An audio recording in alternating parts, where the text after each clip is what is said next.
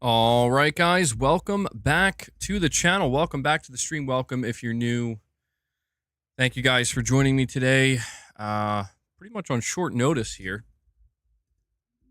Streaming earlier than usual. So thank you guys for being here. Let me bring up my chat. Hope you guys are doing well today. We need a famous MBG rant today. Yeah, I'll rant today. I'm sure I'll rant about something. I'll rant about Sony putting their games on PC.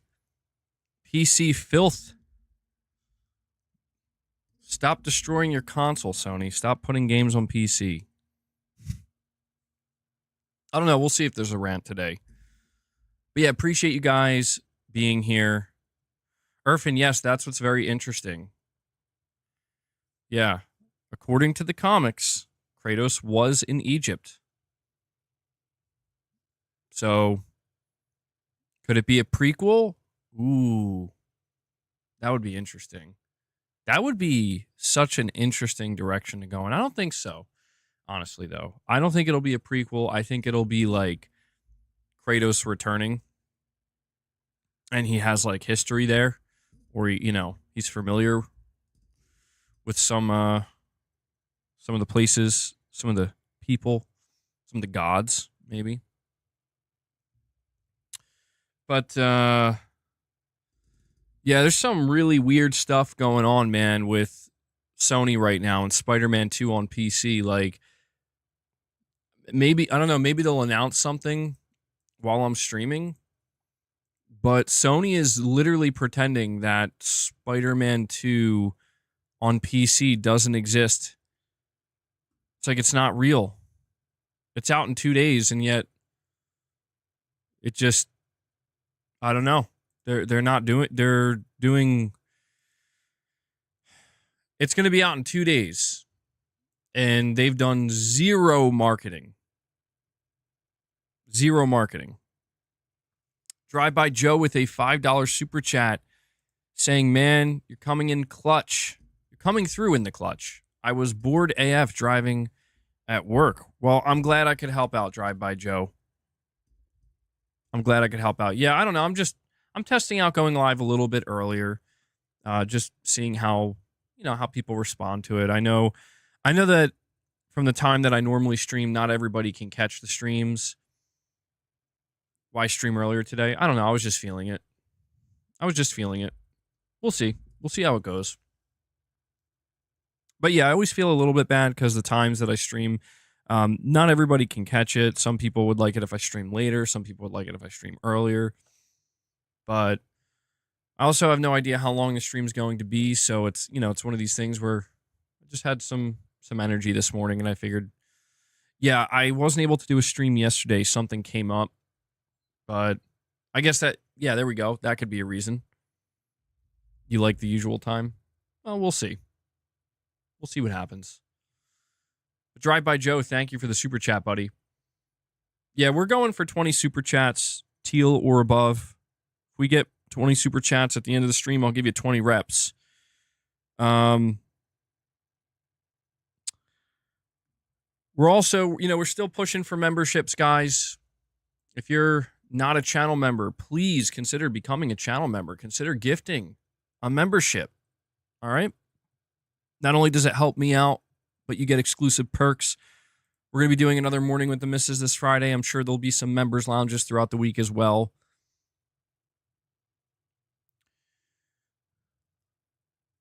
Thought they don't need PlayStation games. They got Steam, right? Well, apparently PC players do want PlayStation games. It's kind of funny, though, because, like, I don't know, I posted yesterday on Twitter about, like, the whole situation going on with Xbox, because one of the most bizarre things I still continue to see, and I guess it's just going to be a thing that we continue to see, is, like, Xbox fans be like, yo, why are you covering Xbox? Why are you talking about Xbox? What are you doing? What are you doing? You saw people crying in the replies. It's like, what are you doing, man? It's like, what do you mean, what am I doing? Literally, almost all of the Xbox news these days has something to do with PlayStation. What do you mean? You know, I was going to cover it either way, most likely, depending on what it was. But it's like, they're literally asking me to cover this. They're literally saying, hey, we have a delivery for you, or we're going to have some deliveries coming up. It's like they want me to ignore it. Yeah, exactly. Irvin's like, they're literally coming to PS5, you weirdos. That's what I'm saying, bro. I don't know. I'm seeing some weird stuff all around. I'm seeing weirdness in that direction. I did put a video out yesterday where I talked about Ghost of Yotei, and I got to be honest, man, I'm a little bit disappointed to see, at least in the comment section. I don't know how, representative the comment section is to the wider opinion, but to see so many people were just down on Ghost of Yotei, bro. A lot of people just really down on that game and not feeling it, not feeling excited for it. And I'm like, well, I think some of it's real, to be honest. Like, it seems like there's enough there. It's like there's definitely, it's not all made up. Some of it's real, but I don't know. It's like one of the comments I saw was somebody being like, they're upset that you can use guns in this. And I'm like, what? Really? Like, I feel like we're just like kind of nitpicking a little bit here. One of the comments I saw was somebody being like, you can't support this actress. She's a political activist. She's had negative things to say about gamers and stuff like that. And I'm like, well, I mean, I get it. Like, those people are annoying, but what if she does a good job in the game? Like, what if she does her job well? And that's completely separate from her real life. What's up with that, I'm sorry, Rudy. You're going to have to wake up. It's time to wake up. By the way, guys, if you have not, please hit that like button. Hitting the like button helps the streams more than you know. We're sitting at 43 likes. Let's bump that up to 50. Why are people conflicted by political beliefs of a person acting in a game? I think it's because people are worried that those political beliefs are going to bleed into the game, but I don't think that's going to happen. At least I hope not. That would be stupid. It's time for Sony to stop putting single-player games on PC altogether. Dude, I saw this. See, Twitter is good for some things, man. I saw this post. I think it was from, what's his name? Pio? Is that his name? I hope I'm saying that correctly. Some of you may know who he is on Twitter, but he put out this post where he was just stating a fact. And, going to Twitter to state facts can be a messy thing. And he simply said that Sony putting games on PC essentially devalues the console. That's all he said. That's basically what he said. And people were getting all upset and whatnot. And I'm like, there's like literally that's a fact. That's a literal fact, dude. Like, the console inherently, think about like Nintendo's console. Like, if Nintendo put their games on PC, the Nintendo console inherently becomes less valuable because it's losing something that was once exclusive to it and it no longer is. So there is truth there. Now, whether or not that matters, does it matter if the console's devalued? The market will decide. The people will decide. But it's just funny to me that, like, yes, by Sony putting Spider-Man 2 on PC, it literally contributes to devaluing the PlayStation console, and that this is something that could have been exclusive to the console and made it so that this console is ultimately more valuable because you get this game only here and nowhere else. That inherently makes it more valuable. But these are two different conversations. And I guess it really comes down to what you believe. But yeah, the situation with Spider-Man 2 on PC is really, really weird, dude. I'm really curious to see what goes on here because some people are reading this as Sony is going to start backing away from PC, man. And I'm not so sure. I'm not convinced yet, but Sony's behavior is very, very strange. Very, very strange. Spider-Man 2 is one of their biggest games, dude. They should be shouting it from the rooftops that it's getting a second release on PC. They should be screaming it from the rooftops. They should be making everybody aware so that way they can maximize sales. And it almost seems like they're about to sabotage it for themselves because the game isn't even up for pre-order. It's out in 2 days. You can't even pre-order it. You can wish list it. You can't pre-order it. And there are pre-order bonuses, by the way. Very, very weird.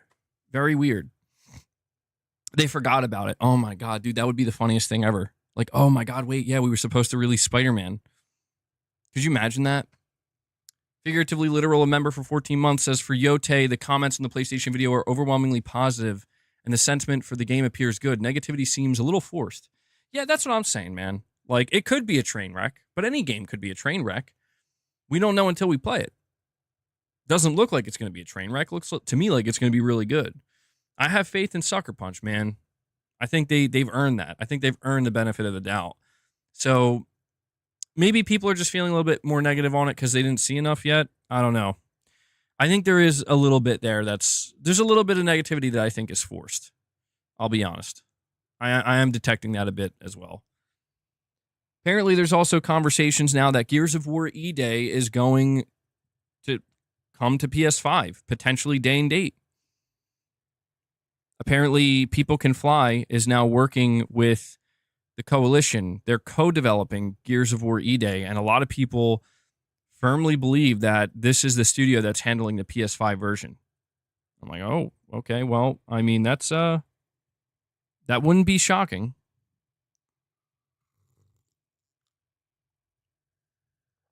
You had the thought, isn't Insomniac the new Naughty Dog? Think about it. Quality games at a good rate. Yeah, I mean, I did see somebody, maybe it was you that said it, but somebody was like, bro, Insomniac is 3-0. For this generation, Naughty Dog is 0. For new games.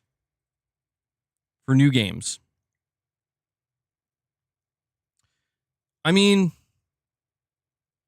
yeah, I don't blame anybody for being disappointed in Naughty Dog right now. I mean, how could you be that excited? Truly, how could you be that excited? I think Naughty Dog has the potential to make a big comeback with Intergalactic if they knock it out of the park, dude. If they come out and this game is kick-ass and they prove everybody wrong, it's not some kind of political whatever that people think it's going to be. It's not trying to make some kind of statement. It's actually just a kick-ass game with a great story, awesome gameplay, incredible graphical fidelity. If they do that, I think people are going to be like, okay, all right, yeah, all right. I'm back on that Naughty Dog train. But yeah, there's not a whole ton of hype for it right now. So it's really going to come down to they got to come out, they got to show it, they got to get people excited for it, man. That's just the simple fact of it. They got to get people excited. That's what I'm wondering with PlayStation, man. PlayStation, I think they got to kick it in high gear, and it's like, get people excited, man. Get people excited.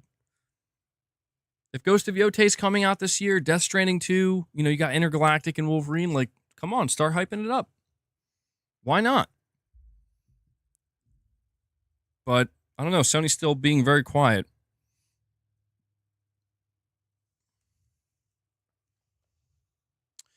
But when it comes to the God of War rumor, this comes from Daniel Rickman, I think his name is. Let me double check. Yeah, according to a new report, Sony is likely working on a brand new God of War game set in Egyptian mythology. This information comes from Daniel Rickman, a well-known source for insider scoops and entertainment, who shared the news through a post on his Patreon. Rickman reveals that Sony is currently casting Middle Eastern actors for an unknown AAA title. He adds that the project is, quote, likely to be the next God of War that explores Egyptian mythology, end quote. So I think this person has been relatively reliable in this case, but I think a lot of people were expecting this, right? And we have Steven Leon coming in with a $50 super chat. Steven, thank you so much for dropping a $50 super chat, man. That is incredibly generous of you. I'm extremely grateful for that, man. You're saying, here's Mrs. MBG's spa day money. She needs the relaxation day. You can go to support her. Getting some pampering is good. Well, I will have to inform Mrs. MBG of this, Steven. Thank you so much. She'll be very happy about that. Yeah, it's been, I don't know, man. It's been stressful these days. I'm about to spend that money on games, Steven. No, I'm just kidding. Well, maybe I'm kidding. I don't know. I'll try to make sure it goes where you want it to go. But I'll let her know, Steven. I'll let her know that you dropped a $50 super chat so she can go get some pampering, have some relaxation time. Yeah, it's been stressful lately, man. Very, very stressful. So I really appreciate you guys, still hanging out with me, showing up to the streams, showing support for the community. I didn't say it at the beginning, but you guys know I can only do this because you make it possible. So thank you for that. Really. So Steven with a $50 super chat. Very kind, bro.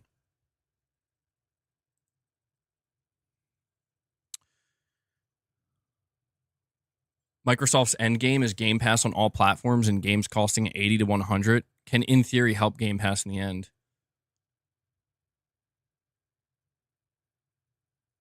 And then Jonathan says Game Pass is trash. It killed Xbox.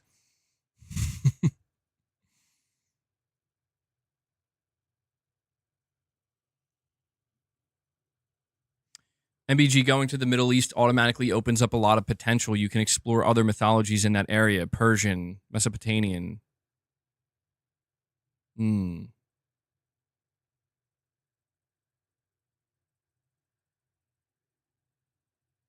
Steven's like, it's almost like I'm a psycho.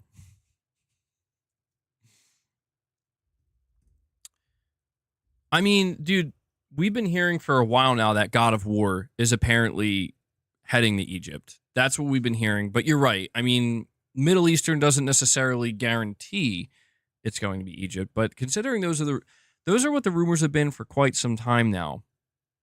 I'm thinking that's likely where it's going to go.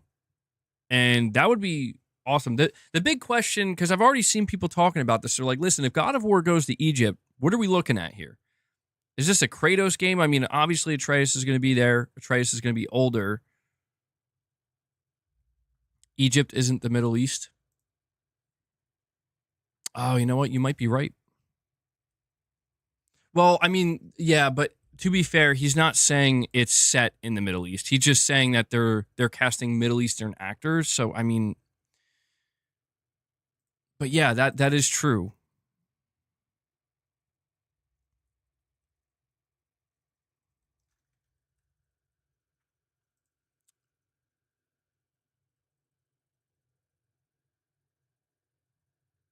It says Egypt, a country linking Northeast Africa with the Middle East. So, I mean, I don't know. I guess it makes sense why people are going to assume that because, again, the rumors we've been hearing for quite some time is that the next God of War game is going to tackle Egyptian mythology. But it's interesting because Irfan pointed out earlier, he was like, well, I mean, in the comics, apparently Kratos already paid a visit to Egypt, which is really, really interesting to me.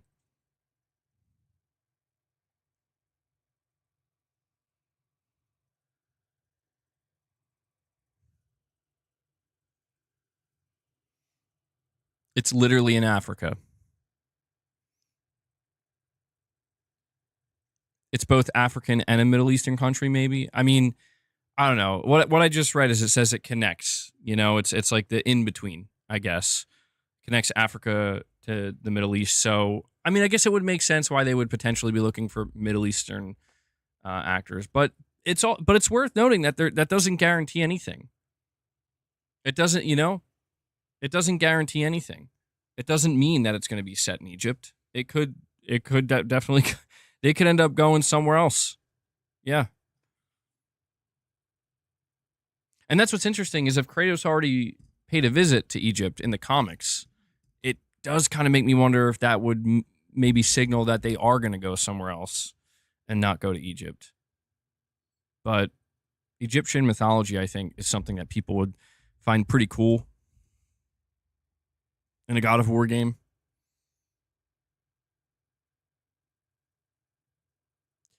Saying out of all the Assassin's Creed games, you always found the ones that took place in the desert to be the most boring. Kratos visits New York. There we go.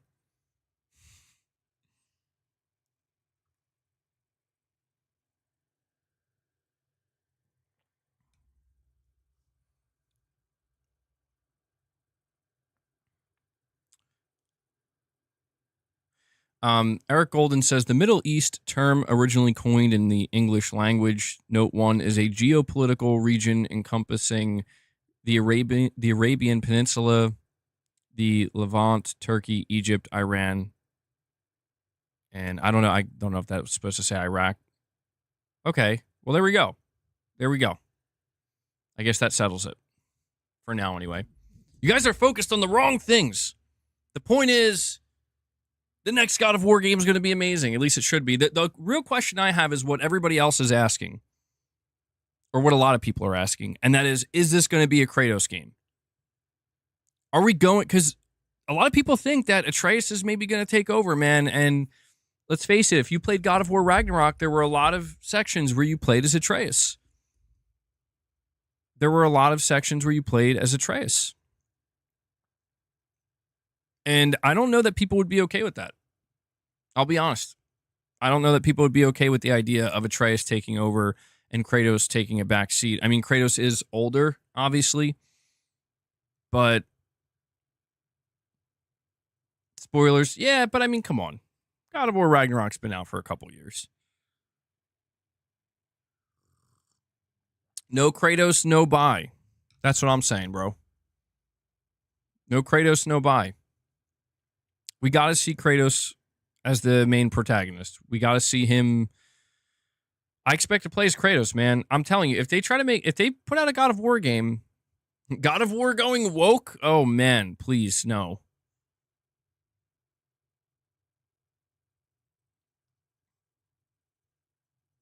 I just think trying to do a God of War game without Kratos, or without Kratos being the main character, I think that's silly. I mean, I understand why they would try to maybe do it and how they could maybe, they're like, we want to be able to expand this universe, but it's like, I don't think so. You know, I think if you want to give Atreus his own like standalone spin-off game, that's fine. Figuratively literal with the $5 super chat says, Egypt God of War would be hype AF. Plus, Egypt was originally where 2018 was going to be set, so they obviously have a story in mind. Oh, I actually didn't know that. You know what? Actually, maybe that makes sense why it showed up in the comics. Why didn't I know that? I feel like that's something I should have known. Yeah, I think that definitely points in the direction. You know, now that you're mentioning that, figuratively literal, they mentioned it in the documentary. Okay, I must have not paid close enough attention or just forgot that they mentioned it. Christian mythology? That would be interesting.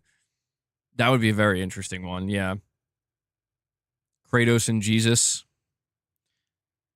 I'm not sure how people would feel about that.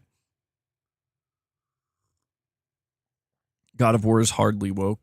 No, I feel like, I don't know, man. I feel like the template for,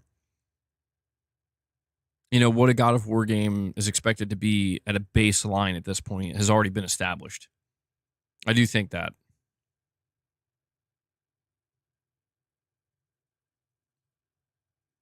You think Kratos will be the main character in the next one, but will be killed by Atreus? Then that's when Atreus will take over. Oh my God, no. No. People are already upset over the Ghost 2 change, or Ghost 2 changing Kratos on top of that would not be good. Dude, if they want to kill the God of War franchise, they can do it. I'm telling you, if they replace Kratos, it's over. It's over. God of War doesn't have a future. I will stand firm on that one. You don't think Kratos will get Joel'd? He's going to get Joel'd. MBG Kratos meeting Jesus as one of the three wise men is literally canon in the game. Prophecy. Look it up. Oh, this is going to be sick. That's going to be crazy, bro. That's going to be crazy.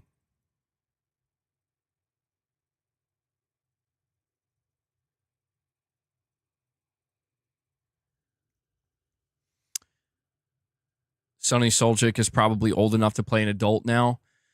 Yeah, dude. Look, I fully expect. Well, here's what's interesting. Here's what's interesting to think. There are going to be some spoilers here. All right, but I'm pretty sure most of you played God of War Ragnarok. at the end of the game, it's made clear that Atreus is going to do his own thing. And if you played the DLC, Atreus isn't there. He went on his own journey. So, I mean, I feel like what they are likely to do is give Atreus his kind of own side game where he's going on his own journey with Angerboda and whatnot. And that's fine. I don't think anybody's going to be upset about that because it's different and it could be really cool. And that could be a way to kind of, expand the universe out a little bit. But I do suspect that when we get the next mainline God of War game where they're going to Egypt, potentially, there's going to be a significant time jump. Or somewhat significant time jump. Because, yeah, at this point, Sonny Soljic is an adult, I'm pretty sure. Yeah. So, if they want to keep the same actor, which they do, Ragnarok has peaked. Dude, I hate when people are like, Ragnarok wasn't that good or whatever. And I'm like, get the fuck out of here, bro. I can respect when people are like, God of War 2018 was better. I can respect that. That's fine. I can totally see that. But, there are definitely these people who are like, yeah, I don't know, man. God of War Ragnarok was okay. It was an okay game. Like, what? Dude, God of War Ragnarok is like literally one of the best games ever made, bro. Like, straight up. I understand that maybe the worst thing about Ragnarok is like the middle part where it slows down a bit.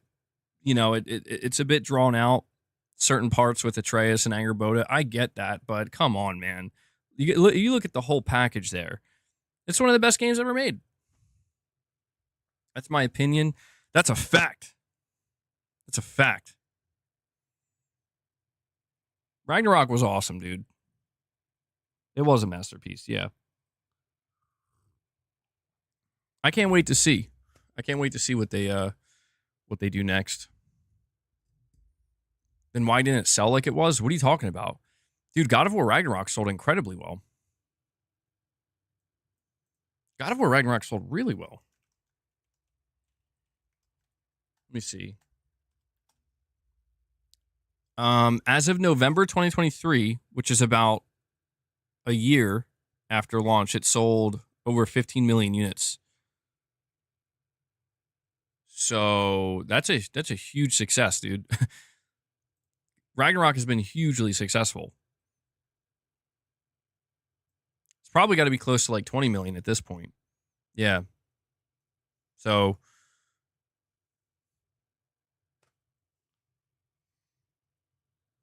the planned spinoff with Atreus is probably still a separate project if it's real.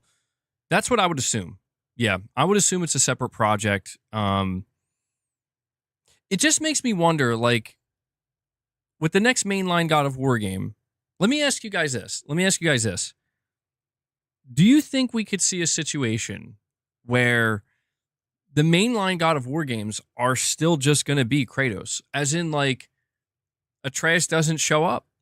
And the reason why Atreus doesn't show up is because they're basically going to make Atreus the second main character of the God of War universe, and he's going to get his own separate games, which may be like, again, smaller games, but maybe like, Kratos goes on a completely new journey on his own, or maybe with Freya, potentially. I don't know. I'm just wondering if maybe they have different plans for Atreus than what we think, because we got two games where it's Kratos and Atreus, and by the end of Ragnarok, it made it clear that Kratos trusts Atreus now and is ready to let him go kind of on his own and do what he's got to do or what he wants to do. And Kratos is still going to do his own thing. And so you imagine that even more time's going to go by. Atreus will be even older, a full adult now. Or maybe he could just kind of be a surprise where maybe they market the game like Atreus isn't going to be part of it, but then like halfway through the game, he actually shows up and he's much older, even more badass, and it kind of acts as a little surprise. He's going to have a beard. Yeah. The whole 9 yards.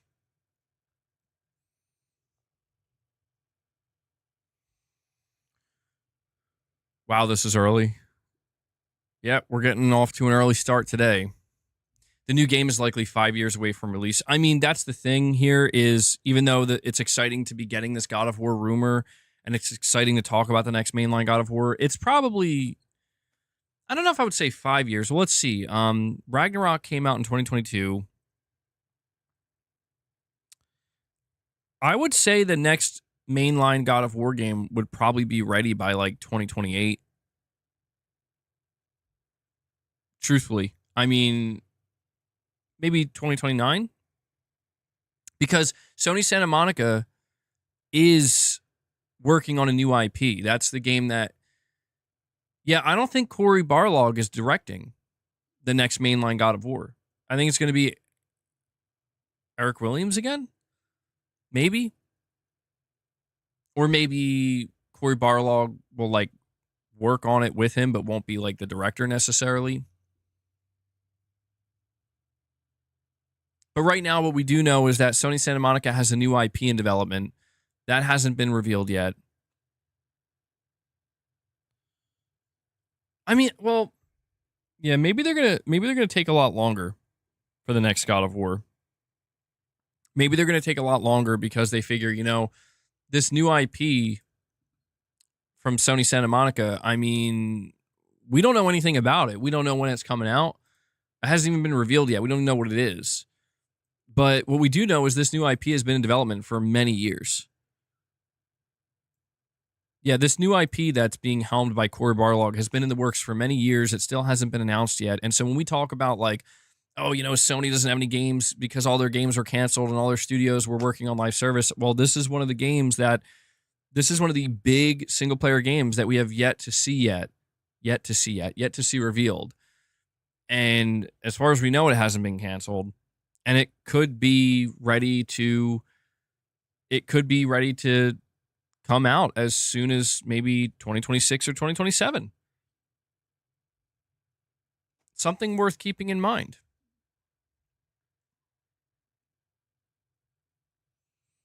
Who is Cory Barlog? He directed God of War 2018. And he actually did make the story for God of War Ragnarok as well. He just didn't direct Ragnarok.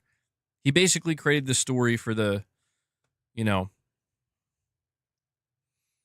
the whole Norse saga. We should have seen Greek Kratos versus Norse Kratos at the end of the DLC.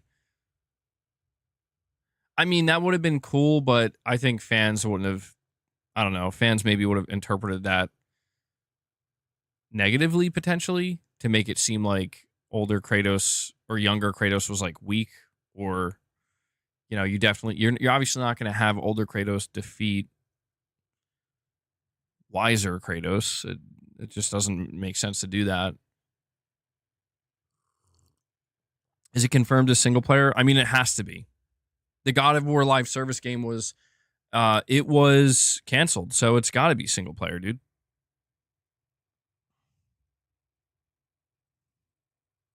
It's got to be.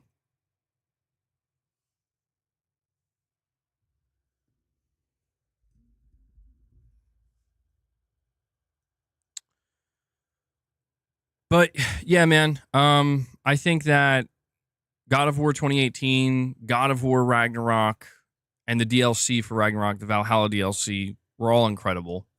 And the next thing I'm really trying to figure out when it comes to Santa Monica is not even really the next God of War game. I'm trying to figure out. I'm trying to figure out, like, are we getting that remaster collection or not? That's the big thing I'm trying to find out. Kratos is the star of the God of War franchise and is a literal god. Sony isn't going to kill him off. They better not. Yeah, guys, if you haven't already, please hit that like button for me, all right? If you're enjoying the stream, if you enjoy the content, make sure you hit that like button. It helps a lot.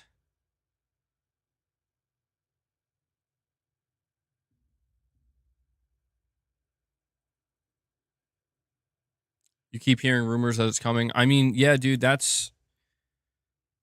I don't know. Sony, drop that State of Play. Drop that God of War Remaster Collection. I think Sony needs some positive momentum, man. I think it would help them right now after coming off of, multiple projects being canceled. I think it would be really good if they had a little surprise up their sleeve. It would go a long way right now. Sony's been too quiet. There's something weird going on with Sony right now, man. Straight up. Like, look, this Spider-Man 2 situation, there's something weird going on here. I mean, this is the most bizarre thing I think I've seen from Sony this generation. So, how long ago was it that Sony announced Spider-Man 2 coming to PC? I think they announced it at was it their September State of Play? What if they pull out Spider-Man 2 PC for now? I mean, dude, I don't know what the play is here. Chris, you're asking what happened to Spider-Man. So, Spider-Man 2 was announced for PC, I think, back in September. It was either... I'm trying to remember if it was September or at the Game Awards. October 18th. Oh, so it wasn't even September. Okay. So it was announced on October 18th, according to Irfan, it was going to be coming to PC. And this was a big deal because when they announced it, they said it's coming out January 30th. And the reason it was a big deal was because it's like, this is the shortest time frame we've seen so far. It's been like 15 months. And we are literally 2 days away. This game drops on PC in 2 days. There's been nothing. Sony hasn't spoken about it. They haven't announced a delay. They could announce it today if it's going to get delayed. They haven't announced specs. You can't pre-order it. There are pre-order bonuses, but you can't pre-order. And the game's out in 2 days. Something really, really weird is going on. And I have seen some PlayStation players thinking that this is Sony maybe starting to show a maybe change of heart when it comes to PC and their plans for PC. But I don't know. I don't know. I'm not necessarily convinced that that's what it is.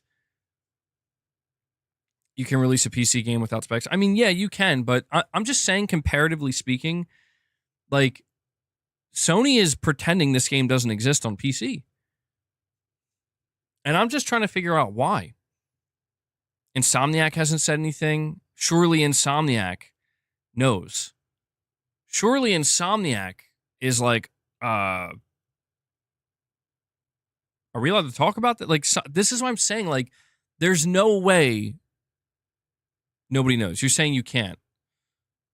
Are you sure? Well, I mean, I guess that makes sense. Yeah. Because how are people supposed to know? Because you're at risk of buying a game and not even, it might not even run.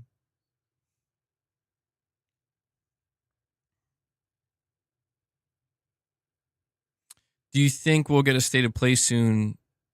Because I'd imagine they'd announce anything Spider-Man PC related. Pre-order bonuses, but no pre-orders. Yikes. Like, actually, though, what the F is going on at PlayStation? Something strange is going on. I mean, look, Occam's Razor says the simplest explanation is the most likely. At least I think that's what Occam's Razor says. But it seems to me like the most likely scenario is it's just not ready.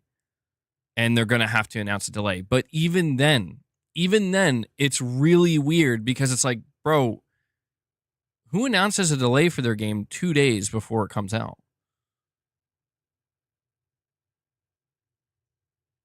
You know what? You would think you would at least get a week. Sony hasn't delayed any of their PC ports. Even with The Last of Us, dude.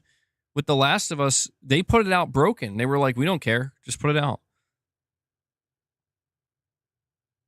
Something really strange is going on here, dude. Do you think, I mean, if we're getting in like full-blown conspiratorial mode here, well, Irfan, you're saying they're likely sure it'll sell well. So you're thinking that basically if they just kind of drop it all, like if they drop everything the same. See, I still don't believe that though. That doesn't, what really doesn't make sense here is there's pre-order bonuses. Like if there weren't pre-order bonuses, my theory might be they're just going to drop it. Like basically not say a word. The day it comes out, they'll give you the specs. They'll drop everything. It's just out there. $70 probably, whatever. But there's like you can literally wish list it right now with pre-order bonuses, but you can't pre-order it. So it's like if we're getting totally conspiratorial about it, you think they're avoiding the PSN requirement fiasco? No, because if you look at the picture, it says here Spider-Man 2 coming to PC January 30th, 2025. Wishlist now. Epic Games Store, Steam. Account for PlayStation Network required. They announced this the day of. So that's already been known. The Genius 200 with a $5 super chat. Thank you, buddy. Saying, with all this Nintendo hype and Microsoft news, albeit bad for the Xbox, Sony is the odd one out, being quiet AF. They better get their ish together. Yeah, I mean, I don't know. This is like a new level of being quiet, where it's like, guys, you have a game that's supposed to come out. I mean, it's on a platform I don't care about. I'm not trying to play Spider-Man 2 on PC, but this is weird, dude. This is very, very weird. Maybe to deflect the outrage over the potential $70 on PC. Yeah, but I mean, that is maybe a possibility where they are going to go full $70, but wouldn't it make more sense, right? And because I feel like this is the way you go about it. You tell people, the sooner you tell them, the better, not the later. You get what I'm saying? Where like you want launch day to be as much positive news as possible. You want launch day to go as smoothly as possible. The last thing you want is the big trending topic to be Sony sucks because they're charging $70 for this game and they waited till today to announce it. That will kill. Like if Sony wants to sabotage their own approach on PC, they could do that. But something is amiss here. Something is amiss here. Saying Sony being silent, nothing surprising about that. I agree, but this is next level. This is like, is it canceled?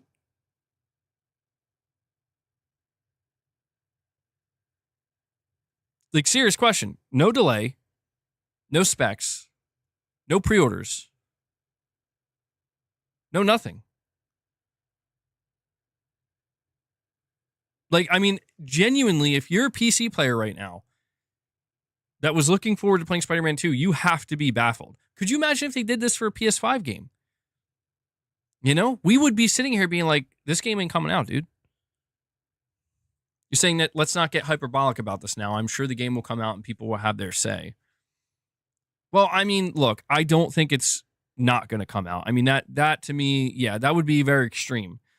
But, you know, some people are saying, they're wondering, like, is this potentially a glimpse into some potential, I'm saying the same words twice, I don't know why.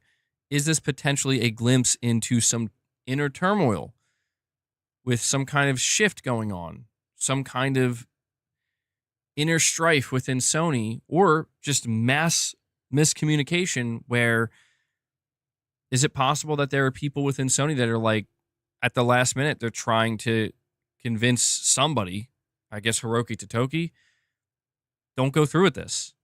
Don't do it. You know? I mean, that sounds very extreme to me. I don't, but it's just like, this is so weird. There's something so bizarre.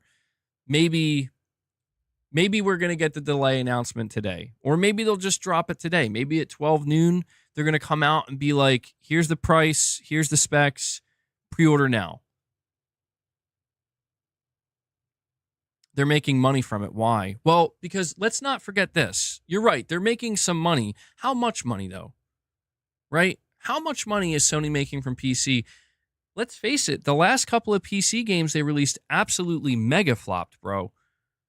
Lego Horizon, Horizon Zero Dawn Remaster, Until Dawn, and I know that these aren't big hitter games. These games are not going to do the same as a Spider-Man 2 or whatever, but they mega flopped. They flopped so bad that it's looking kind of spooky.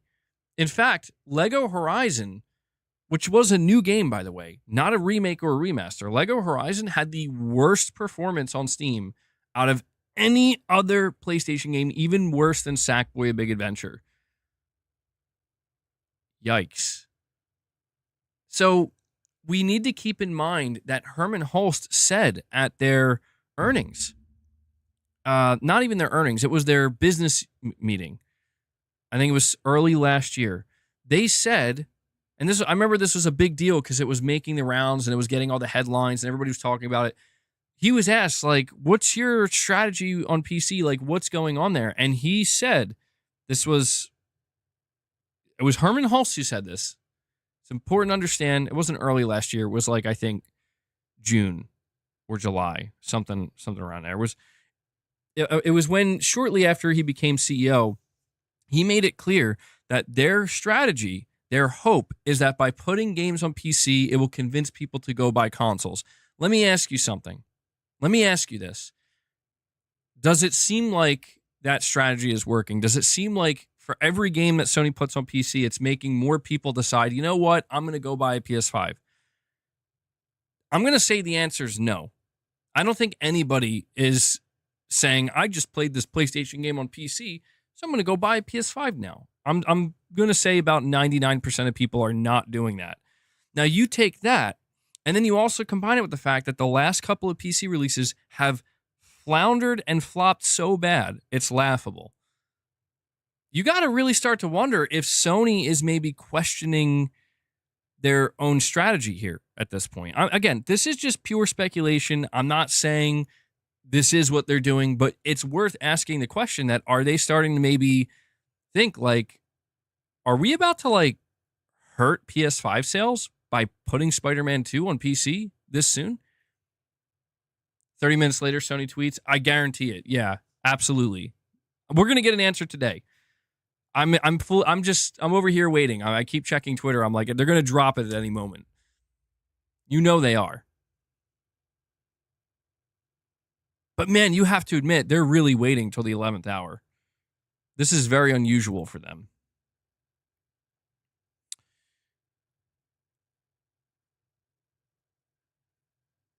Somebody says because they should just abandon the whole PC shit. I mean, that's the whole thing here, man. It's like, if Sony has two goals here, goal number one, we want to convert PC players to console. I don't think that's happening. Console sales are down. So think of it like this. We release more games on PC at a faster pace. We release some games on PC day and date, like Lego Horizon and Until Dawn. We drop these games day and date on PC. We release more and more games at a faster rate on PC. The goal is to get more console sales. What is Sony looking at? Sony's looking at less console sales. There's not a massive uptick. So, like, logically speaking, if what their goal was, if it was true, like, this is really why we're doing it. That's true, Novinzer. You're not wrong about that. They're down from record numbers. They are down from record numbers. So the minus 18% really is still very good because, yeah, at the same time in 2023, they were seeing record numbers due to them catching up to demand finally. Poopy Snoopy with a super chat says, 2023 Sony made $700 million from PC. Not sure about 2024. I mean, that's the thing. They were definitely making extra money, but I just feel like their PC endeavor fell off a cliff. Outside of Helldivers 2. Helldivers 2 probably is the only major success for them. Well, maybe Helldivers 2 and Ghost of Tsushima. And so those two things maybe point in the direction of like they're not gonna walk away from PC anytime soon, if ever. I just think this is weird because it's not some random small game, dude. If this was like Lego Horizon or, Horizon Remastered, I wouldn't even be talking about it because it's like, yeah, they just don't care. They're just going to throw it on there, make a couple bucks, if that, and then just walk away. This is Spider-Man 2. Like, literally, we should be seeing the opposite. We should be seeing the opposite. We should be seeing Sony out here screaming that this game is, because this is a second launch. That's the thing. It's Spider-Man. It's freaking Spider-Man, dude. And it's a second launch. They should be marketing the absolute shit out of this. But there is a reason they're quiet right now. And I'm just not sure what it is. We're going to find out. And so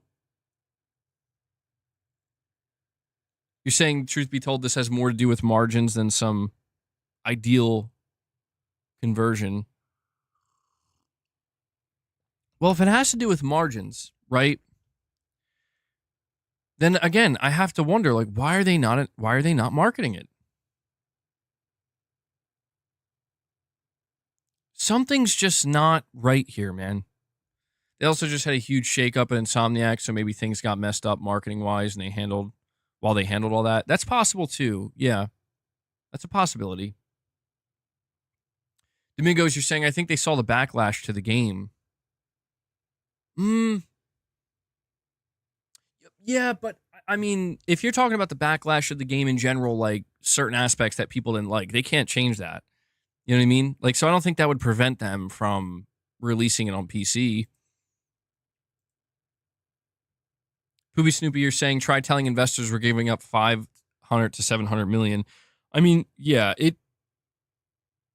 but here's what's interesting though, right? Again, when we look back at what Herman Hulst had to say, to the investors when they asked, what is your PC strategy? What's going on there? They didn't say it was to make more money, dude.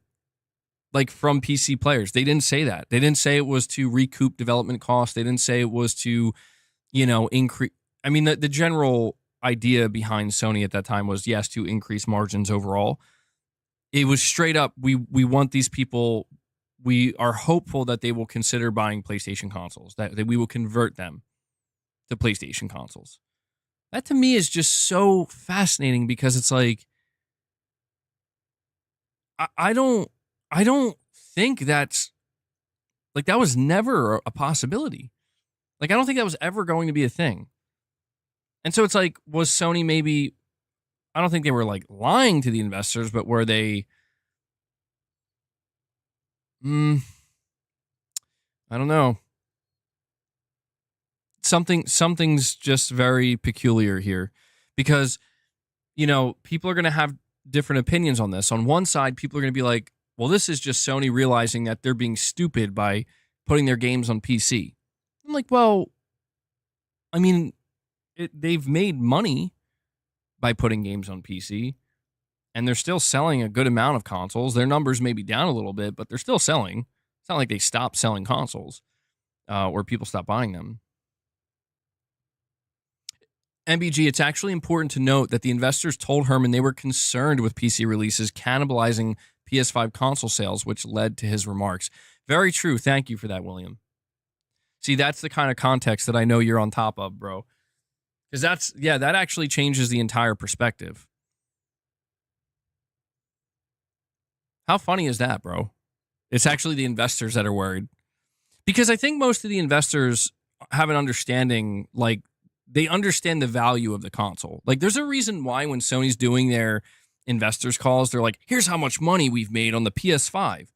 It's basically shitting on the PS4. And, like, we've made like quadruple the amount of money. And it's like, Sony is basically flexing how profitable and how valuable the console itself is at extracting just copious amounts of money from customers.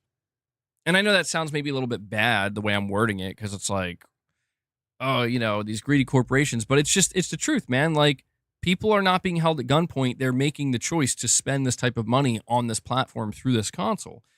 And it's not that the money that they make from PC doesn't matter, but comparatively speaking, and that's the important thing, comparatively speaking, it really might not.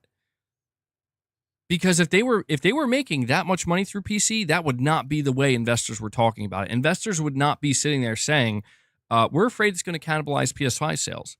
They'd be saying, this is great. You're making even more money on PC. Keep going. So there's genuine concern even from the investor side. MBG, you have to put the PC sales in context. Overall, they amount to nothing. $800 million over 4 years. PS Plus made over $16 billion in the same time period. Well, that's what I mean. Comparatively speaking, when you put it in context, when you stack it up against what Sony's doing through the console sector, I don't know, man. It would be... I just genuinely wonder what would happen. I mean, look, it would be... I would love to see it happen just to see the reactions. Because it would be like a bomb just went off, bro. If Sony just was like, we canceled the PC port of Spider-Man 2. That would be insane. People would explode. And I would just be so curious as to hear why, like, their reasoning for that. Like, if Sony were to make some kind of dramatic announcement, which again I don't think they are, but if they were, I would love to know, like, what, you're canceling this game literally the day before it's coming out. Like, what? Why? Like, what's up with the sudden change? What changed, basically? Here's a thought. You ready for this one? Let's not forget that people are able to wishlist Spider-Man 2 on PC. So it's not like you can't do anything. Sony has a piece of data, and that is the amount of people wishlisting this game. What if Sony's spooked? What if Sony is seeing that hardly anybody's like, nowhere near the amount of people we expected? Like, the wishlist numbers are so few that we are actually now scared that this is going to be a disaster. It's not pre-order numbers, because that's the thing. Once you commit to pre-orders, then you have a much bigger deal if you decide to cancel it. But that's the thing. It's a Spider-Man game. Logic would common sense would tell you that this game's wishlisted all over the place. If anything, that data should be encouraging, not... MBG Insomniac retweeted a Spider-Man 2 tweet yesterday. Okay, I'll go check that out. Poopy Snoopy with a super chat. Thank you, buddy. You're saying maybe they're still researching PC. This could be to see how many wishlist the game. Then when it drops, see how many actually purchase it right away. It could be. I mean, we did talk briefly about the idea of if they want to go the $70 route. There's no denying that people are gonna PC players are going to freak out if this game's going to be $70 on PC. They're going to freak out. And the game's probably going to get pirated a lot more than it otherwise would. That's my assumption. But again, I don't know what waiting till launch does, because you're just going to, the point I'm trying to get at is, if they're afraid of like a price point thing, it's going to come out. It's unavoidable. You know what I mean? It's unavoidable. Sean Mitchell, a member for 21 months. Thank you, Sean. Says, hearing Take-Two's earnings call is meant to be this week with Rockstar. If so, you'd think we'd get some info on GTA 6 in the coming weeks? You would think so, Sean. I'll be honest, when it comes to trying to predict when we're going to hear from GTA 6 or like when we're going to get news, I've pretty much given up on it because of how insane the community has gotten with kind of hyper fixating on like numbers and stuff. But if I were to try again, I mean, listen, Rockstar can do what they want when they want, and everybody will be there.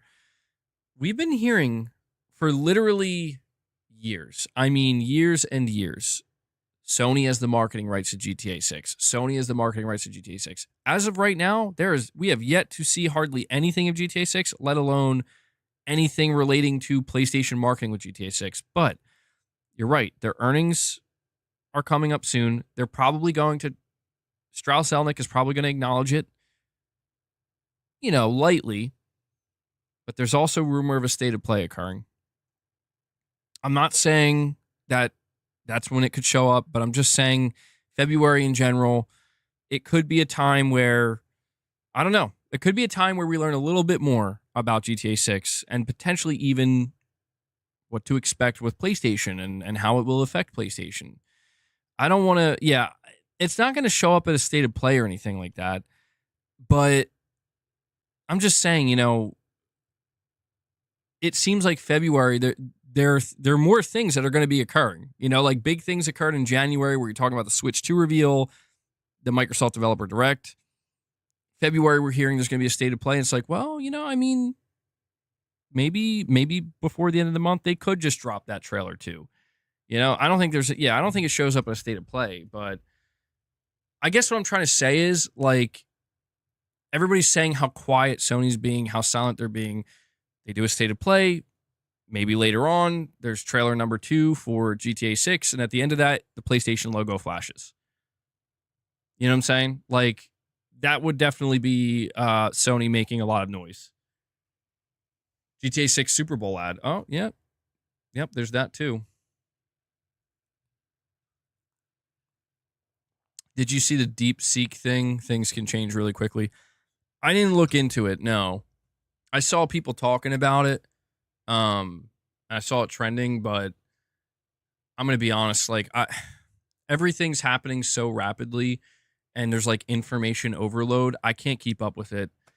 It overwhelms me because I don't know what's happening and I don't know what's going to happen. And I just hope things are going to be okay.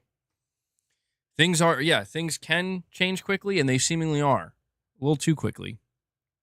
The Genius 200 with a super chat says, also got my Nintendo invite for the Switch New York City event. I plan to get detailed footage on the DJI and hopefully share with you and Mrs. for some content. Oh, that's awesome, dude. Dude, I saw that Jeff Keighley posted that he got rejected yesterday, which was so funny to me. But that's awesome that you got accepted, man. That's awesome. Yeah, I'll look forward to that. You have to tell me what you find out or what you learn. That's awesome, dude. And Poopy Snoopy with another super chat says, Sony don't even need the marketing rights for GTA anymore. Like, where else are people going to play it? Yeah, I agree with that. I mean, of course, you can play it on Xbox. You can get it on Series S or X. But realistically, there's way more PS5s out there. There will be way more PS5s out there than Xboxes by the time it comes out. I don't think Sony needs to pay for the marketing rights, but I don't know, man. I'm telling you, I've talked about this for a long time, and I still firmly believe this.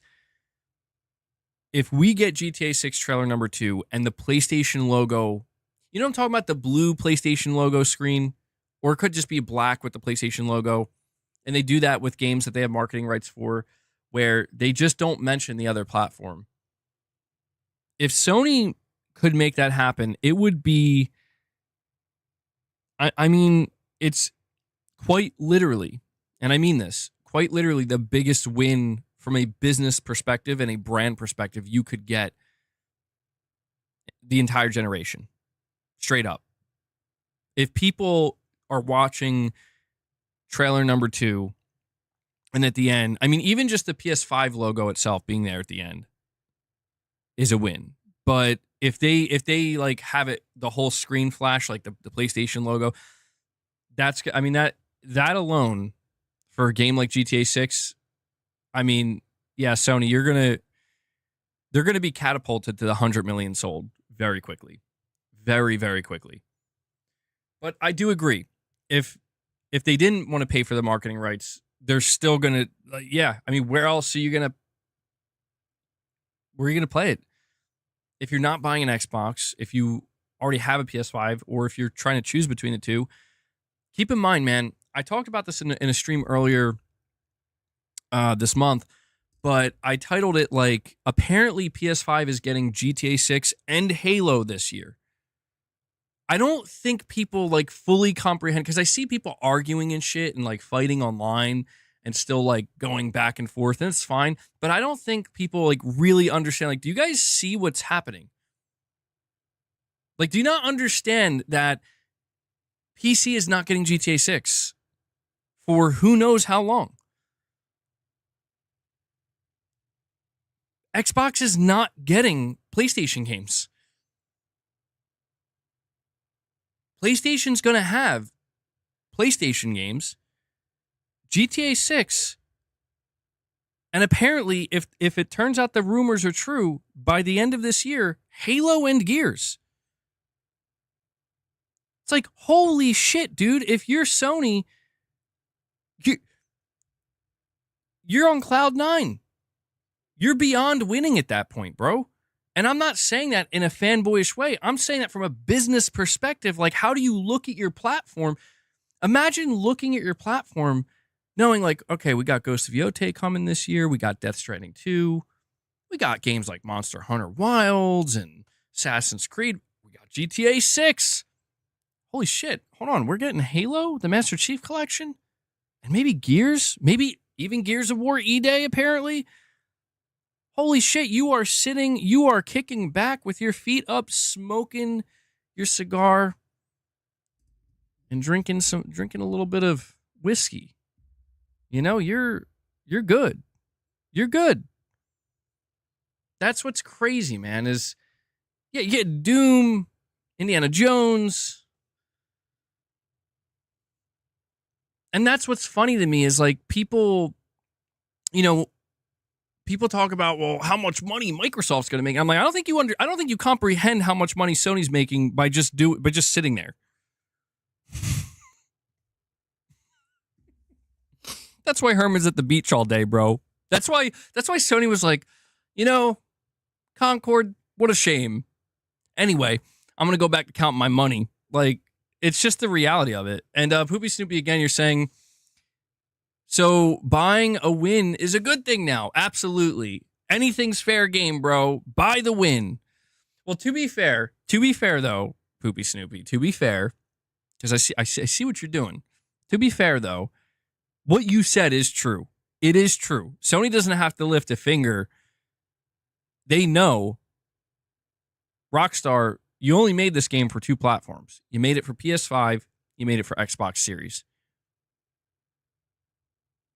Oh, we also have the PS5 Pro. You know what I mean? Like, Sony's in the best possible position they could be to ensure that, assuming GTA 6 doesn't get delayed, assuming that doesn't happen, assuming that the rumors we're hearing are true about the amount of Xbox games, how rapidly they're going to start coming over, no wonder why Sony was like, yeah, just cancel that live service shit we were doing. It ain't worth it. No wonder, like, I'm not even kidding. No wonder why they were just like, you know what? Just pull the plug. We'll be fine. If there was ever a time to, like, course correct and have write-offs and just bite the bullet with your own studios, this is the time to do it right now. Also, right before the Switch 2 comes out. The Switch 2 is probably, as of right now, see, that's another crazy thought, dude. Look at the Switch 2. No GTA 6. Like, these are things that Sony didn't pay to make that happen. You know what I mean? It's just, that's a choice by Nintendo. They want it to go with less powerful hardware. And, I'm not saying GTA 6 could never come to Switch 2. Maybe it could in the future, but not at launch.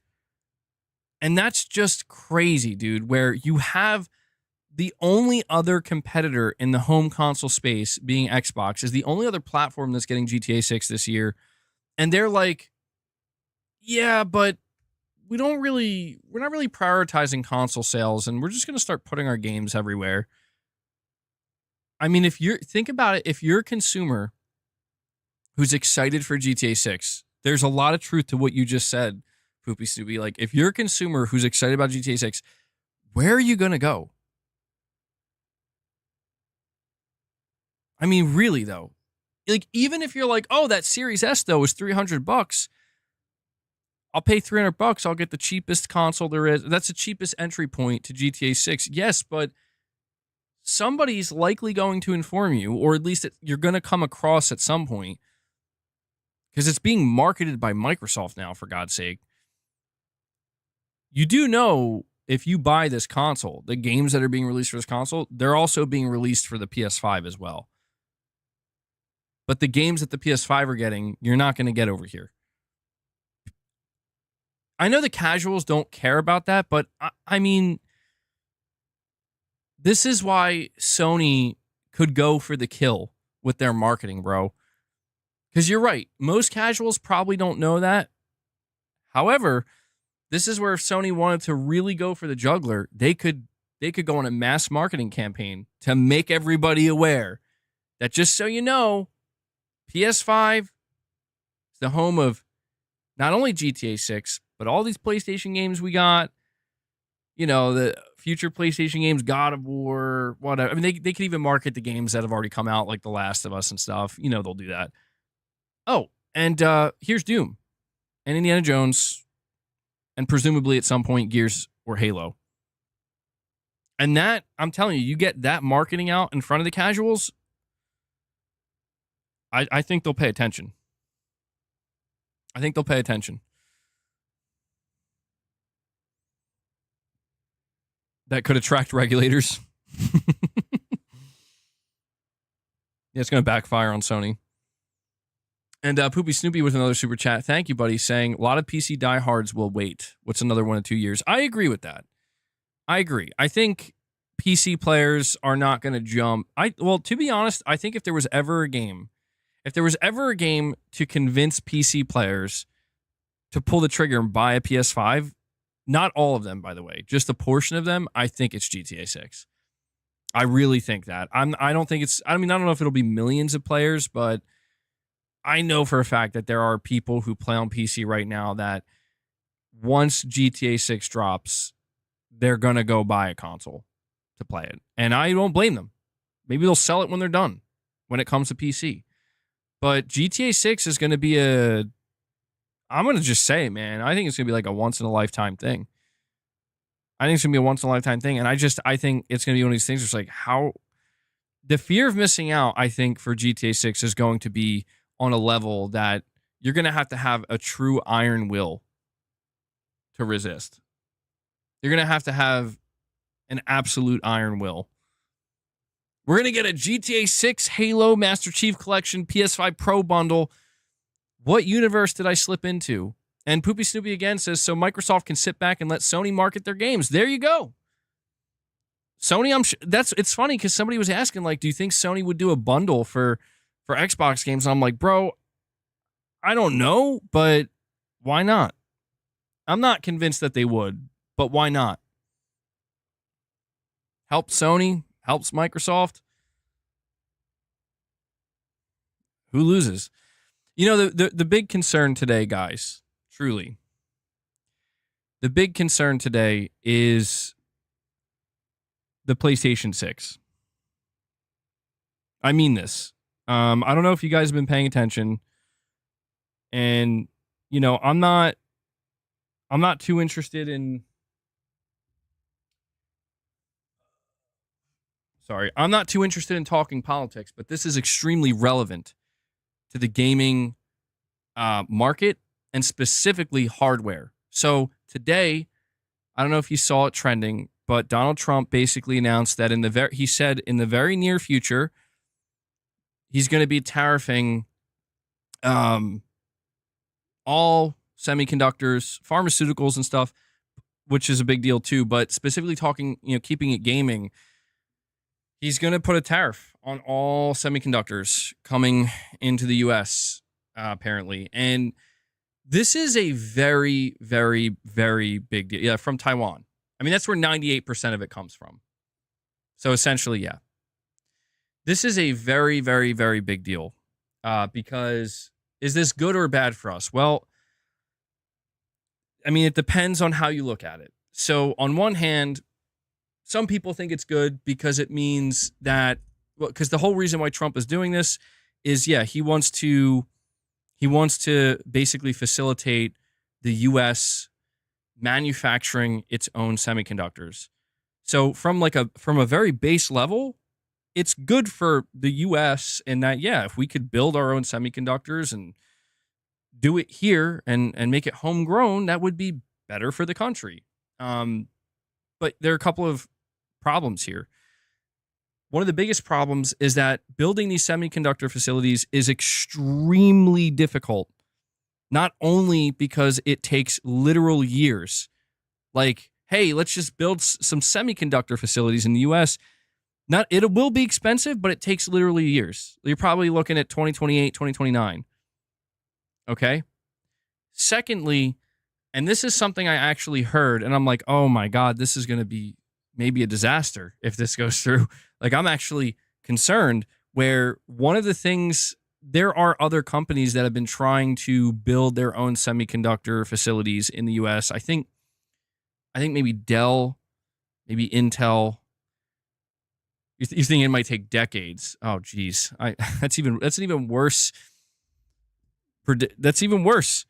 But apparently, we don't have enough skilled laborers to do the job to produce these semiconductors. Like, apparently, it's something that's not easy to do, and we just don't have people in this country that know how to do it. So, it's the fundamental idea of we want to do it here. We want to do it here to strengthen our economy. Okay, sure. The practicality of it, of like, well, how long is this going to take, and do we have the skill? It's going to take time. It's all going to take time. It's going to take time and resource to build the facilities, and it's going to take time for people to learn what they're doing and how to do it. And we're going to be way behind. So that's one part of it. The second part, and this is the more important part for the consumer, this is why dude, if this goes through, I'm just going to say it, and I'm not trying to be a doomer. I'm not. I think that there's just a real chance of this happening. There's real, genuine concern. If this goes through and it stays this way, I'm convinced next gen is absolutely over before it even begins, because what's going to happen is all electronics that are imported are going to basically be double the price. Because all of these nations where they're being imported from, all this technology that's using semiconductors, they're going to be tariffed 25%, maybe even more. They're not going to pay for that. They're not just going to sell things at a loss, dude. It's going to be bad for their business. It's going to be bad for their bottom line. They're not going to eat that cost. The cost is going to be passed on to the consumer. And so when we look at smartphones or computers or consoles, like, dude, the Nintendo Switch, if the Nintendo Switch is supposed to come out at $400, if this happens, dude, it's going to go up hundreds of dollars. There's no way Nintendo's going to eat hundreds of dollars. At least in the US. They're not going to do it. They literally couldn't. I don't think they could. It would be dangerous. So they're going to have no choice but to mark up the Switch in the US, and this is scary. This is, like, specifically in the gaming hardware sector, Sony is cooked, bro. So is Microsoft, but Sony in particular, where it's like, dude, there's already talks about the PlayStation 6 being like $600 or $700, and they already made a commitment with AMD, with Project Amethyst, where Sony made it clear that they're partnered with AMD now for the PS6 and everything involving it. AMD outsources all of their production to Taiwan, to TSMC, I think the name of the company is. This is going to be a fucking disaster.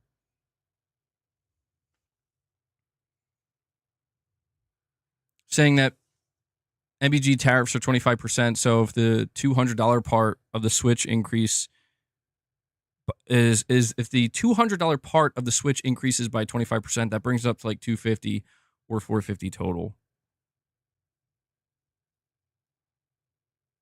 So B Flesher, you're saying it's actually not going to, like, the prices are not going to go up. You're basically saying they're not going to double. They're going to increase slightly. I don't know, man. That's not what I was hearing. But then again, this is stuff that I'll be honest, I haven't paid that much attention to. You're saying the tariffs aren't 100%. Well, all right. I mean, that gives me a little bit of hope. I'm just nervous, dude. I'm just nervous because people are already talking about an $800 PS5, and I'm like, oh my god, like, dude, nobody's gonna buy these things. You're saying that's not what the economists are saying? Tariffs could accelerate the downturn of physical games. Buck with a super chat. Thank you, Buck. Or sorry, Poopy Snoopy with another super chat before Buck says, US made tech while laughing. No, thank you. Buck with a super chat says, Obsidian, Bethesda, and all ABK games will never be exclusive to Sony or be at any Sony showcase. Does PlayStation even have enough first or third party to put on a fire full showcase after canceling games? You say Sony is fine. Well, you have to understand, like, from a business perspective, Sony is fine. Like, PlayStation is doing well. Until they got to release the PlayStation 6, that's going to be tariffed, and it's over. Now, I understand that. Here's something that's important to understand, Buck, okay? The health of the PlayStation brand is not determined by how many showcases Sony does or does not hold and how the most enthusiast hardcore fan feels about the brand. That is just the truth, man. I'm just telling you that if Sony doesn't hold a showcase and a certain group of PlayStation fans like ourselves or others are like, man, Sony, you've fallen. You know, you suck now. Why? Like, you suck, Sony. Get it together. That doesn't mean like, they're fine, dude. They're fine. Like, that, and I'm just saying because they're just going to turn to you and be like, you planning on playing GTA 6? And it's like, well, yeah. Were you planning on playing it? Well, I was gonna buy it on PS5. Yeah. Okay. What about Ghost of Yotei, Wolverine? You gonna play those games? Maybe, yeah. Where are you buying them? Well, they're PS5 games. Okay.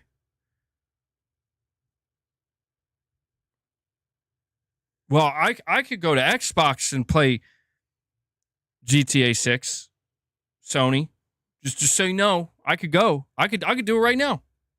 I could go to I'll be done. I'm gonna sell my PS5. So just okay. You do that. Will you though? Will you? I hate to say it, but Sony can have the attitude like, I dare you. I know it sounds shitty, but I'm just trying to see it for what it really is, man. I'm trying to see the reality. Like, dude, Sony could turn to you and be like, I dare you to go buy an Xbox to play GTA 6. Do it. No balls, you won't do it. And let's be real. Who here is going to go buy an Xbox to play GTA 6? To spite Sony. I mean, come on, bro. We know that's not going to happen. Oh my God, your friends call it the cuck box now? Oh, that's bad. That's just bad. No one's going to do that. And I'm not saying, listen, I want to make it clear, Buck. I'm not saying that doesn't mean we shouldn't ask Sony to do more. I'm not saying that. I'm just saying we have to work within reason. And that reason and that rationality comes from understanding that, dude, Sony is not going to rush shit out here or feel like we got to quickly put together a showcase or else. That's not a reality, dude, that they're operating under. And the sooner we realize that, and the sooner we'll be able to just kind of focus on enjoying what is. That's why it's like, people are looking at these canceled games and it sucks. It's like, God damn, dude. So many canceled games, so many studios, so much wasted time. And this absolutely sucks. But it's like, it is what it is. It's done. It's over. They're canceled. They're moving on to different things. And in the meantime, we still have like 4, 5, 6 games over the next 1, 2, 3 years, maybe more that we don't even know of yet that are coming. So what's the better option here? To continue to ruminate and feel frustrated about not getting a showcase or Sony canceling these games that they're now moving on from and course correcting from, or to just look at what is coming, be excited for what is coming, for what we think looks good, and also look forward to all of the third-party games that are coming. Apparently also from Microsoft now. I'm just choosing to view it from that perspective where it's like, I want Sony to be doing more at all times. And I want them to do better than they're doing because, yes, I want to see them do more. Who doesn't? But it's just, you know, I'm at a point where it's like, I accept if Sony's not doing a showcase, man. It's okay. Like, it's okay. It's not, for me, on a personal level, I'm a little bit disappointed because I always look forward to the showcases. I look forward to the big hype moments. The truth is, Microsoft is probably going to be able to do 2 showcases in a year where Sony can't do any. And that's just the nature of the beast. But when I sit back and I think, what does this really mean for me, though, at the end of the day? When I sit down to play my PlayStation, what does it mean? It means you're still going to be getting state of plays. You're still going to be getting updates on games that you're going to be playing this year, both from Sony and third party. That's what it means. I'm like, all right, well, fuck. I mean, all right. I mean, like, I guess what I'm trying to say is, am I supposed to throw my PlayStation 5 out the window and shake my fist at Sony because they fucked up a bit and there's not going to be a showcase now? I would say yes if they had nothing else. I would say yes if it was like totally dire and it's like, bro, we ain't got nothing. We only got garbage. Like, it's why it's so funny to me when it's like I see certain Xbox players where they're not, I don't know if they're necessarily Xbox players, but people on the internet. And like, I thought Xbox had no games. What happened to Xbox had no games? And it's like, I get it, man. They have games now because they fucking bought 2 publishers. Wow. Who would have thought that that's all it took was buying 2 publishers, one of them being the biggest in the industry. But that's not even the part that's funny to me. The part that's funny to me is like, dude, why are we going to sit here and pretend that the Xbox One generation was not a complete disaster? I was literally there when people were saying Xbox had no games. I was literally there, and I'm here to tell you that, yes, it was a slight exaggeration. They didn't literally have no games, but what people were really trying to say is the games you have are so far and few in between and so mediocre when they finally drop, it's pathetic. You got Sony out here eating your lunch with Bloodborne, with Spider-Man, with God of War, with Horizon, and you're out here being like, you want ReCore? That's what people were pissed off about. That's why people looked at Xbox, laughed, and said, you ain't got no games, bro. And that's why Phil Spencer got so angry that he decided I got to buy 2 publishers. That's the whole point. That's the whole point, man, is like, people are trying to take things for what they're trying to look at the way things are now here in 2025, and they're trying to convince themselves as well as others that, well, if you look back 4, 5, 6 years ago, they're the same thing. And it's like, no, they're not. They're literally not. And the fact that you're trying to put those 2 things together, you know, it's like, what happened to they ain't got no games? It would be like if 5 years from now, in the middle of the, like, a couple years after, like 1 or 2 years after the PlayStation 6 launch, Sony had the strongest first-party lineup they ever had. They got like 7 first-party, 8 first-party bangers coming within 12 to 16 months. And it would be like, what happened to PlayStation has no games? It's like, bro, we're just going to pretend that there wasn't 5 to 6 years in between when people were saying that? Like, no, there was, and we have to acknowledge what happened in between to change it, to get to this point. Oh, man. See, there's your rant. There's your rant. Poopy Snoopy, you're saying, dude, you got to be bipolar. Not that long ago, you were acting like Sony was done. Now nothing to worry about. You changed... You change stream to stream. Got to keep everybody on their toes. You never know. You never know which MBG you're going to get. I don't know. I might be a little bit bipolar. It does run in my family, in all seriousness. But Mrs. MBG has joked with me many times where it's like, I should do like a Jekyll and Hyde type thing on my channel where, you know, there's just basically, I embrace the different personalities. I don't know, man. To be clear, Poopy Snoopy, I wasn't saying, I say a lot of things. So I'll be honest with you. Sometimes I lose track of what I say. That's the nature of talking for 5 hours straight, multiple times a week. It becomes easy to lose track of some of the things you say. If I'm not mistaken, though, I wasn't conveying that Sony is done. I was basically just saying that this generation is pretty much done. And I still believe that. And this is why I don't think I'm being bipolar. I just think my perspective on it is shifting. Where when I said that this generation is pretty much done, what I'm acknowledging is that, dude, many of the studios that we were waiting to hear from that we thought were going to make the second half of the PS5 generation the literal strongest generation we've ever seen, ever. That's not happening because they were working on games that we didn't ask for that ended up getting canceled. And now we got to wait till next gen, more than likely, to hear from them. And so this, like, we pretty much have a good idea of what the remainder of this gen is going to look like from Sony specifically. But in that moment, when I'm acknowledging Bluepoint's game is canceled, breaking news, Sony Ben's game is canceled, I am pissed off and I'm frustrated because it's like, dude, I was waiting years to hear from these games. And now I'm not hearing anything. And I'm not going to hear anything, and they're canceled. So yes, my anger, my frustration leads me to a perspective shift of doom and gloom, where like, this sucks. And I'm feeling down, and I'm feeling like, man, I'm not in that moment. I'm not thinking about what I'm going to play on my PlayStation in the next 12 months. I'm going to be honest with you. I'm not thinking about it. The only thing I'm thinking about in that moment is, Jim Ryan, what the fuck did you do? Are these now I'm not going to see Sony Ben's next game, and who knows what it'll even be until probably 2030 or 2031. What's going to happen to Bluepoint?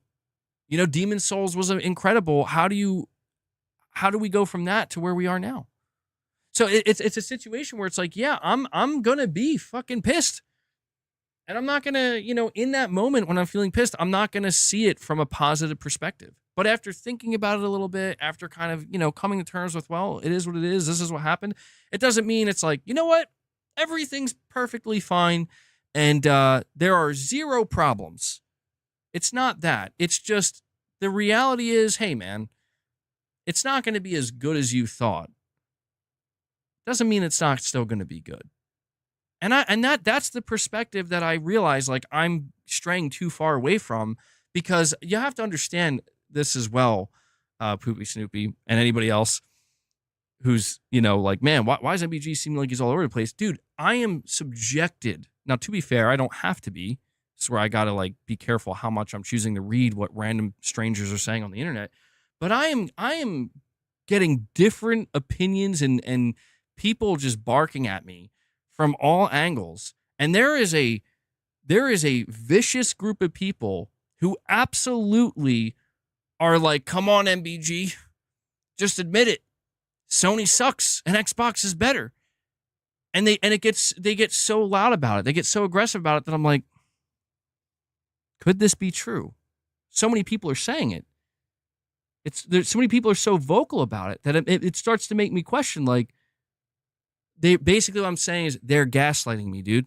And sometimes it works, where I start to turn and I think maybe things do kind of suck. But once all the noise is drowned out and, like, I'm not reading bullshit from people and I'm just sitting there playing my games or seeing news about games, my entire perspective changes, where I'm like, what the fuck are they talking about? Like, I'm like being serious. Like, I don't know what they're talking about anymore. But you know what really did it for me, Poopy Snoopy? And here's the best part. You know what really did it for me? Was on the Xbox Developer Direct stream, where I said, yeah, maybe I'll consider subscribing to Game Pass Holy shit. I rattled the entire Xbox. I showed their true colors, bro. And I wasn't even trying. I had no idea. These morons, they're so stupid. They're over here be like, oh my God, that show was so good. PlayStation players, look at this. We got a Sony pony is going to go to Game Pass. Like, bro, I saw people saying, like, I bet you he's already secretly subscribed to Game Pass. Bro, listen to me. Listen, I subscribed to Game Pass literally live on my channel in May of last year. You stupid fucking idiot. This is literally what I'm saying. And I'm like, what are you people? And these are the same people, mind you. This is the important part. These are the same people that are coming to me being like, let me tell you why Sony sucks, bro. It's like, you ain't good. I don't want to hear shit from you, dude. I don't want to hear a fucking thing from you because you don't know what you're talking about. You have no idea what you're talking about. These people have followings of literal morons who just say things. They don't back any of it up. And they all just like, yeah. I bet he already has Game Pass and he just doesn't admit it to his audience. My audience was literally watching me on stream when I subscribed to Game Pass, you dumb fuck. See, this is why I do the earlier streams. This is the energy you get when I do the earlier streams. I'm about to punch a hole through my wall. It's okay, boss. I'm not really going to. Boss is getting... Yes. Dude. Coach Hines, Mad TV. Oh my God. I'm like, what energy am I channeling right now? Dude, that is absolutely it. Oh, that's going to be the next members lounge, dude. Coach Hines. That's amazing. I haven't thought about that in so long.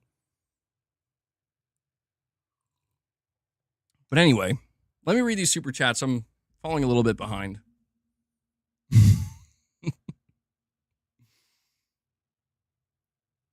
Yeah, dude, I'm going to have to do a Coach Hines cosplay. Yamanashi.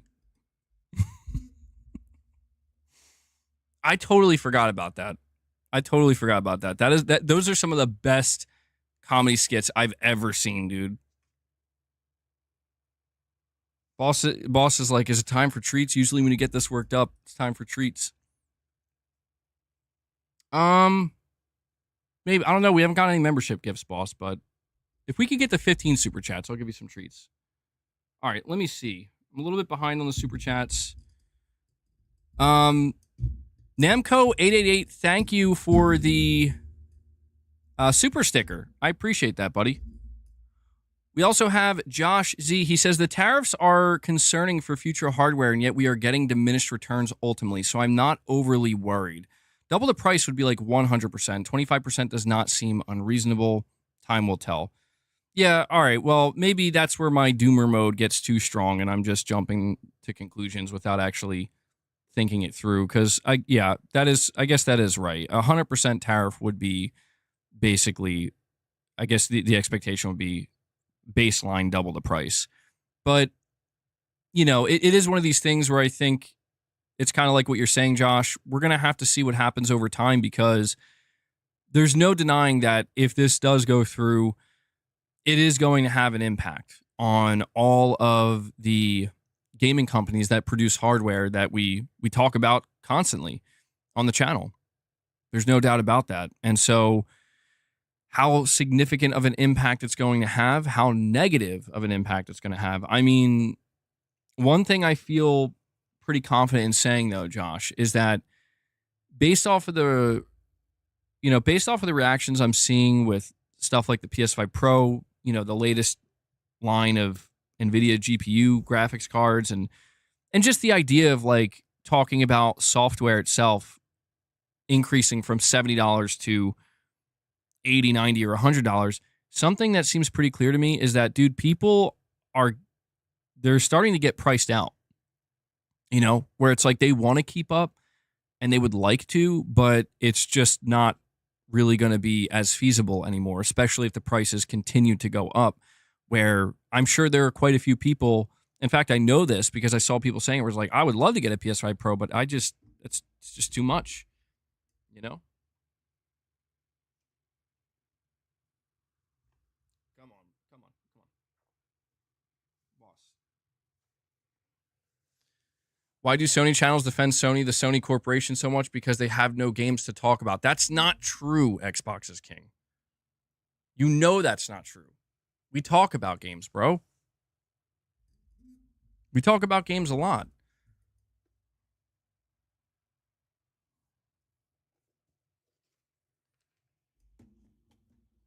It's not time yet, boss. Let me see. We also have Buck with another super chat. Thank you, Buck. He says, Xbox's next console has Steam and will play PC games. They will be able to play all PlayStation PC games via Steam. Sony loses exclusives. Every PC game will release on the next Xbox via Steam. Xbox third-party problem is over. Dude, come on, man. Buck, you got to know that's not going to happen. Like, you got to know that. You have to understand, dude, Sony's not just going to let that happen. And that's why we should be paying close attention to this Spider-Man 2 PC thing. Because if Sony knew that every game they decide to release on PC also is going to be playable on the next Xbox console via Steam, Sony would stop releasing their games. I mean, at least at the rate they're releasing them, they wouldn't be doing it the same way. There's just no way. Unless Sony maybe breaks and they say, you know what? They say, screw it. We will just release these, this game's been out for 2 years. We'll just put it on Xbox now too. Why not?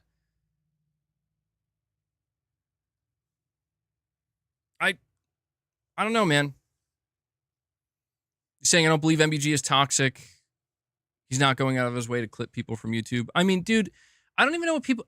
That's the thing. People talk about toxicity, but the reality is, like, if you're having these conversations, I've just come to realize that there's always going to be some level of toxicity because, do you know why? Because people are going to be challenged on what they think and what they believe. And when that happens, things do get a little bit toxic. It doesn't have to always be bad, you know? It's like garlic, right? Raw garlic. You eat a little bit of raw garlic, it can be good for you. Make you smell a little bit. Give you some bad breath. It can be good for you. You eat a lot of raw garlic, it's literally toxic for you. You eat too much, it's literally toxic to your body. So we just have to treat this like garlic. That's what I'm trying to say.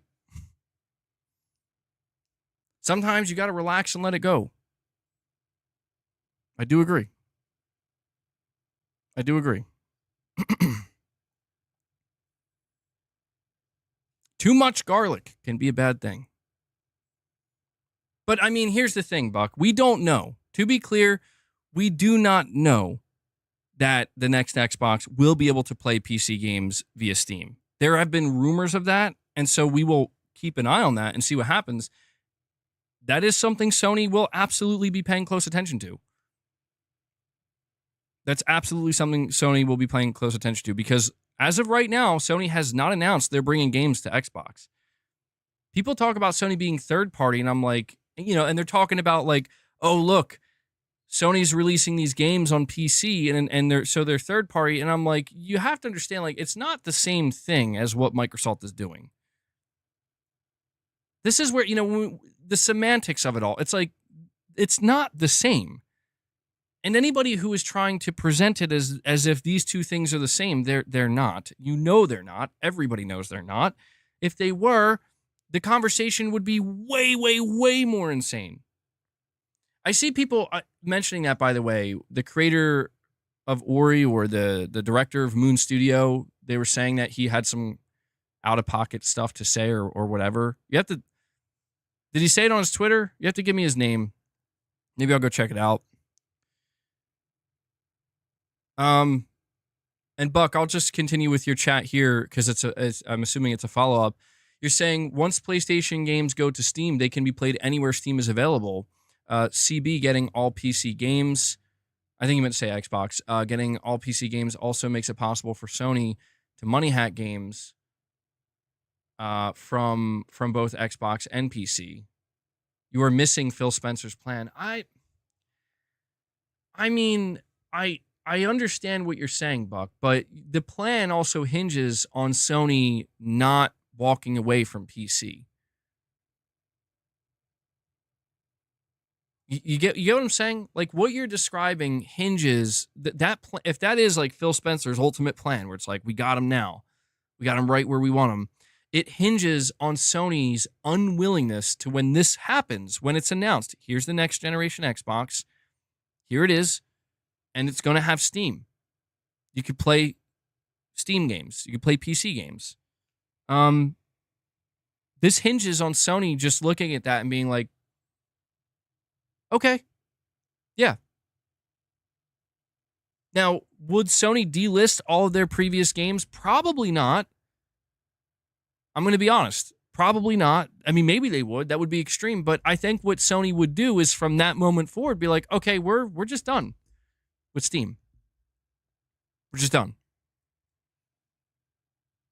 Or maybe they could just simply say, you know what? No more single player games on Steam. Ever. Just live service. Just multiplayer. That's it. And sure, if it's playable through an Xbox, who cares?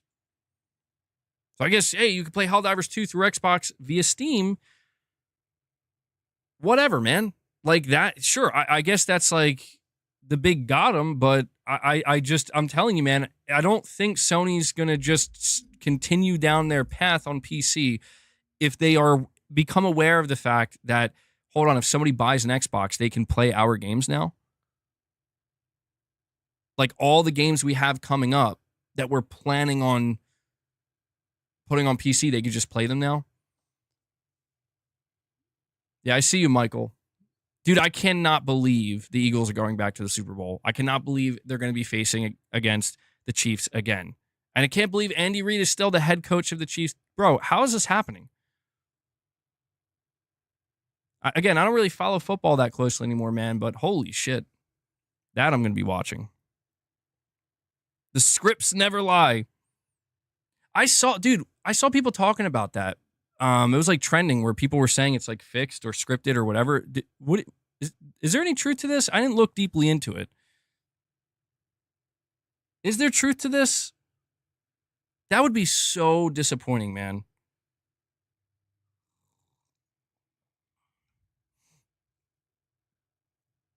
That would be just so disappointing and disheartening.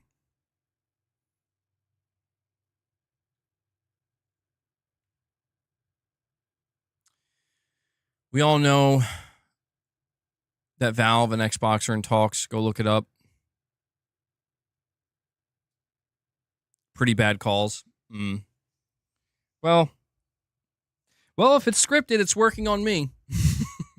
Because I'll be tuning into the Super Bowl.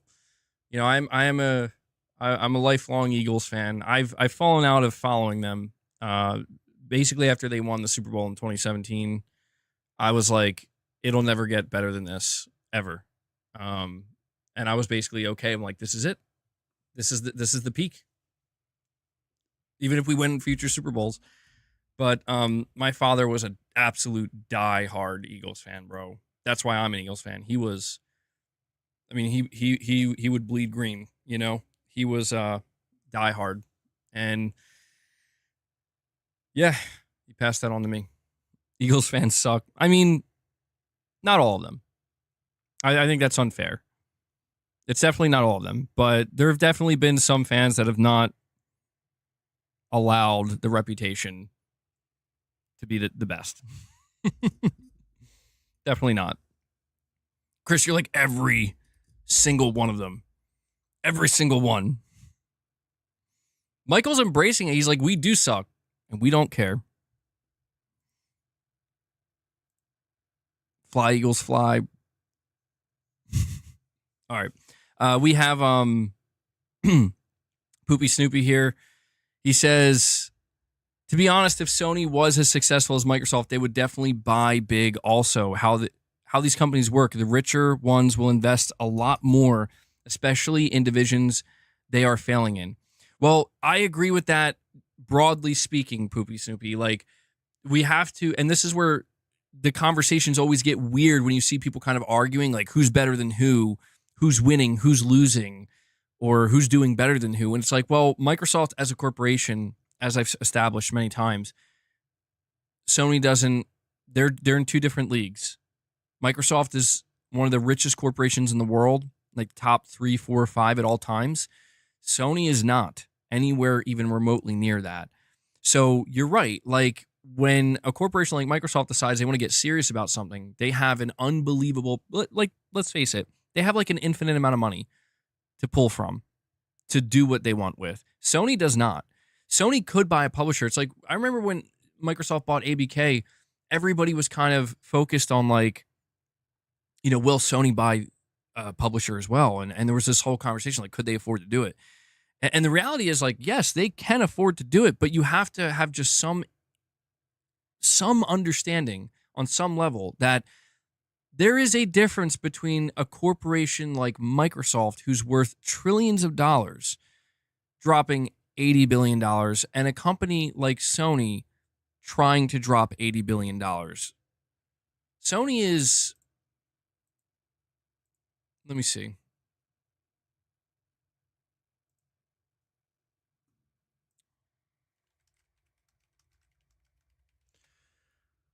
Sony is worth $128 billion. So basically, let's see. Microsoft is worth right now 3.2 trillion. Oh my God. Yeah, it's laughable. I mean, there's literally zero comparison. I mean, you can't even put them in the same. You know what I mean? They're just not in this. They're not even remotely close to one another. Sony's worth 128 billion. Microsoft is worth literally 3.2 trillion. So when you talk about spending, upwards of $80 billion on an investment, $80 billion, again, Sony's total value is 128 billion. You want to kill the company? Go ahead. Microsoft worth 3.2 trillion, 80 billion to them? That's chump change, man.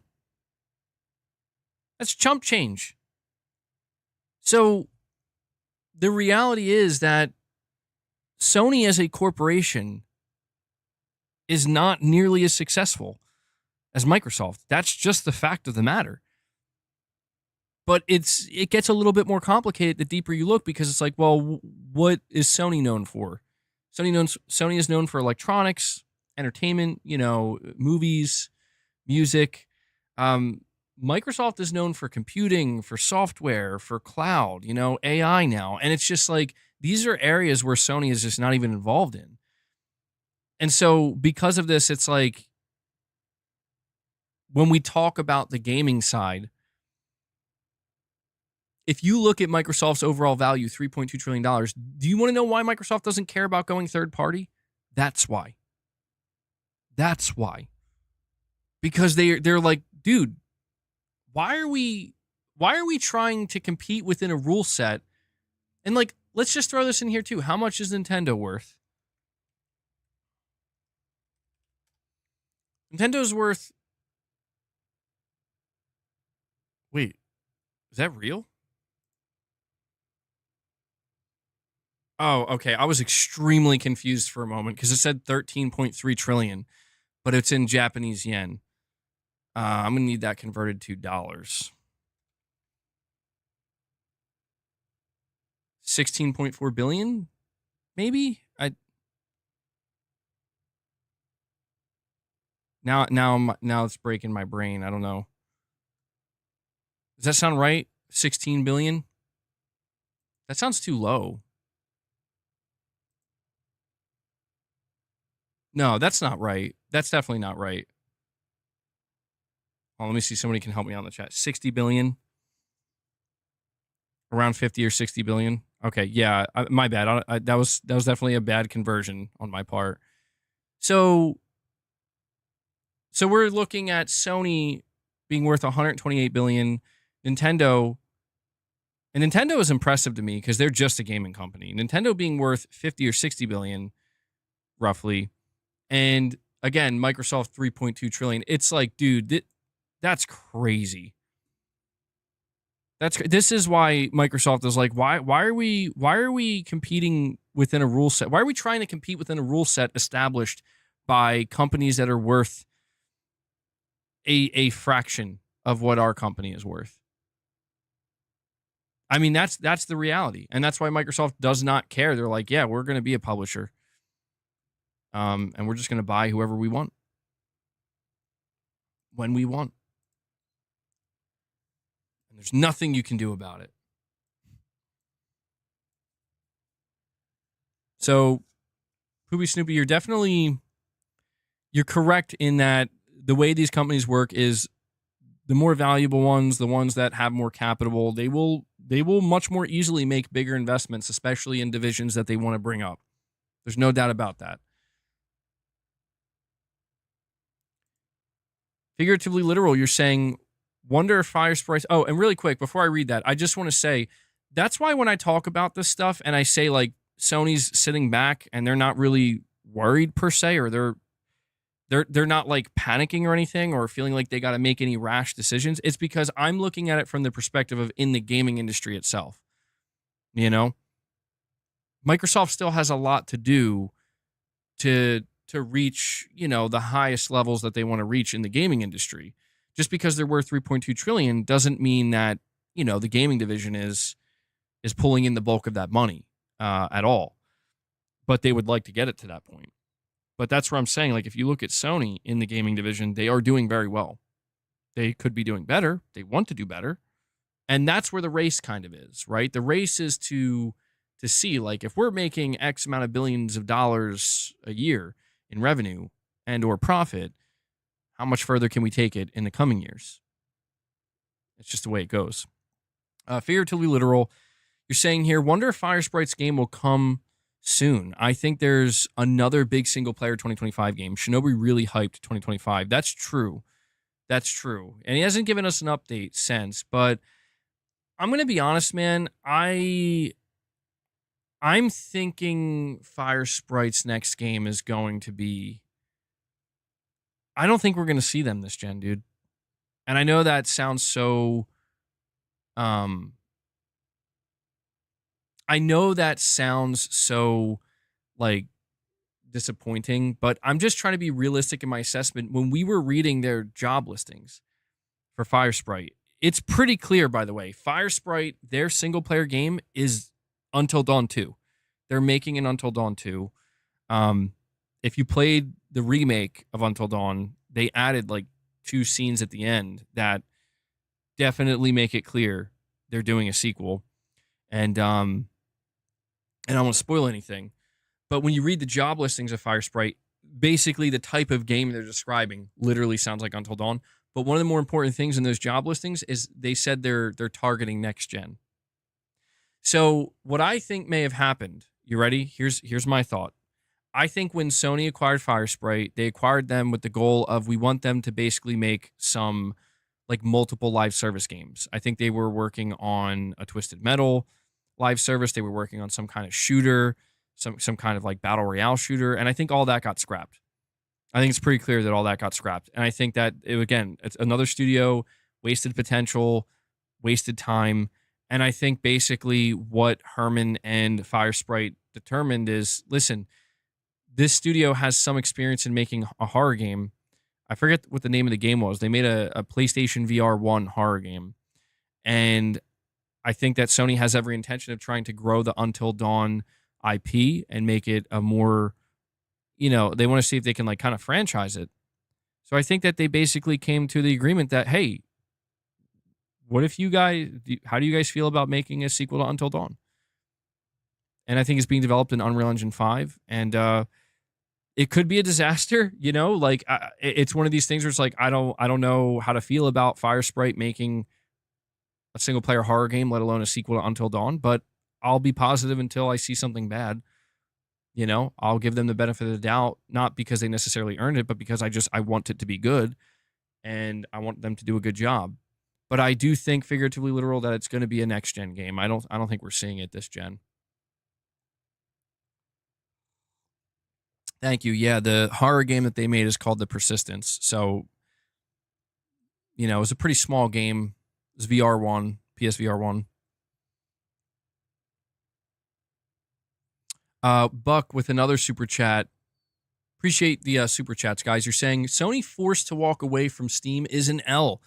If the next Xbox is a PC, Black Myth, Wukong, Helldivers, etc., all Xbox, Xbox going PC, no third party will skip Xbox by default. Spencer is salivating. You can see it. And you also continue here by saying, Phil said the next Xbox will differentiate itself because it is a PC. When Xbox gets Steam, they will have Steam customers' existing library, hundreds of old and new games on Xbox instantly. Will PlayStation 6 do that? Well, see, it's interesting what you're highlighting here, Buck, because I do think what you are explicitly highlighting, and you know, you talk about Phil Spencer salivating. We know Phil Spencer salivating. What you are describing is the inherent difference. Not even just inherent, maybe that's the wrong word, but the massive difference, I should say, in strategy for Sony PlayStation and Microsoft's Xbox. Microsoft, they can do what they're doing right now because they have Microsoft's backing. This needs to be understood. Microsoft can be this aggressive where they're like, you know what? We don't need exclusives. We can go third party. Fuck it. We can still make a console. We can even try to get Steam on that console. We can just open the floodgates everywhere and do everything at one time. Microsoft can do this because they have Microsoft's backing. That is about the biggest and best safety net you could possibly ask for. They have the entirety of Microsoft's backing. It's literally too big to fail. Sony does not have that. You know what Sony has? Sony has a console. They have a console platform and ecosystem. They have a storefront, and they have customers that spend billions upon billions of dollars on that storefront. What Microsoft is planning on doing is basically going so broad, going so big that it makes Sony look small in comparison. But when you look at, and this is why it's important to highlight, when you look at Microsoft's overall value as a corporation versus Sony's, yeah, that's absolutely going to happen. Sony cannot compete against that. They literally can't. Sony has a safety net. They don't have a $3.2 trillion safety net. They don't have the backing. Like, it's not like Sony has a parent. It's not like Sony's parent company is Apple.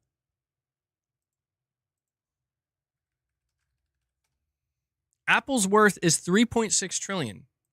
Now, let me tell you this. If Sony was owned by Apple, or at least the PlayStation brand was, yeah, they could do the exact same things that Microsoft is doing. They could buy publishers. They could get as aggressive as they need to because they have the money to basically do anything. Keep in mind, the only limiting factor for Microsoft here are regulators, dude. Not Sony, not Nintendo, not Steam, not nothing. It is funny to me. Like, we have these conversations where it's like, LOL, Xbox sucks. Okay. Xbox is losing. Okay, listen, there's two different things going on here. If you think Xbox sucks, that's fine. If you think Xbox is going to lose, you need a wake-up call. Because it's not even that they're going to win. It's that, dude, they're playing their own game by their own rules. And right now, in gaming, the big four, what are the big four? Sony, PlayStation, Nintendo, Valve, Microsoft, Xbox. Those are the big four. Am I forgetting any? Out of those four, it's like I said, dude. Valve, Nintendo, Sony, none of them can even touch Microsoft. They can't even think of touching Microsoft. That's why I'm saying, like, there's no point in even viewing this as a win or lose situation. Microsoft no longer gives a shit about winning or losing. They're so flush with cash, dude. They are so far beyond their quote unquote competitors that they woke up and realized we don't have to fucking play these games. Literally, we don't have to do any of this. We can just literally do what we want, and it's fine. We could just play the long game. And I mean the long game. Like, it doesn't matter if it takes 30 years. We'll be fine. We're making investments. You know? We're going to have a whole treasure trove of IP and whatever, and studios. We can keep making hardware. Think about what Phil Spencer said. He's like, I want you to buy the hardware for what it's capable of. Like, bro is straight up telling you, like, we don't really give a shit if you buy it. Microsoft is far and away, like far beyond, bro. And this is something that I think when we see the kind of console wars and the fanboying and the clown shows and the circuses, this is something that people purposely try to leave out of the conversation. And this is what's ruining the conversation, is that you cannot leave this out, because it's exactly what I said to you, Buck, still applies, right? Where everything you're saying is correct. Like, Microsoft is just opening everything up, and they're going to look like the good guys for doing so, because they're just like, listen, man, we're just going to let you decide how you want to spend money. MLB 2025 will not launch on Game Pass anymore. Just announced. Nuh-uh. That's a lie. That has to be a lie, because the fucking timing, bro. Hold on. That can't be real. The timing would be so comical. Let me go check.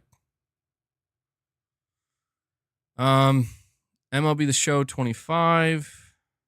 There's a blog post put up. Launches March 18th.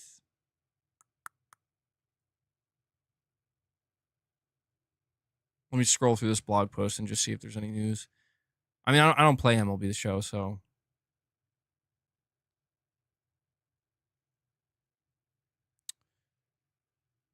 We are thrilled to announce that MLB The Show will launch March 18th for PS5, Xbox Series X and S, and Nintendo Switch. The game will not be on platform subscription services in 2025.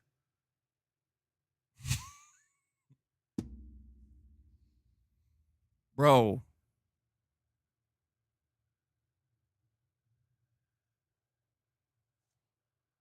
But bro,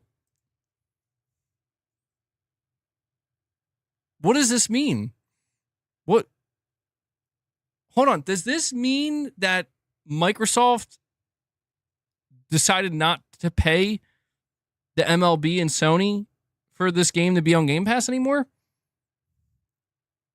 Yeah, dude, the timing. I swear to God, man, you can't make this up. That timing, though.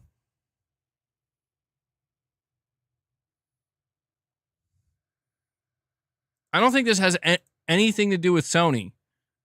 Ultimately, it sounds like Microsoft is like, we ain't paying for this shit no more.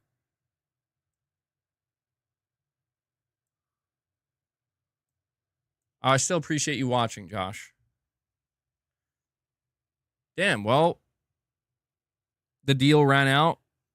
Yeah, Microsoft's like, we don't need to pay for this anymore.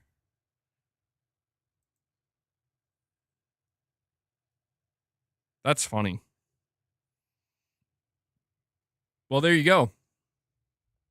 No more MLB The Show on Game Pass, man.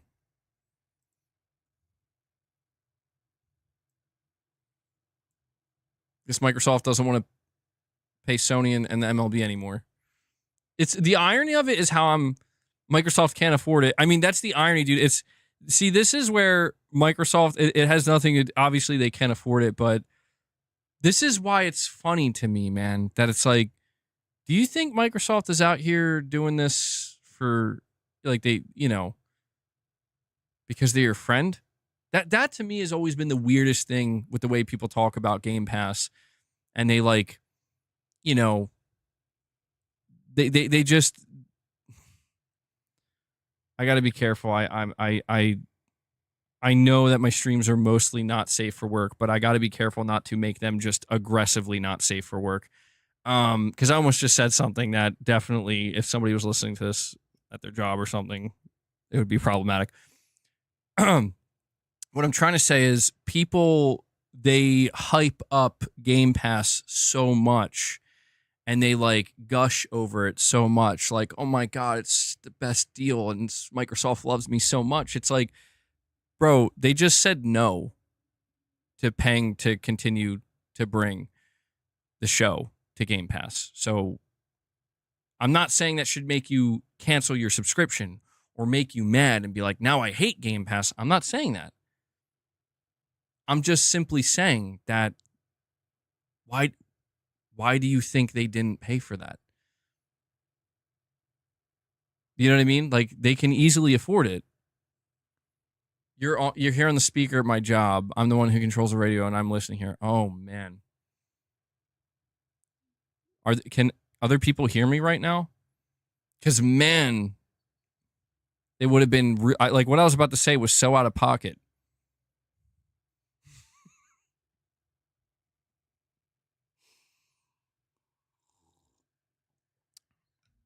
You can thank Mrs. MBG for that one, by the way, because she's I'm always saying just completely out of pocket stuff, just unnecessarily. It's not even remotely necessary, and she just looks at me like why?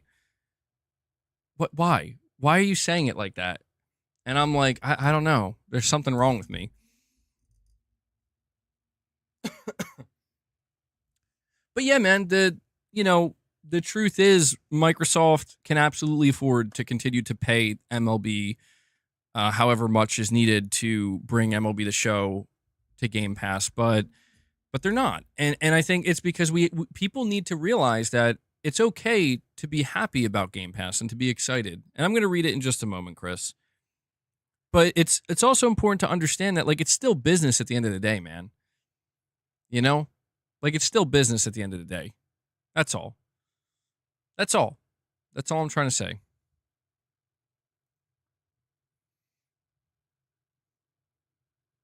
Saying I don't think it's leaving Game Pass. I heard it does really well for them on Game Pass. I mean, dude, it was just announced.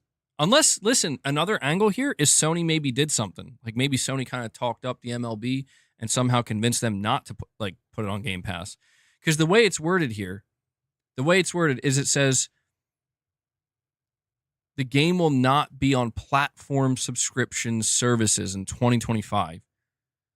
So, it sounds like they're making it clear that beyond 2025, it could go on, it could go anywhere, I guess, subscription-wise. But Microsoft in talks to acquire TikTok, Trump announces. Uh-oh.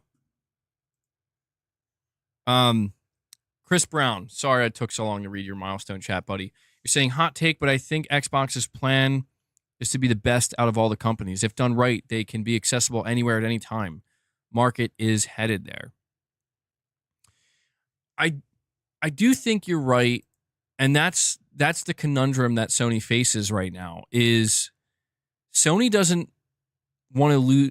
They don't want to lose their grip on this angle, even though Microsoft in the console space is not ahead of Sony. As far as it's concerned, Microsoft lost to Sony in the console space and to Nintendo. But Microsoft accepted that. But instead, they traded in, the push for success in the console market for exactly what you're talking about. We want to be everywhere. Literally everywhere. And we will make our hardware, but it really doesn't matter if you buy it. We just want you to be engaged with any of our crap, right? Whatever it might be. Whether it be Game Pass, whether it just be buying games or streaming games, whatever. Doesn't matter. Buy the hardware, build a library. Doesn't matter. This is what Microsoft is opting for.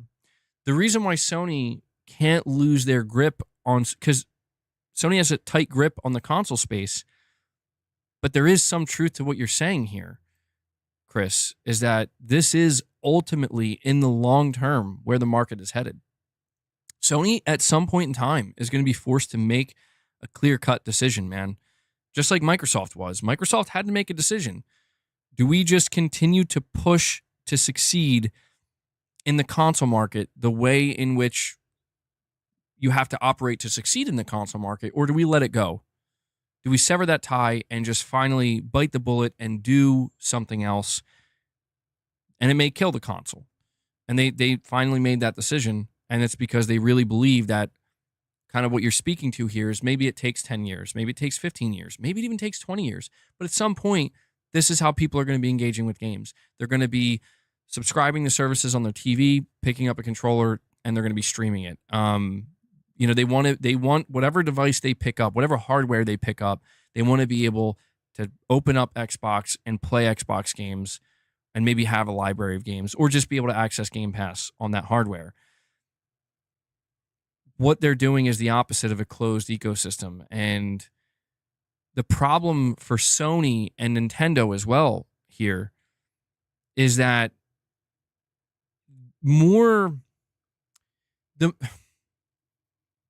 there's a power dynamic at play. There's a power dynamic at play where it's like Steam has been doing this for a long time. Valve has been doing this for a long time, before Microsoft. I was going to say before Sony and before Nintendo, but Sony and Nintendo still aren't really doing it. They've been doing this for a long time, and, people still buy consoles. PlayStation's still doing incredibly well. Nintendo's still doing incredibly well. And even at certain moments, Xbox was doing well too. And so what does that tell you? It tells you that, well, the market,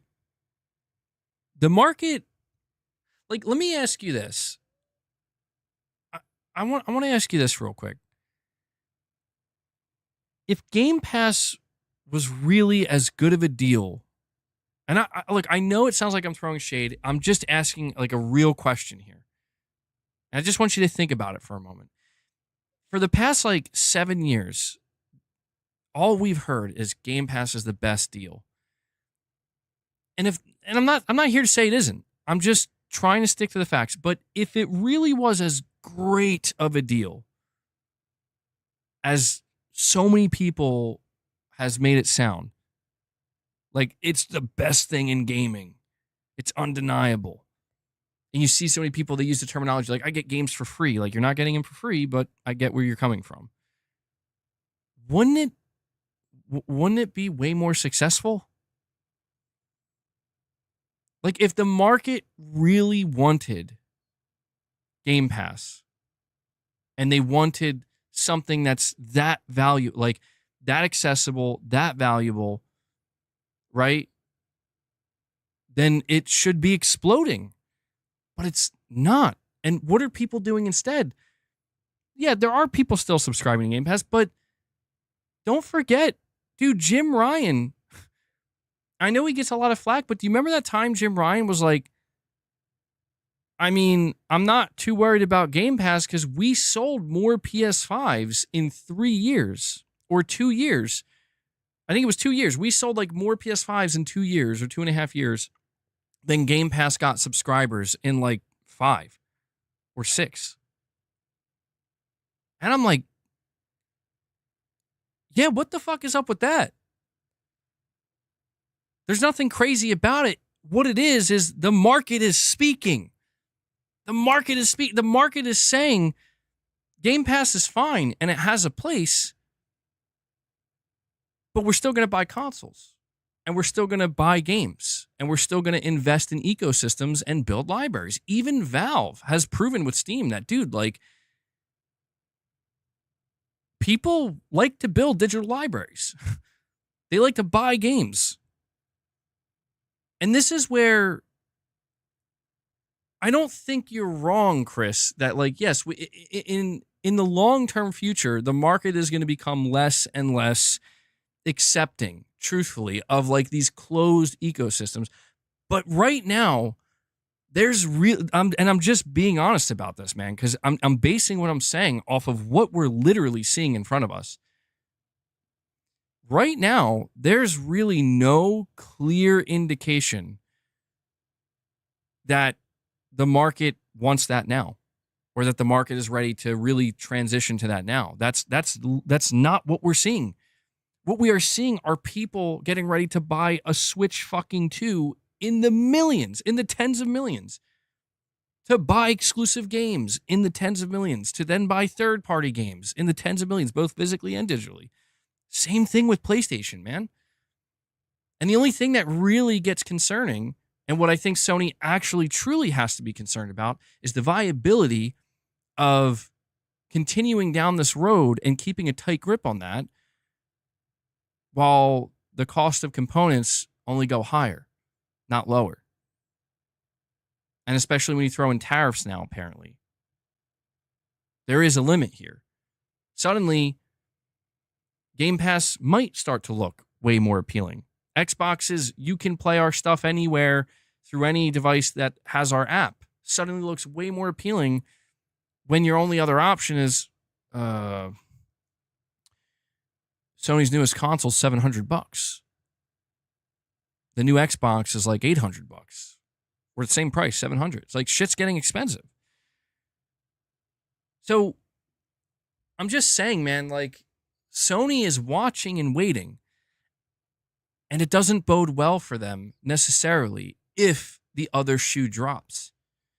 And what I mean by this is if the other shoe drops, basically what I'm describing here is, turns out in the next couple years, we're going to find out very quickly that people are kind of done with console. We're going to find out very quickly that people are absolutely now expecting, you got to come to me. And I want to play here. And there's going to be such a dramatic market shift in the next 2 to 3 to 4 years that Sony's going to realize we basically lost our grip on our most lucrative and, successful part of our business. But you're saying that could happen. And see, that right there is what makes where we are right now so interesting. Because I see somebody saying that could happen. I see Nobbins saying that's not going to happen. I see somebody else saying it's already happening. See, this is where we are forced to try to analyze and predict. And I think the harsh truth for some people, I say harsh because I think some people are truly convinced, is we don't know. We do not know. Microsoft doesn't know, nor does Sony, nor do you, nor do I. The reality is there are certain variables within this equation that are unknown, and they're unknown because they're outside of not only our control, but outside of Microsoft's control, outside of Sony's control.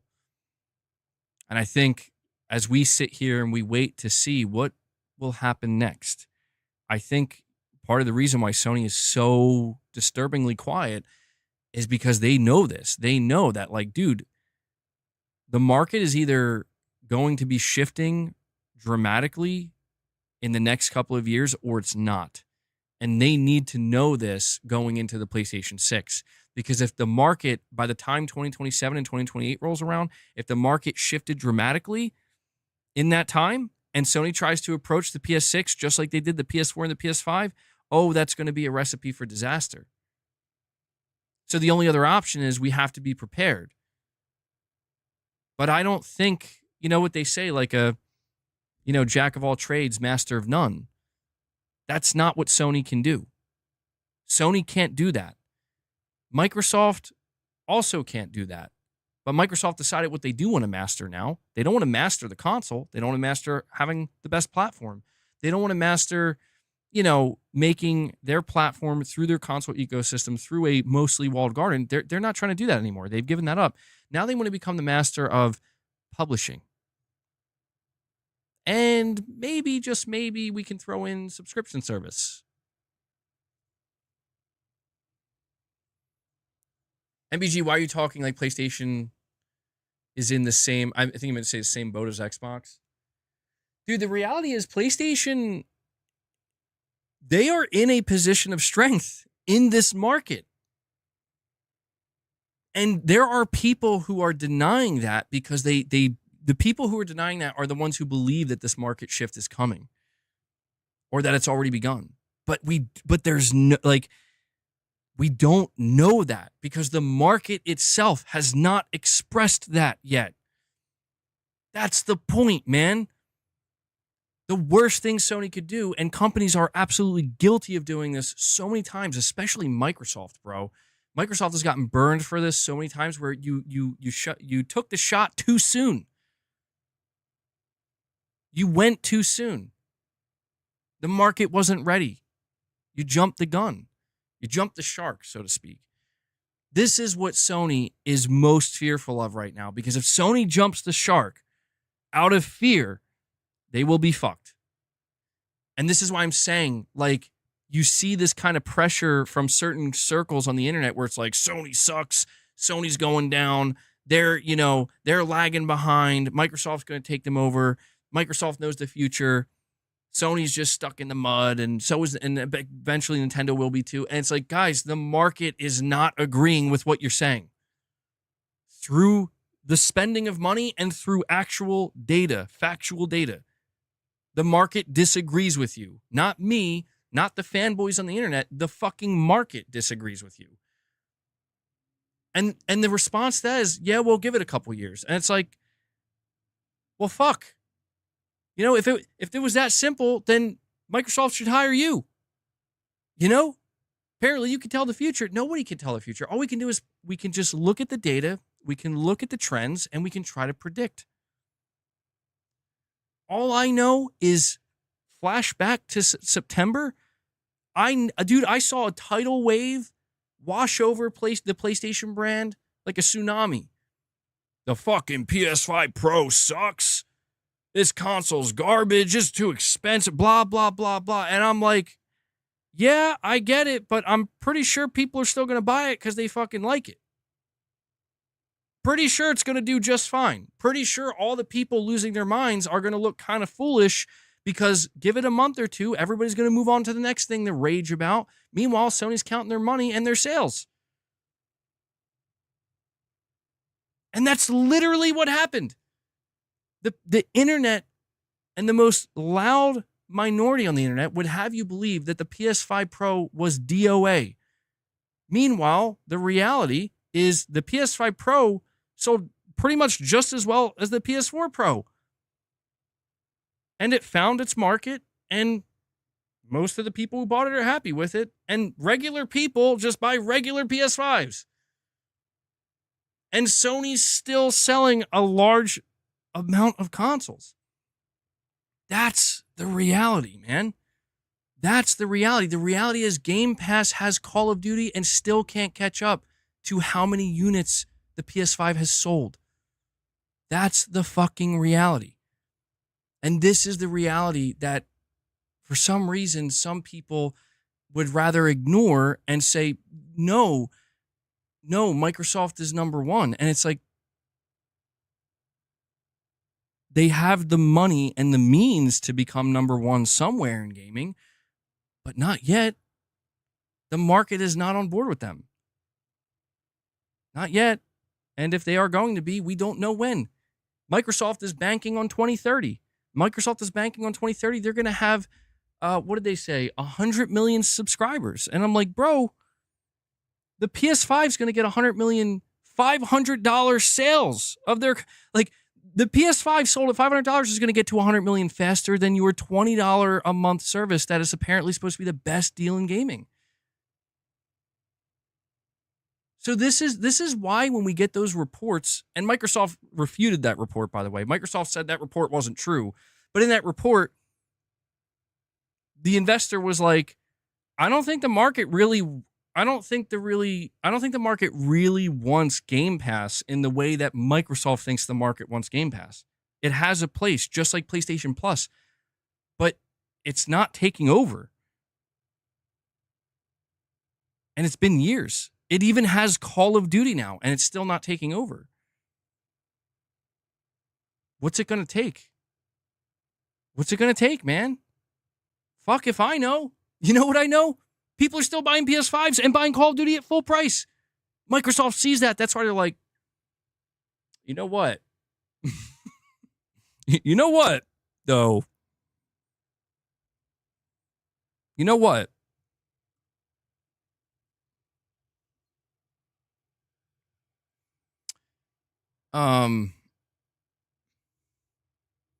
You're saying my argument isn't proving the point you think it is. Well, what do you think the point? What do you think the point is I'm trying to prove? Because I mean, the point that I did see the MLB news arf and we talked about it. Yeah, the only point that I'm trying to prove is that we're not there yet.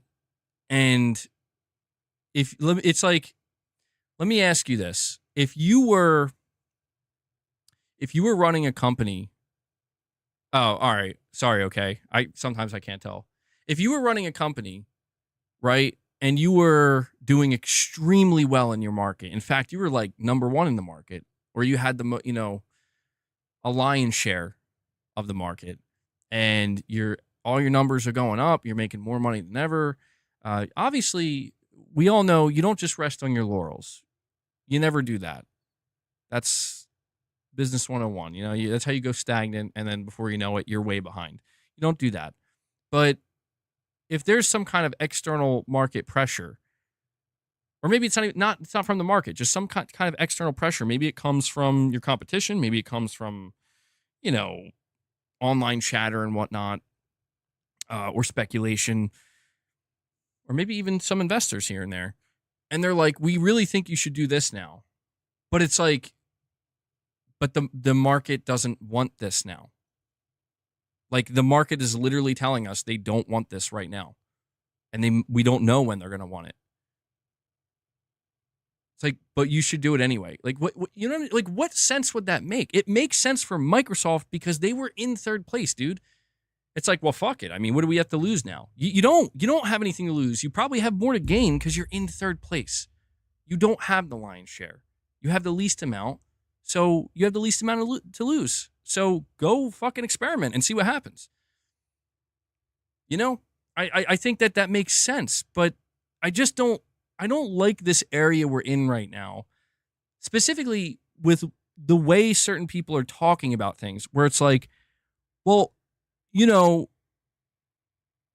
Microsoft is doing it this way, and we're just going to ignore why they're doing it this way, like what led to it. And then we're going to basically superimpose that onto PlayStation and basically say that's why they should do it.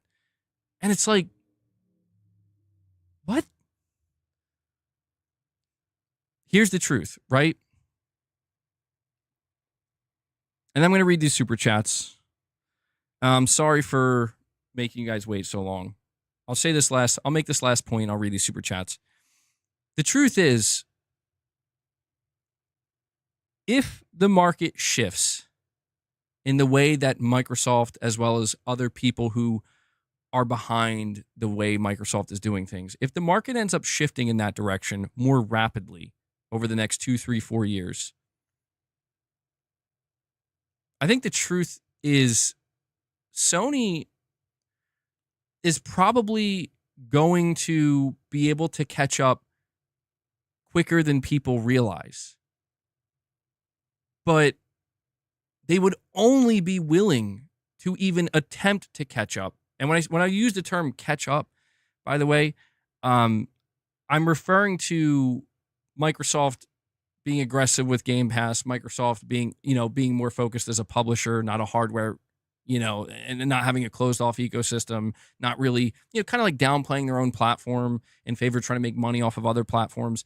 Sony's not doing any of that. And this idea of like, well, Sony's going to have to, it's like, yeah, but people need to understand that the only reason Sony would quote unquote have to do that is if they were forced to do that. And the only reason they would be forced to do that is if their current business model takes a shit. And if their current business model takes a shit, then that means the business model of the console itself has taken a large shit, and nobody is going to be successful with it in the way that they once were.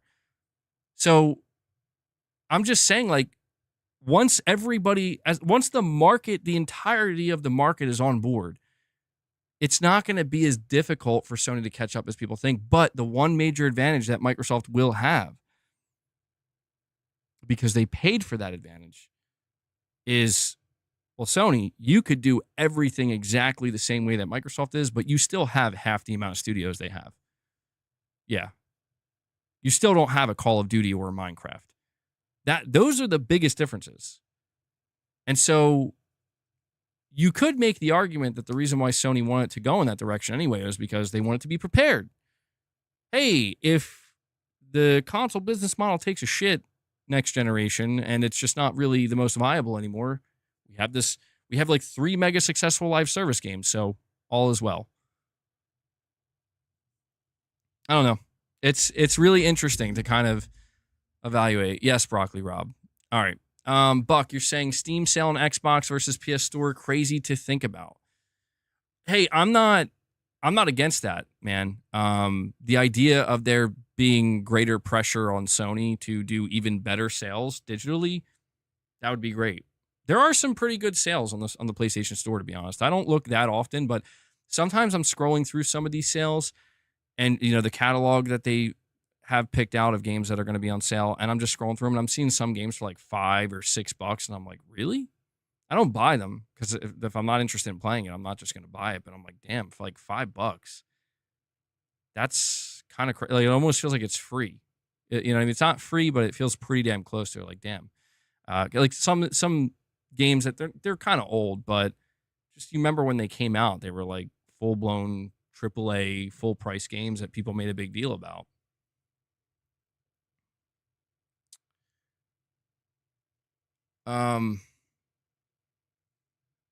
Poopy Snoopy, you're saying Microsoft going third party will help with regulators. Absolutely. Yeah, that's the big thing, dude. If the future is just simply publishing,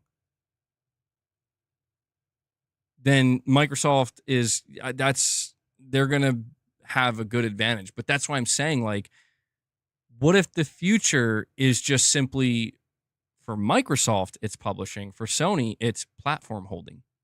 It's the platform itself. Because, like, dude, my question is, what do people think is going to happen to the PlayStation Store? By the way, guys, hurry up. One more super chat to hit the 20 mark. It's about to end. I didn't realize it was 3 hours already. Oh, I don't think we have enough time.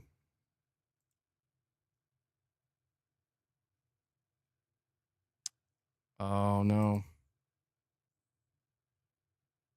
Uh-oh.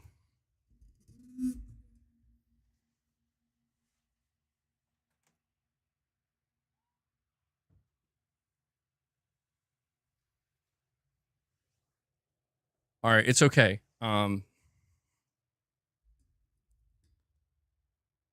on.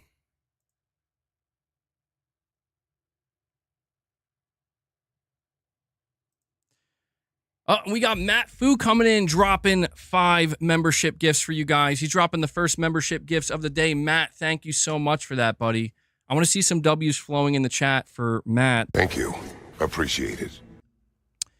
I will add that to the counter. So somebody drops a 20 bomb right now. We'll feed the beast. I'm going to update the super chat goal.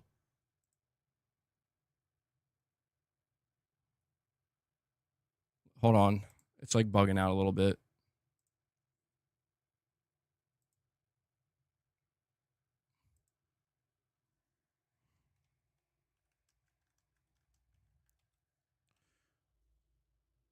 Okay.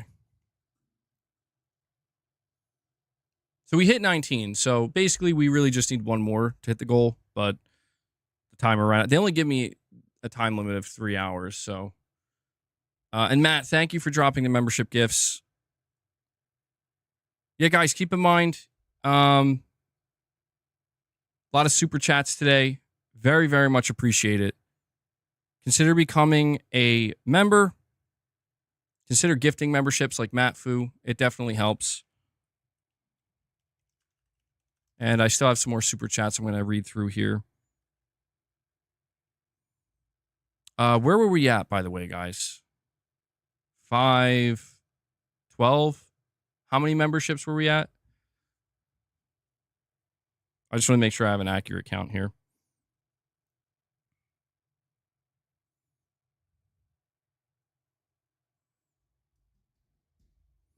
Sony having strong third-party support is not a negative.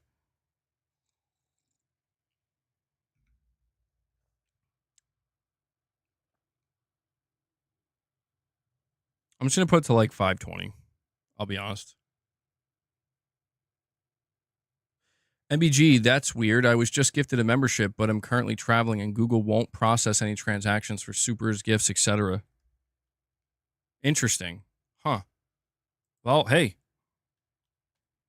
I guess maybe you got lucky. I don't know. That's good, though. I'm glad to see you got a membership gift, man. We have, let's see here.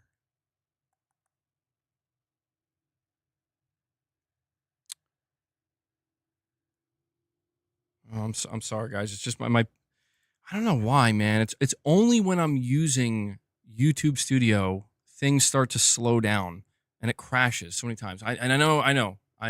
Probably got to check the drivers. I know.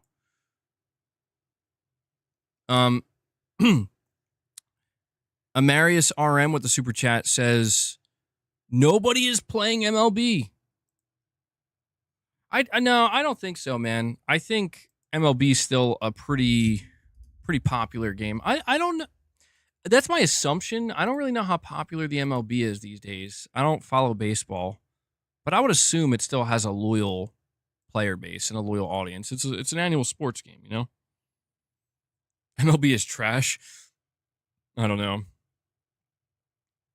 Yeah, that's what I see. You're saying the show is a top seller. I do see MLB The Show frequently on the charts.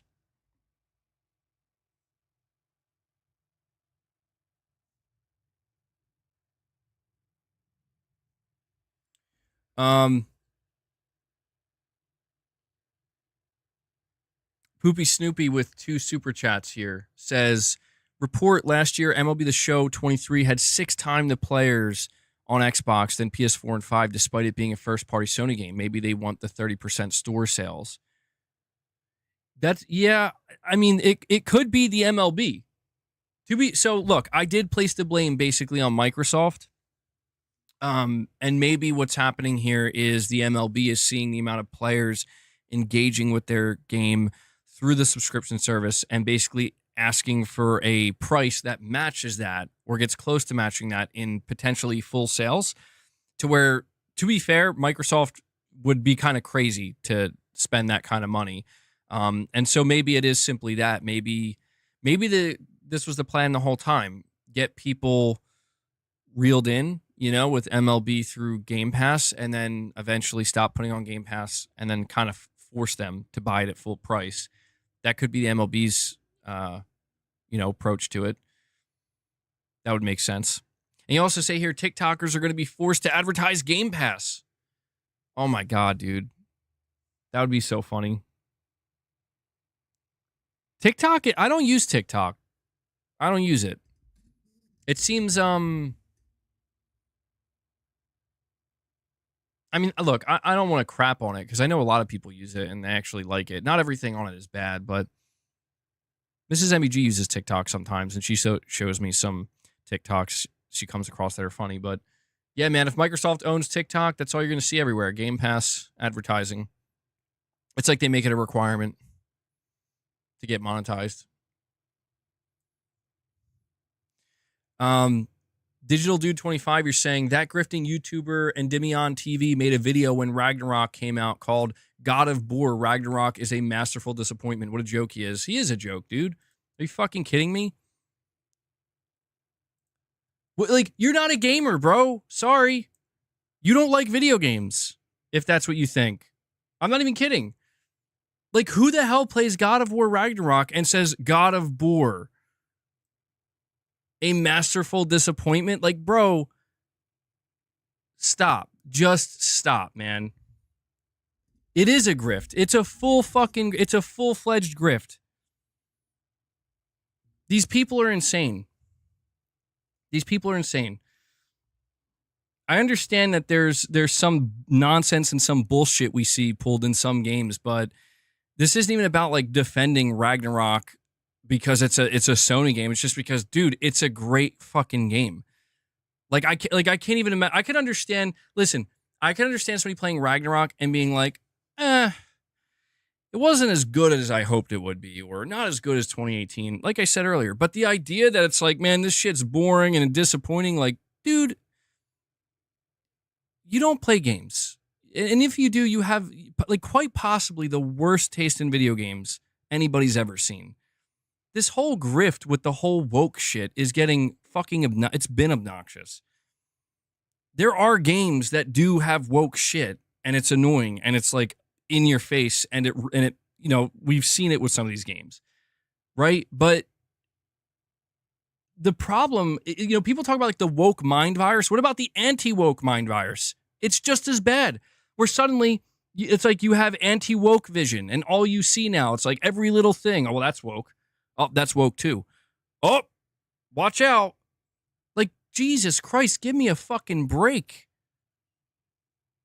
Like, yes, we get it. There are some annoying people that have made their way, some bad actors, as I put it, that have made their way into the industry and projected aggressively their own personal beliefs and inserted them into certain products and certain whatever stories. And yes, we've seen that. But my God, man, it's just at some point it becomes clear, like, they're just people that are absolutely trying to financially benefit and personally benefit from people's idiocy, where it's like, I'm convinced with some of these anti-woke grifters, I'm absolutely convinced that some of them, like, some of them could just look at, I don't know, an image of a game, of just like one game, right? And it's just a totally normal image. There's nothing weird about it. And just be like, well, you see that? That's woke. Yeah. So you shouldn't support this game now. I mean, yeah, I see somebody using the term nut jobs. That's what it seems like. People are going nuts. They're literally going nuts. And what they don't, and what bothers me the most and what they don't realize is, like, don't you understand that the people who are at the forefront of this, like, they don't care, man. They don't care about what they're talking about. They don't care about this industry or that industry. They fucking care about how many views they're getting and how much crazier they can make it seem like it's getting out there. So rather than giving your time or money to those products or those things that they might have otherwise been, you might have otherwise been interested in, you can funnel that right into them. From a business perspective, yeah, they're capitalizing on it, but it's weak, man. It's weak. I watched that guy's video on fucking GTA 6 and how GTA 6 is going to be woke. It was one of the most ridiculous fucking videos I ever saw. I'm like, what the hell is this? And I get it. We're reaching a point where it's like companies are getting rid of their DEI initiatives and whatnot. It's like, all right, sure. You want to do things based on merit? Let's do it. But let's also not fucking pretend that there just aren't straight up racist assholes out here or misogynistic people. They are absolutely there, man.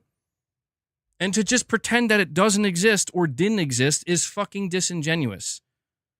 But to pretend that everyone or everything is that is just as disingenuous, if not even more. I'm tired of it. I'm tired of the nonsense. People are losing their minds. And people need to get a grip. They do. Anyway. Digital Dude always knows how to get a good rant out of me. No, I did not. No. But that doesn't mean, to be clear, that does not mean Xbox is king. That does not mean that there aren't problems outside of that. Guys, is my mic a little bit low? Tarnish is saying it's low. I can raise the volume, but I don't know. It might just, if it's just you, hey, Tarnish, I don't want to make it too loud for everybody else.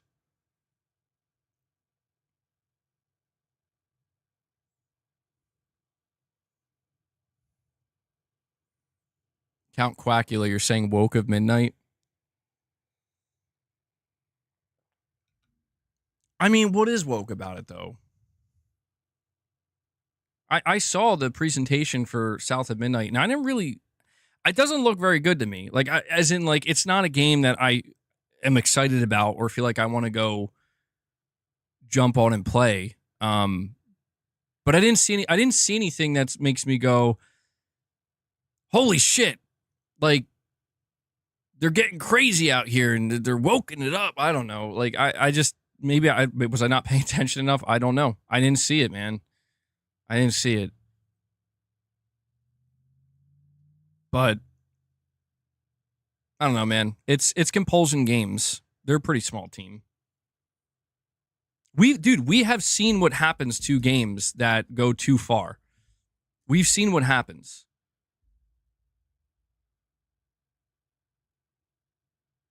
You're saying the black female main character is considered woke. Yeah, I don't like. See, I really that disappoints me if people think that. Like that to me is like this is where I'm saying we need to get a fucking grip. That is absolutely not a reason to be screaming woke and DEI. Like, come on. It's fine, dude. It's fine.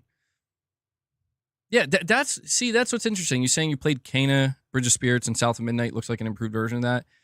That's what I'm saying. Like, I saw people hyping up Kena, Bridge of Spirits. And I'm like, that game was pretty good.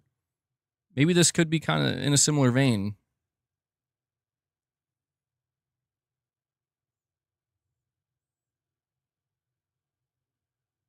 I mean, look, there are things that should be called out. Like I was just about to say, we've seen what happens to certain games, man.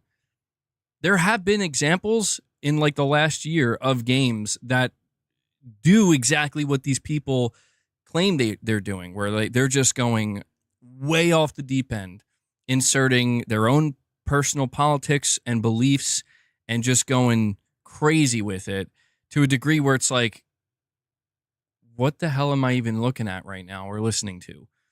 And, you know, Dragon Age, the latest Dragon Age, I think is a good example. I know that there's some people who enjoyed that game, dude, but there were people pointing out certain segments of that game with dialogue and conversations and the interactions with characters that were like, oh my God, this is literally the equivalent of you just got off of a Twitter argument and decided you're gonna like make that, you're basically just gonna make that dialogue in this game. It's insane. And stuff like that absolutely deserves to be crushed. Because it's like, that just sucks. Like, just straight up, like, that just sucks.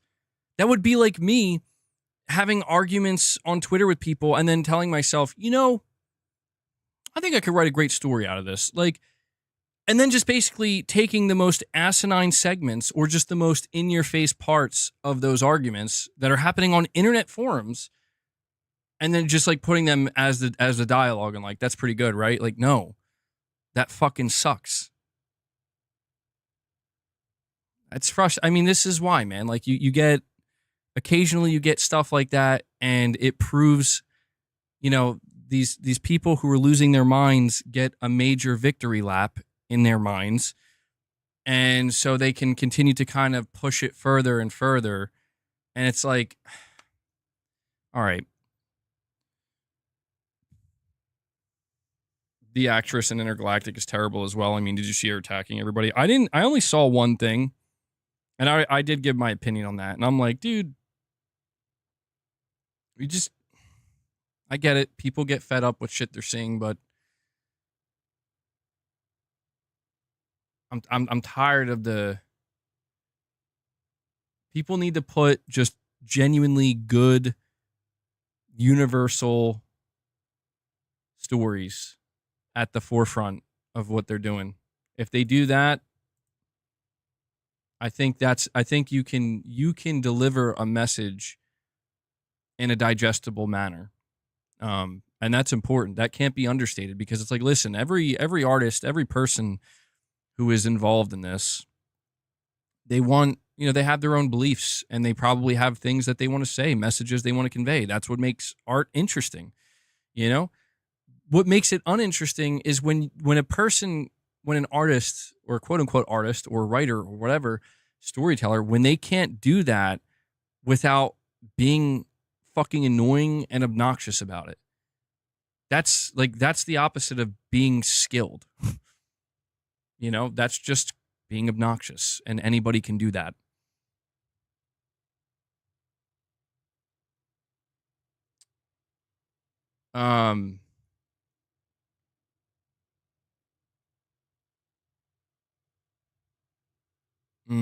That's an interesting take, okay? That's an interesting take.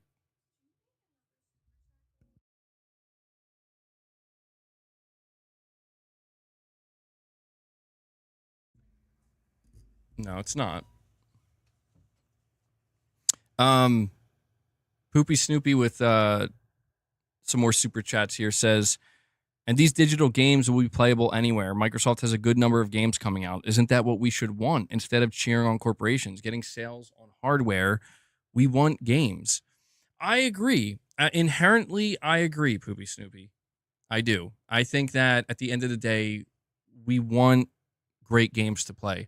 But it's interesting because I put out a question on my Twitter yesterday, and it's a question that I think is always being asked, and it's a question that I think everybody has a strong opinion on one way or the other, and it is do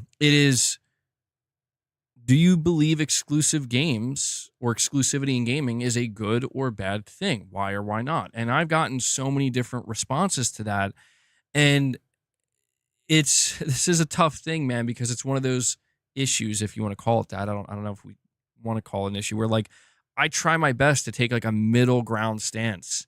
And people don't like that because a lot of times I try to be a centrist. And the reason why I try to do that is because I can't help but see that there are decent to good reasons on both sides. People are saying that, exclusivity is good because it gives a certain brand and identity, and it also it pushes the need to make a really, really, really high quality exclusive game, the need to make a game so good that it's going to move a $500-$400 piece of hardware. That game's got to be really, really good. Now, of course, but it's like, well, don't games have to be good in general? So you remove the incentive for it to sell a piece of hardware. Does it inherently make the game less? It's like, well, that's what I mean. It's like, I feel like there's truth to both sides there. But exclusivity, it's like, I don't know. It's like, is Nintendo wrong? Are they wrong for having exclusives and saying, fuck you, buy a Switch? I feel like, to be honest, I feel that people's opinion on this is determined by the company itself. I really feel that way, dude. Because think about it. I think most people are just like, yeah, it's fine. I really don't see many people complaining that Nintendo has exclusives and is like, they're just straight up like, you'll never get our game unless you buy our hardware. Yeah, that's just the way it is, and that's the way it will be. I feel like it makes people just kind of go, oh, okay, sure. And I feel like if Sony did that same thing, I think people would probably have a similar feel. I think they did. I think people used to kind of feel that way. People used to feel that way about Xbox, where it's like there was a time where Xbox was like, yeah, you're only getting our games. You're only getting these games if you buy an Xbox. And people were like, okay. And it inherently made things more interesting. I believe that. I believe that there was always meant to be an extra spark or two with these games. When it's from a first party and it's meant to sell you on this console. The killer app, so to speak. It's not that we don't get killer apps from third parties that are not trying to sell hardware, but there's always been that kind of expectation of a couple extra sparks. And so I understand that when people talk about exclusivity, it's like, it's why I kind of went on that tangent the other day where I'm like, why are there Xbox players on the internet right now, especially ones that have been around for a while on the internet, pretending like they never cared about exclusivity? Why? Why? Like, why? We know why. Because you have no choice. But really, you do have a choice. And that's why I tried to explain in my last stream that, like, it's okay to acknowledge that when Microsoft did exclusivity, you liked it and you were excited for it. And you were just a little bit more excited to see their games. There's nothing wrong with that. And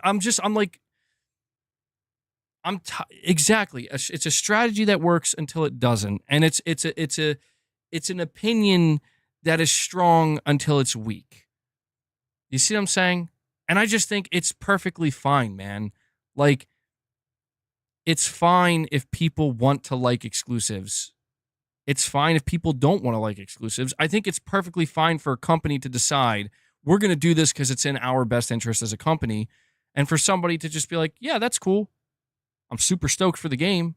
I don't want to buy the hardware for it. I don't think there's like, I don't think that any of these things are inherently problematic or nearly as problematic as people want to make it seem they are, because they're so desperate to beat people over the head with like, no, this is the better way. And it's like, it doesn't really fucking matter if you think that's the better way. That's not the way that they're going.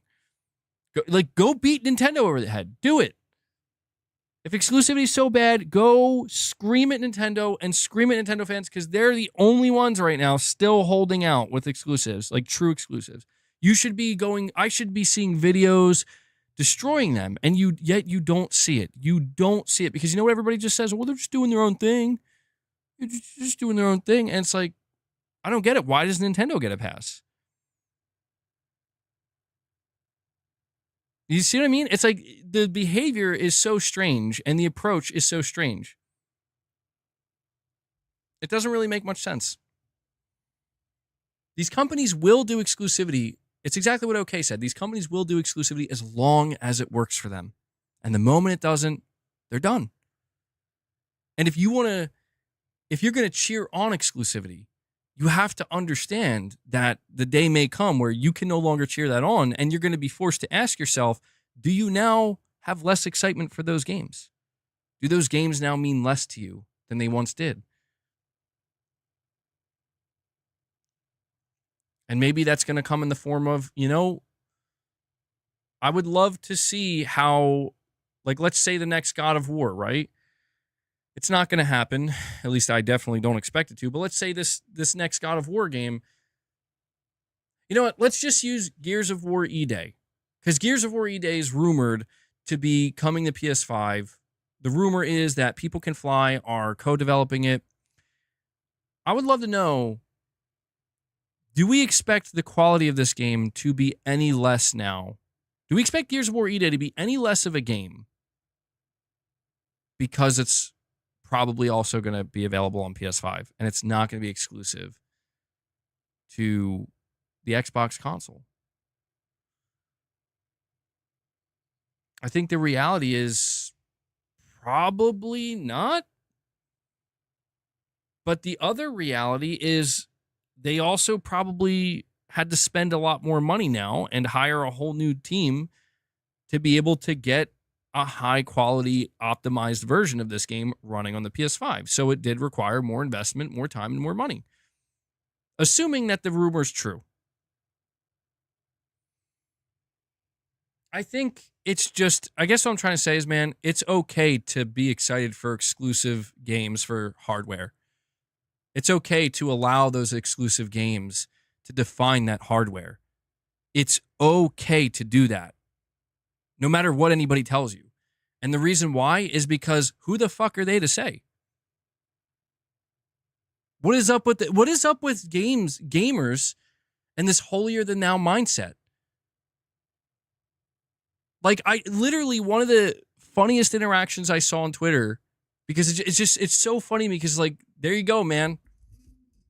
Isn't that just a microcosm of life in and of itself? Is like, I referenced that tweet from Pio earlier where he was saying that when Sony decides to release a game on PC like Spider-Man 2, it inherently devalues the PS5. It makes the PS5 seem ultimately less valuable.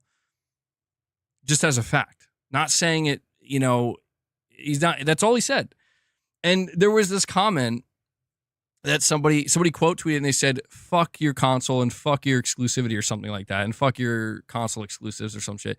And I'm just like, fuck you. In my mind, I'm like, fuck you. I don't know why. It's not that serious, but it's just funny to me because it's like, yeah, why not, dude? Like, why not? Like, I'm just tired of it. Like, why are we continuing to pretend that there's some kind of great great wrongdoing? I was punching the screen and dude, some of the funniest GIFs I saw.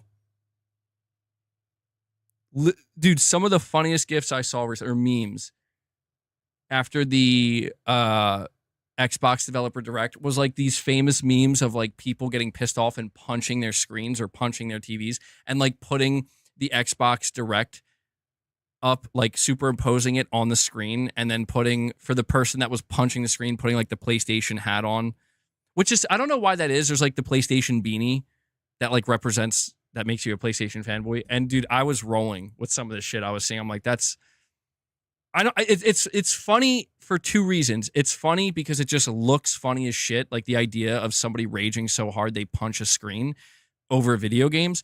But it's also funny because it's like, bro, I don't get it. Like, these games were announced for PS5. Why would PlayStation players be if there was ever a time for a PlayStation player to not punch the screen at an Xbox event, this was literally the time.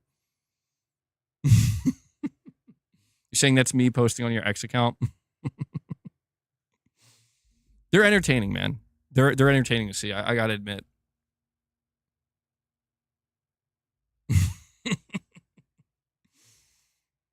Damn, Gaming Survivor. Look, I'm just saying, everybody's entitled to their opinions. If you think that somebody is straight up wrong, stupid, or whatever for liking exclusive games and seeing those exclusive games as a defining reason to own hardware, or, you know, it basically makes them feel stronger towards the hardware, or they feel like it makes the hardware unique, that's fine. But I just think it's ultimately strange to feel that way super strongly, because it completely ignores that that's what this entire industry has been based off of for decades, for literal decades. Like, it's okay. It's all going to be okay. It's okay, boss. It's okay. We got to give you some treats now. It's going to be okay.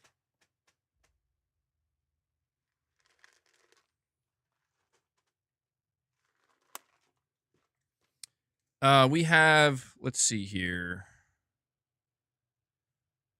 Snoopy Poopy once again says, potential WoW on console and Game Pass version leak. This is coming from Gaming Leaks and Rumors. Oops, hold on. Any word on Spider-Man yet, by the way? Did we get anything on that? Xbox email advertises console version of World of Warcraft and Game Pass release. Game Pass relief. This one is big if true. WoW has continued to be a powerhouse. Adding new players would be a big thing for them. I feel like I haven't heard about World of Warcraft in a long time, dude. But yeah, that's pretty cool. It makes sense though, right? It makes sense. I feel like this is one of the things that when we heard that Microsoft was acquiring Activision Blizzard, people were kind of like wondering, like, when's this going to happen? Surely it's going to happen. I'm assuming it'll come to PS5 as well, like when they say console, and probably Switch 2 as well. Yeah, that's going to be, I think, a pretty big deal, because WoW has never been on console, if I'm not mistaken.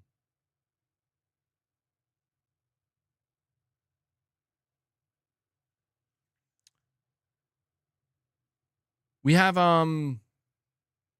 Snoopy Poopy once again saying, so GTA 6 will be bad because it's not exclusive. Yes, GTA 6 is going to be garbage if it releases on Xbox, don't you know? No. What I mean, like, think of it this way. Here's an alternative perspective. For some reason, my knee is hurting. Why does my knee hurt? What the hell's going on? An alternative perspective, Poopy Snoopy, is if GTA 6 were to be exclusive to PS5, then it would ultimately help define people's view of the PS5, and it would inherently increase the value probably, I mean, we're talking about GTA 6 1,000 times fold, truthfully, of the PS5 because of that. And the PS5 would forever be ingrained with this game. And it would kind of like fuse the two together. So when people think of again, assuming GTA 6 were to be exclusive, when people think of GTA 6, they think of PS5. They think of PlayStation. Vice versa. And I think there is something to that, man. I do. I think there's something to that. I think that, I mean, obviously that matters to the companies. That matters to the companies. The companies want that. But I think it has a profound effect on people's psyche and how they view certain brands. And like let's face it, man. Let's not pretend. Let's not pretend that last January and February, when these rumors started to make the rounds, that all this stuff was going to happen with Xbox. Let's not pretend that there weren't like major meltdowns, dude. Not from everybody, but certainly from a group of people. And like the truth is, I didn't really dunk on them because I get it, man. Like, I get it. For people who don't care, they don't care. They look at it and they laugh and they're like, well, that's silly. But I think people who have gotten deeply immersed into any of these consoles or these ecosystems, there's no denying that if you have a history with Xbox, you think of Xbox exclusives, dude. You do.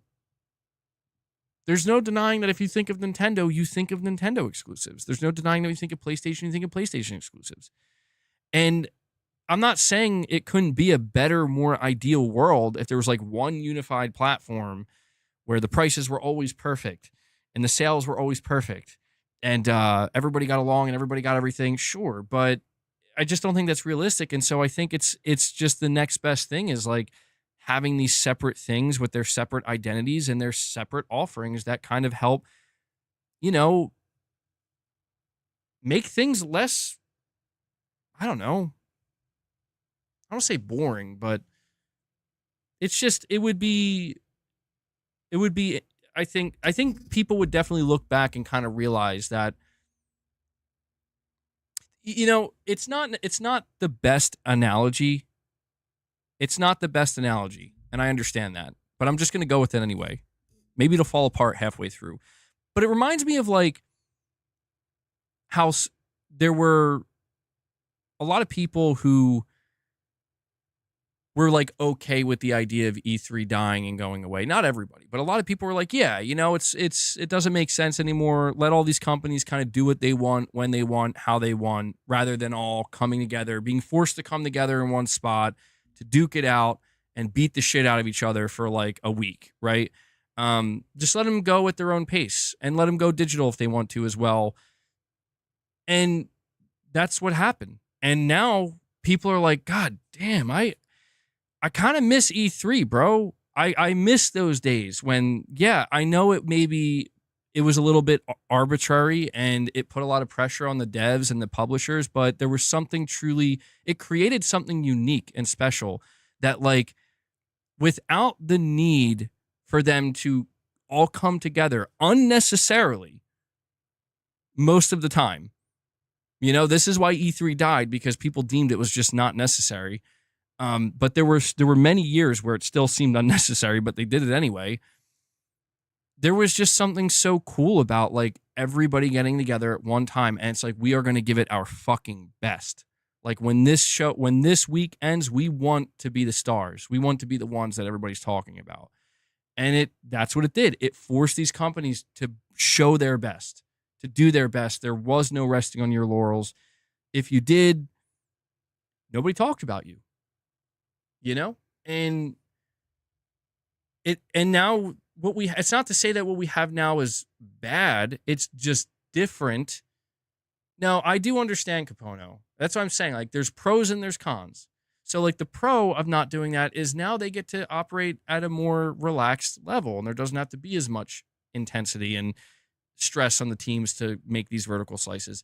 But I think most people can agree that it feels like there's this kind of small or maybe medium-sized void of like, well, I kind of look back on those days and think that was pretty fucking cool, and we just don't get that anymore, and we're not going to get that anymore. And if you think about it, right? If you really think about it, what we're looking at is competition. E3 created a sense of competition where every major platform holder and publisher was trying to fight for your attention and to be, to have the winning show. And they all usually did pretty well. I mean, some years maybe not so much, but generally speaking, they all kind of had their own stuff and they all did pretty well. And it was like, man, who had the best? And it's just not really like that anymore. Now it's like, oh, here's a random state of play from Sony in February, and here's a random event from Nintendo this month, and then maybe 2 months later it's going to be Microsoft, and it's just all over the place, and it just feels like they're just kind of disconnected, and there is no more competition in that space. Sony doesn't really care if Microsoft has an amazing showcase. They don't give a shit.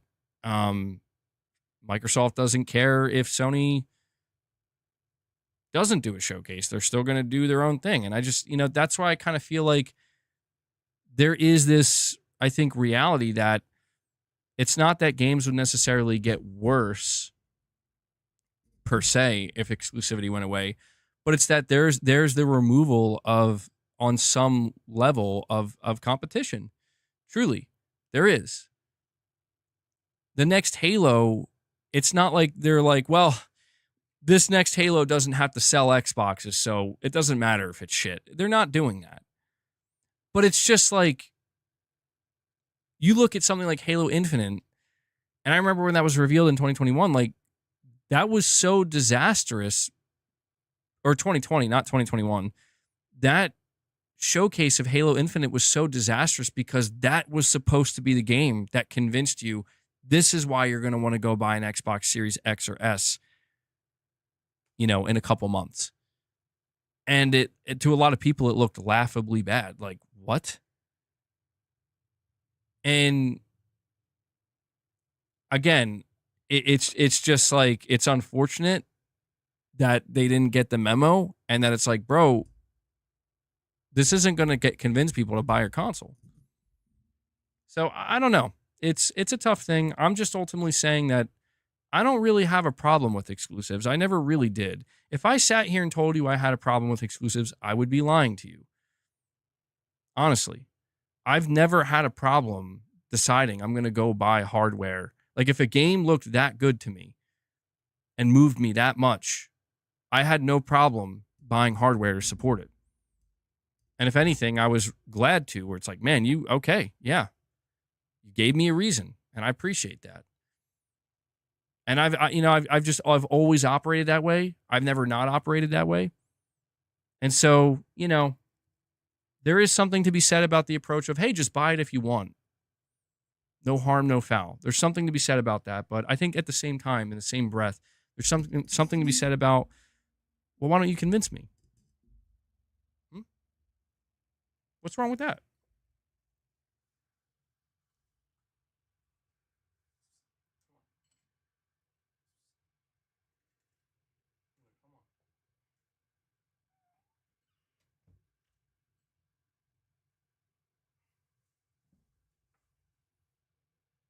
Oh my God. Bro, what the hell is on?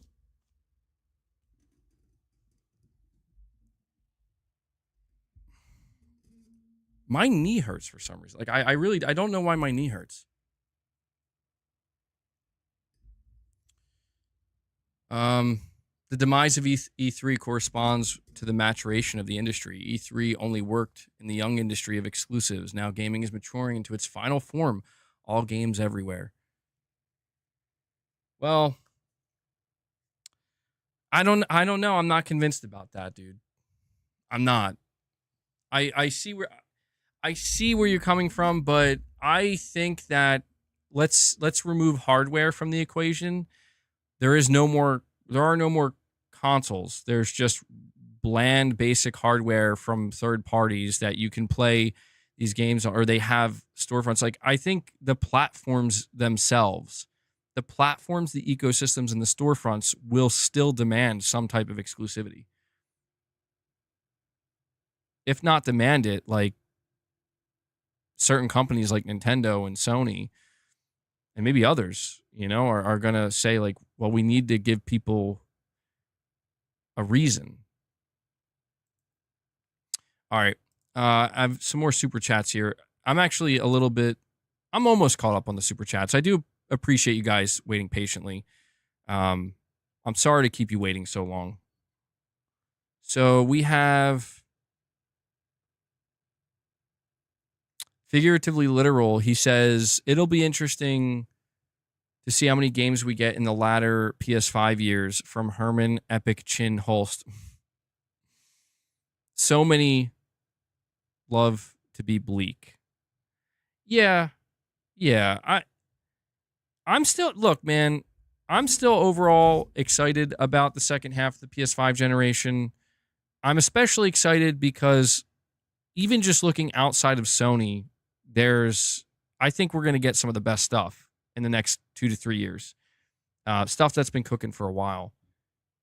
Could Sony have some surprises? Yes. But it's going to be one of these things where I think Sony's going to have to end up showing stuff that we either weren't aware of at all or we're just kind of vaguely aware of. Like, for example, we've only had one real rumor of... We've only had one rumor of the God of War trilogy. Or not trilogy, sorry. Greek Saga with all 6 games. There's only been one rumor. That's it. And it's one of these things where it's like, it's probably not true. But if it were to be, it's like, oh, wow, that's a nice little surprise. Like, truthfully, that's not something that I was fully anticipating because it was just one random rumor, but it was something that apparently Sony was working on behind the scenes that we just really didn't know about. Could we get some stuff like that? Yeah, and that would be nice, depending on what it is.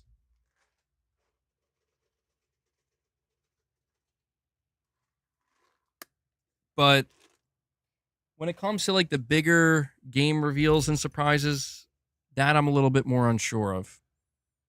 A little bit more unsure of that.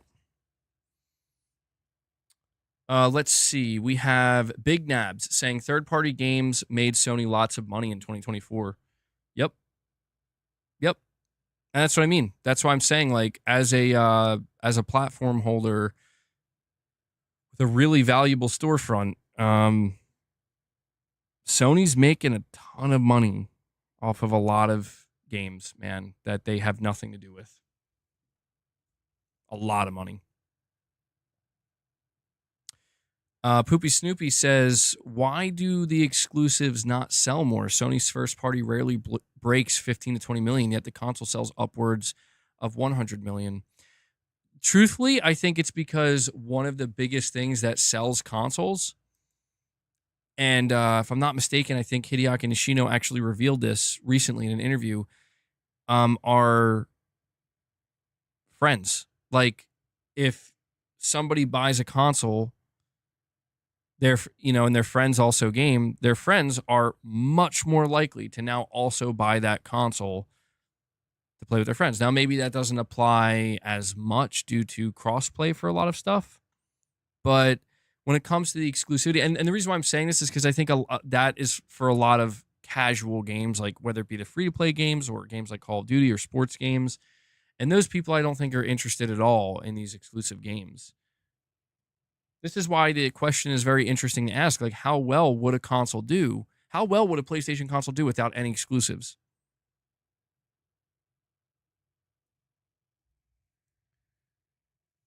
Guys, hold on. Luna's being very bad. I have to let her out.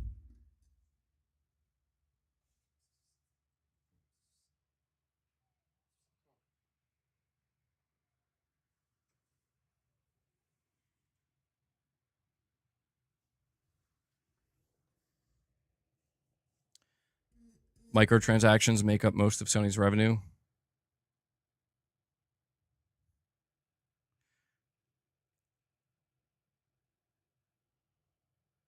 And Poopy Snoopy again says you need a subscription to play WoW.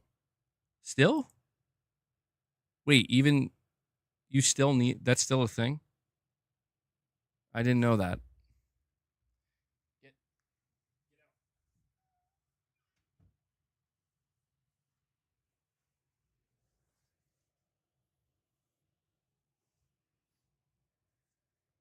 figuratively literal with another super chat says, imagine judging the PS4 gen only for its first 4 years. I think we should at least wait until it's over before judging it.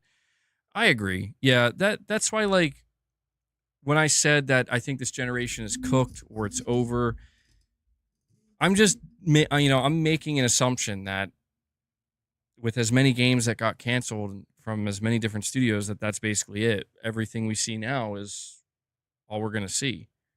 But the truth is, I don't know.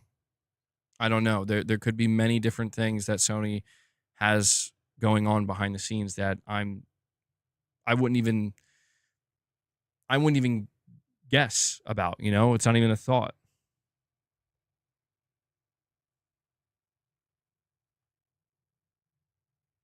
By the way, guys, thank you so much for continuing to hang out with me. If you haven't already, please do me a favor and hit that like button.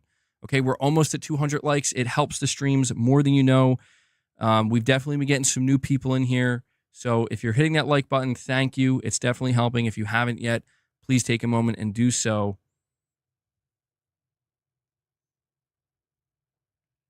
And Poopy Simba, you're saying, yes, WoW is still sub-based. That's crazy. Dude, that's actually wild, man. They've been sustaining this game on subscriptions for, oh my God, how many years has it been? It's been like decades now, right? That is crazy. Quite impressive. Quite impressive, because I feel like that's just not normal, man. It's really not. Like, I can't really think of any other games that function off of a subscription service model. But WoW was like the first one to do it, right? So I guess it makes sense that they would, yeah, we'll stick with it. We're the first ones.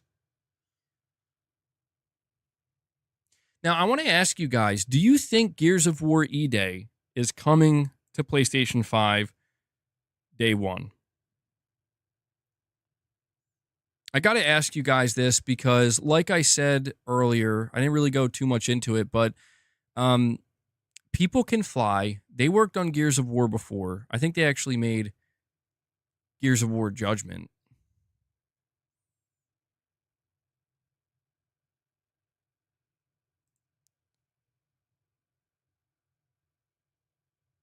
Hold on.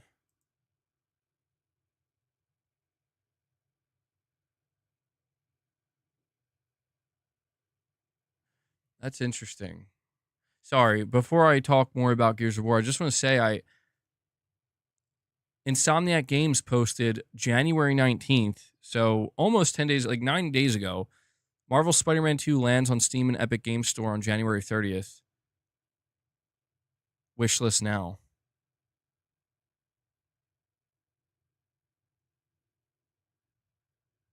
The best way, somebody says the best way and proper way to play a PlayStation game is on PC. Oh, man. What the F did you do to MJ? Mods can add a lot to this game, but unfortunately there is no mod for the terrible writing in this game. Oh my God, dude. How are the pre-orders still not open? Yo, what? Why is there so much hate? The writing is atrocious. I mean, it's not like amazing, but Jesus, man. That's crazy. People are really dunking on it. Yeah. Yeah, fuck you, Spider-Man 2.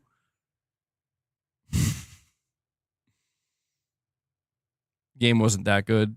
It wasn't that good. I firmly feel that the first one was significantly better in when it comes to the story beats. But I also can't deny that I still really enjoyed Spider-Man 2. Like that's the thing, is like I had some problems with it, and there were definitely some weird things that they put in the game where I'm like, okay, it's kind of fucking weird, but generally speaking, like when I think I put like 35 hours to platinum it or something, almost all of those hours I did enjoy. Some of them not so much, but It was a really good game. Poopy Snoopy, you're saying, wouldn't the Gears collection make more sense before E-Day? I think it would. Maybe. I'm not sure. Because, like, Gears of War E-Day is a prequel. So, technically, no, I do think a collection would make more sense. I'm really curious to see what happens with Gears of War E-Day, because there's been a lot of rumors that this game is A, coming to PS5, and B, actually coming out this year. I wouldn't be surprised if this is another one of those situations where if it is ready to come out this year, it's going to come out to Xbox first, and the PS5 version won't be ready till sometime in maybe like 2026. I could see that. But yeah, I did see people thinking that maybe there's going to be like a Gears of War collection of some kind. Some people were even thinking that Phil was teasing it on his recent interview with his shelf in the background.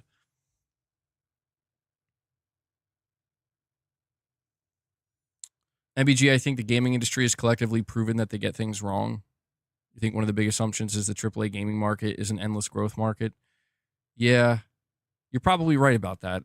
It's definitely not. I from what I can tell, it's not an endless growth market. There can be, well, it depends on, it's a tricky one, because if you're talking about the AAA game space, I think that's like the struggle. One of the things I can't stand to see from these gaming companies, generally speaking, and these platform holders, is this, they have this desire to get people who are not gamers or don't care about video games to get into video games. And I like understand from a base level, yeah, let's convert them. Let's, like, they don't know. Let's show them.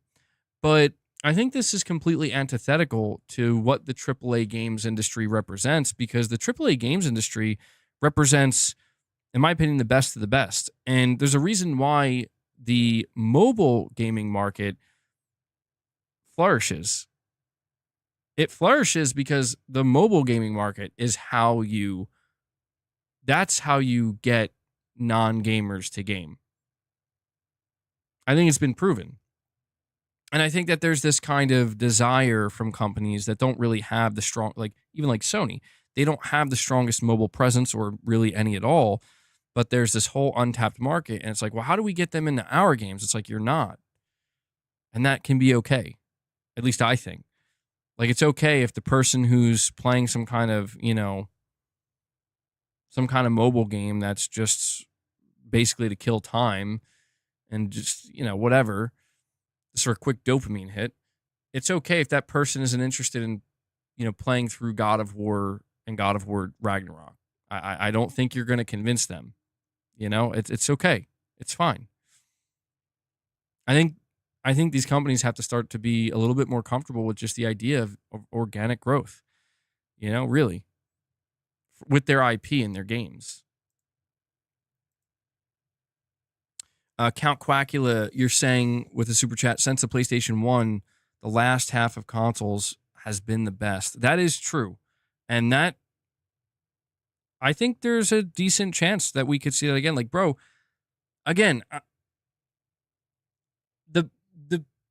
the conversations I'm seeing around Ghost of Yotei, to me,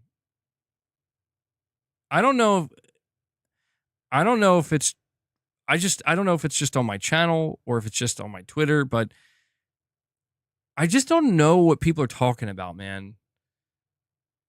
You know what I mean? It's weird, because it's like people are acting like they're so disappointed and so deflated, and I'm like, I don't get it. Like, we loved Ghost of Tsushima. Like, Ghost of Tsushima was awesome. Dude, I even saw this comment on my video yesterday talking about Ghost of Yotei, where they were like, even Ghost of Tsushima had a bunch of matriarchal feminist things in it, but they just made it in a more digestible. And I'm like, what the fuck are you talking about? This is real, dude. Like, this is the shit I'm saying. I'm like, what are you talking about? What, because Yuna was a strong female character alongside Jin or something? Like, I'm just genuinely perplexed, man. I feel like people are just making shit up for the sake of making it up. And I just don't like it. I don't like this shit we're seeing where it's like, yeah, you know, Ghost of Tsushima was okay. It was an okay game. Like, what? Now it's just an okay game? Yeah, I don't know, man. I'm getting a little burned down on these samurai games, and just too many. And Ghost of Yotei, it doesn't really look that good. It's like, I don't know what's going on. I don't know what happened. Poopy Snoopy, you're saying Sony will change budgets for future AAA games with not as much growth. It's costing more and more with less guarantee for high sales on first-party games. It's a possibility. I mean, I don't know. Sony, the idea of them lowering their budgets, it does make sense if they're trying to not be as risky with these single-player games, but I don't know, man. It's going to be a tough one because it like makes me wonder, like, what's the budget of, like, I would assume the budget of Ghost of Yotei is higher than Ghost of Tsushima. Because it's like, well, Ghost of Tsushima, from what I heard, had a pretty modest budget. And Sucker Punch basically did more with less, ultimately. And I think that's awesome. I think it's proof that, like, yeah, not, you know, a game's budget doesn't determine how good that game is. It can help, but that's not the ultimate determining factor of, is this a good or a bad video game? I would assume, based on the success of Ghost of Tsushima, the wild success, I mean, 10 million sold is crazy for a new IP like that. I would assume that they were given a bigger budget, certainly. And, you know, we'll see if that shines through. But I guess I do wonder how Sony would feel if it's like, all right, well, Sucker Punch managed to sell 10 million units with Ghost of Tsushima with a budget of like 60 to 100 million. But Ghost of Yotei got like 150 to 180 million and they sold less. What's up with that? And yeah, like that would be worth investigating. Like, yeah, why the fuck did it sell less? It definitely shouldn't have sold less. And I don't know, maybe it really will just boil down to, bro, you were supposed to make Jin Sakai the protagonist of Ghost of Tsushima 2. That's what you were supposed to do. That was the easy win to get the easy 10 plus million sold. But I mean, I get that. Like, yeah, I get that. I wanted to see more Jin Sakai as well, but at the same time, they did such a good job wrapping up his story, in my opinion, that it was like, okay, we could move on and let's see what you do. And then they show me Ghost of Yotei, and I'm like, there's only one thing that's going to make me not like Ghost of Yotei, dude. There's only one thing. And that's basically like the first time we get like a story trailer, and it just seems like, man, this character and this story sucks. The color purple. Yeah, if they have purple in there, I'm done. Seems like they went with yellow. No hot... Oh, yeah, that too. No hot springs. Come on, bro. If I got to see some Jin Sakai ass,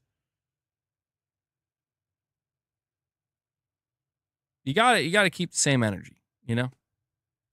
Poopy Snoopy, you're saying Intergalactic looks expensive. It does. Yeah, that's another... I'm really curious how much that costs. That game does look incredibly expensive. And this is why I find these conversations interesting. Because, like, when we talk about what would it take for Sony to really actually tighten the belt and make it clear, like, we're not giving you this much money for your game. This is your budget. Figure it out. I think it would take a game like Intergalactic not doing nearly as well as they thought. If Intergalactic's budget is like $300 million or like more than that, like 350, and it only manages to sell like 7 million units, dude, Sony's going to have, they're not going to be feeling good. Because 7 million units is good, but in the context of like, bro, we spent 350 million on this. You know, like, you better believe the bare minimum is we got to hit 10 million. We have to. That's, you know what I mean? It's like, I don't know, man. I think Sony's struggling to find the exact answers right now because it's, even I'm not sure what to think, right? Like, I do see a lot of people that are excited for Intergalactic and Ghost of Yotei. I do see that. And it's just that I also see just as many people who are not. And that's what's different. That's what's different, dude. And I wonder how this translates to sales. At the end of the day, for all I know, Ghost of Yotei and Intergalactic are going to do incredibly well. I say this just because, dude, I see people all the time on the internet that are being so negative towards the PS5, PlayStation in general, anything related to PlayStation, and I see so much of it that I would think, oh my God, dude, this brand is in the fucking gutter. Meanwhile, the data comes out, it's like, no, they're doing fucking great, dude. Or they're doing just fine. I'm like, huh. Man, I wouldn't have guessed that based off of what I'm reading and the reactions I'm seeing on the internet. And that's the question then becomes. The question then becomes, well, is it possible that what we are seeing with Intergalactic and the like to dislike ratio, is that like to dislike ratio indicative of what we can expect for sales? The answer to that question is either a resounding yes or a resounding no. Because you know what? Let's face it. Did you guys see the report with EA? How EA basically lost a fuck ton of money and, you know, their stock dropped. And a big part of it was because of how badly Dragon Age underperformed. And I'm like, you know, that was another game. That was a game that got a lot of dislikes and a lot of backlash on the internet. So, you know, you got to like look at these things and question like,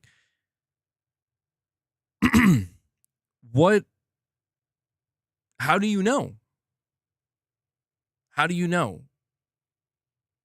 what's going to, like, I guess what I'm trying to say is we have examples of games that get ridiculed and get terrible like to dislike ratios. We have examples of games where that happens and they do just fine. We also have examples where those games crash and burn. And so the question then becomes, what is the separating factor there? Maybe it really does boil down to they are what we thought they were. If the game turns out to be what the haters believe it to be, then it will crash and burn. If it's not, then it should do just fine. Right? That's kind of how I see it, but it's hard to say. Are you really comparing Naughty Dog to Dragon Age? The game was a flop from the get-go, and Dragon Age has no legs anymore. No, I'm not necessarily trying to compare it. I'm just saying that I don't believe, I need to just know what Sony's expectations are. That's really all it comes down to. If I could have that question answered, I would have a much easier time analyzing this, because all I can assume is that Sony's expectations from Naughty Dog are sky high. That's all I can assume, dude. Because, I mean, let's face it, Naughty Dog, they've garnered a reputation. They've made a lot of money for Sony. They've, you know, they've won a lot of awards.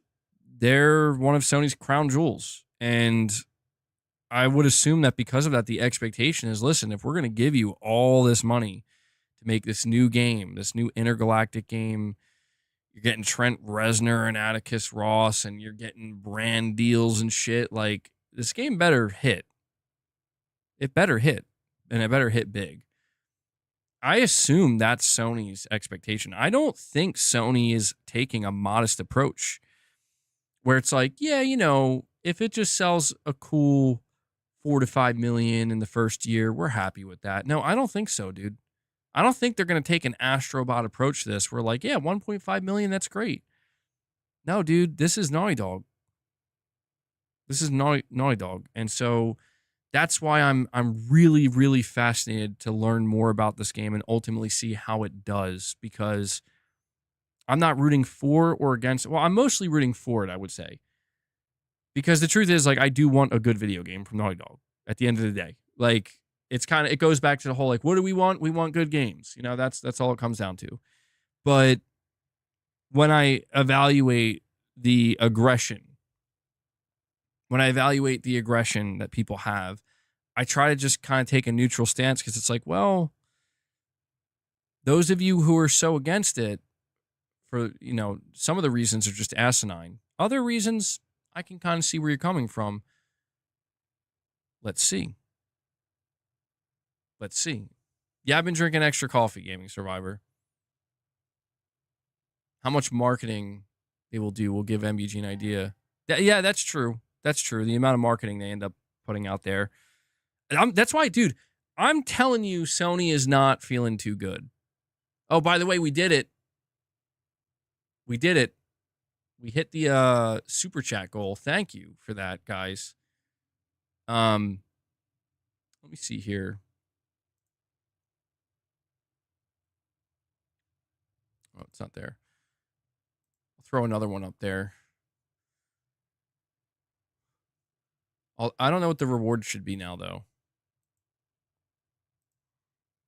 What should my next super chat goal reward be? I don't know. Well, we hit the goal. I'll leave it blank for now. Hat off. I can't now. No, I gotta shave first, bro. I let it go too long. 50 push-ups, bro. I feel like I can't do 50 push-ups right now. I don't know why. I don't. I'm gonna have to. I'm gonna do 20 reps at the end of the stream. That's the best I can do. Shave. You guys are crazy.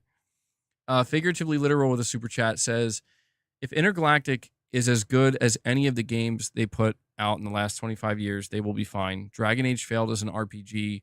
Woke did not help, though. Yeah, that's what I heard, too. Like, from a gameplay perspective from Dragon Age, I heard that it was just really kind of lacking. It was lackluster for, like, most of the game and only got good at the very, very end. So, Flash the Bald.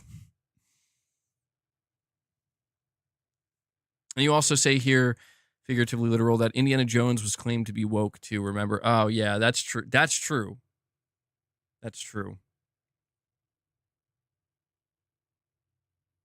I just have to imagine that Sony's a little bit nervous. Just a little bit. You know, I'm sure Sony's not happy to see that there's seemingly such a negative reaction to Intergalactic, and, you know, they would definitely prefer it to be the other way around and not have any negativity. We have a direct donation from Moonshot. Thank you, Moonshot. You're saying, I highly doubt Sony is going to follow Microsoft and going multi-platform, and I'm tired of that being the conversation now because Microsoft is doing it. I hear you, man.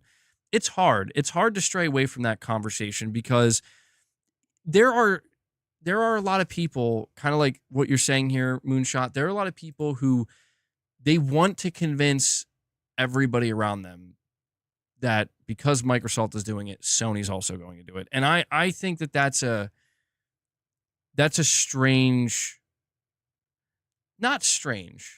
Strange isn't the right word because it's not strange. I actually understand why they're saying that. I just think it's not true.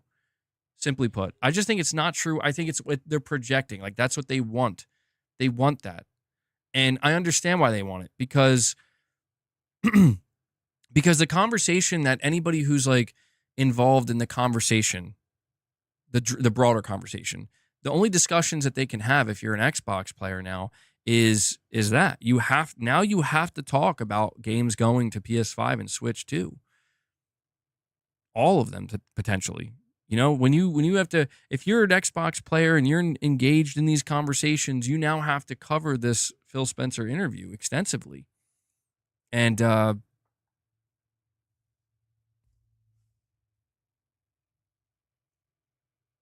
chair just moved on its own. Did you see that? Yo, I think there's a ghost in here right now, bro. Ghost of Xbox exclusive past.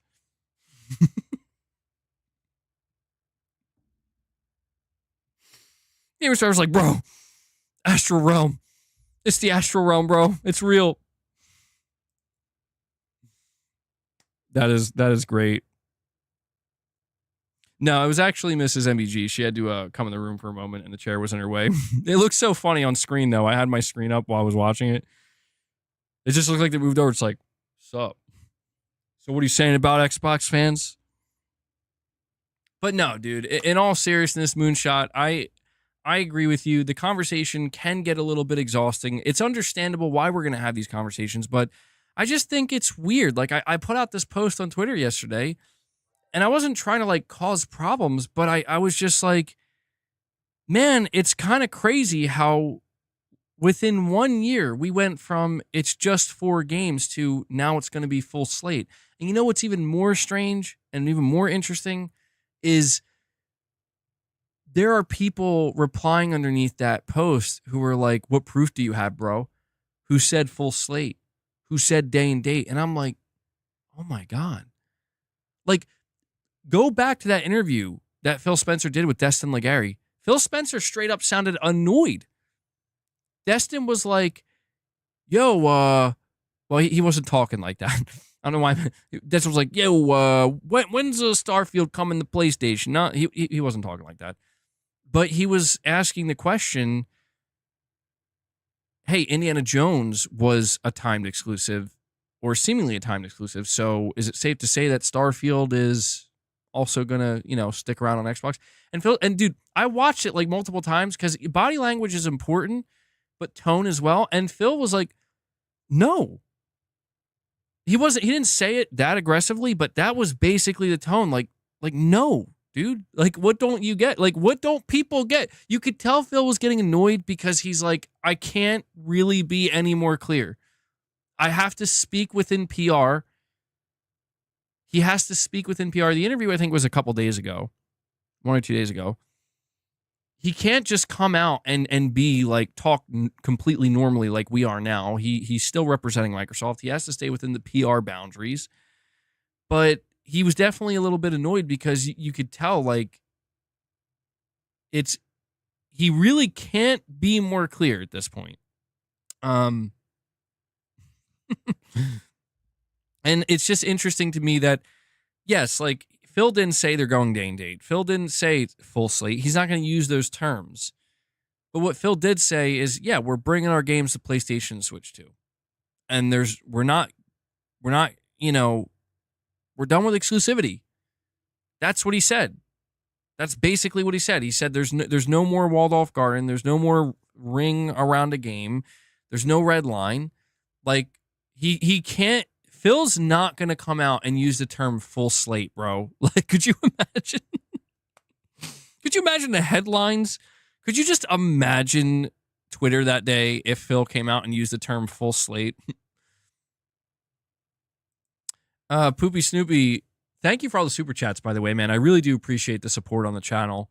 You're saying Sony is mostly third party. 2 of the 3 main platforms, PlayStation and PC, may have some Nintendo ports in the future too. Xbox is not going to exist soon. It's just going to be Microsoft Gaming, bro. Yeah, I mean, people were responding with that as well. They were like, well, Sony's third party too. And I'm like, well, I get it. I get it. I really do. I understand that true exclusives don't really exist on PlayStation anymore. Any game as of right now, unless Sony pivots and changes unless Sony changes their stance all of a sudden, yeah, they're not like a full third party, man. Like, this is why you don't see Helldivers 2 on Xbox, and you're not going to. And I don't think you're going to see Helldivers 2 on Switch 2 either. I'm not convinced. We got to see, man. I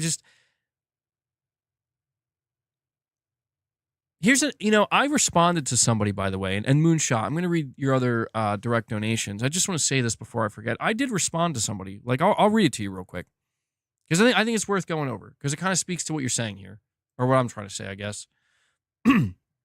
So, I said yesterday, Xbox is a full third-party multi-platform publisher now. We went from it's just 4 games to full slate in less than 1 year. And the top reply, from what I can tell, was somebody saying PlayStation is third-party too, and they showed The Last of Us Part 2 Remastered available on Steam alongside Horizon Lego Adventures. And I said, well, to be honest, I was a little bit snarky. I said, if posting this picture is what makes you feel better about Halo and Gears coming to PS5, then that's fine. We both know it's not the same thing at all.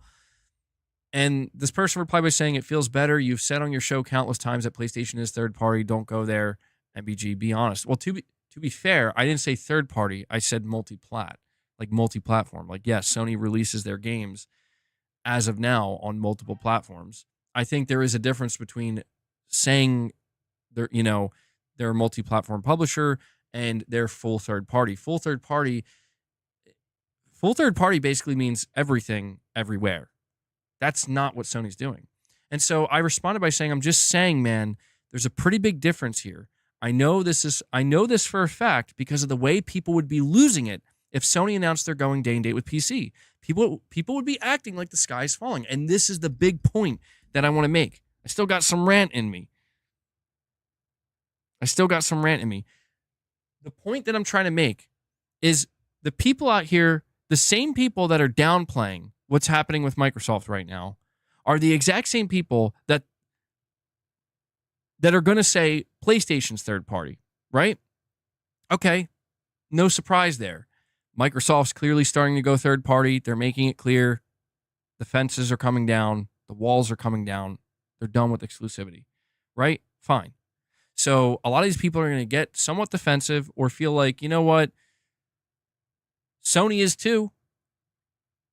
But if that were true, then why is it that if Sony announced tomorrow they're going day and date with PC, those same people would be losing their fucking minds, being like, LOL, oh my God, Sony's third party, Sony's doing it, they're going all PC. I thought you said they were third party already. You see what I'm saying? Like, they want to have the cake and eat it too, where it's like, I'm going to tell you Sony's third party right now, like full third party, even though they're not. So that way, if the day does come where they do decide to go full day and date on PC, I'm still going to scream they're going third party. It just doesn't make any sense, man. It doesn't make any sense. And I understand maybe people are looking at what I'm saying and they're like, well, dude, you're saying full slate. That's a stretch. And I'm like, but is it, dude? I mean, truthfully, seriously, ask yourself, based off of what Phil Spencer's saying, is that a stretch? I don't think it is, man. The next Halo is being developed with PlayStation 5 in mind. The next Forza Horizon 6, yet no red lines. What does, no red lines, translation, full slate. I mean, I just think there's too much of this, too much going on where people are trying to convince themselves that we are watching these companies do the same things as one another, and they're just not. It doesn't mean they can't in the future, but right now they're just not.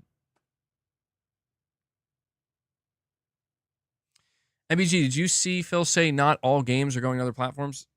Where did he say that? I don't think I saw that. No red fence, damn it. Dude, the whole no red lines thing is so funny because isn't there like a mantra amongst certain groups of PlayStation fans or fanboys where it's like, hold the line.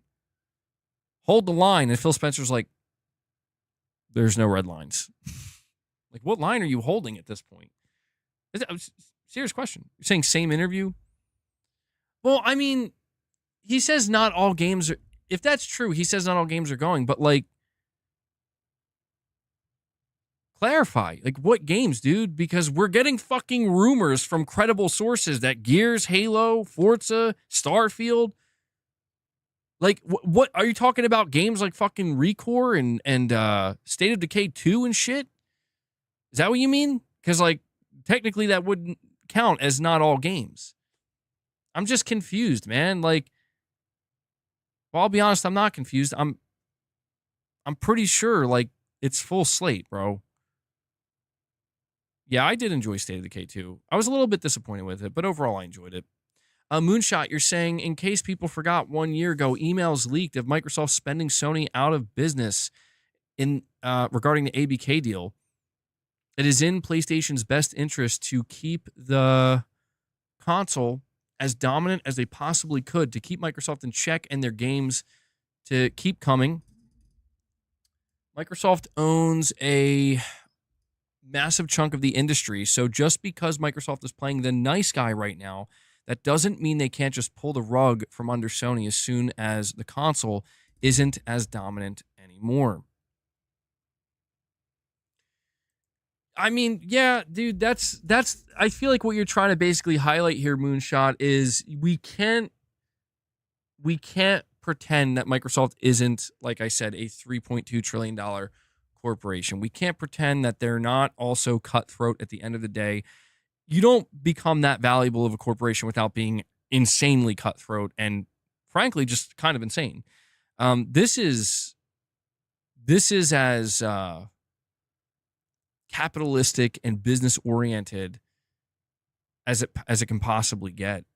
And I don't know, man. I do think that Sony and Microsoft are ultimately more partners now than ever before, but both Sony and Microsoft are going to keep their distance in certain ways because they both know that, you know, like, don't forget, man. It's you're referencing those emails. I'm like, bro, do you know what I think about? And I'm thinking about it now more than ever.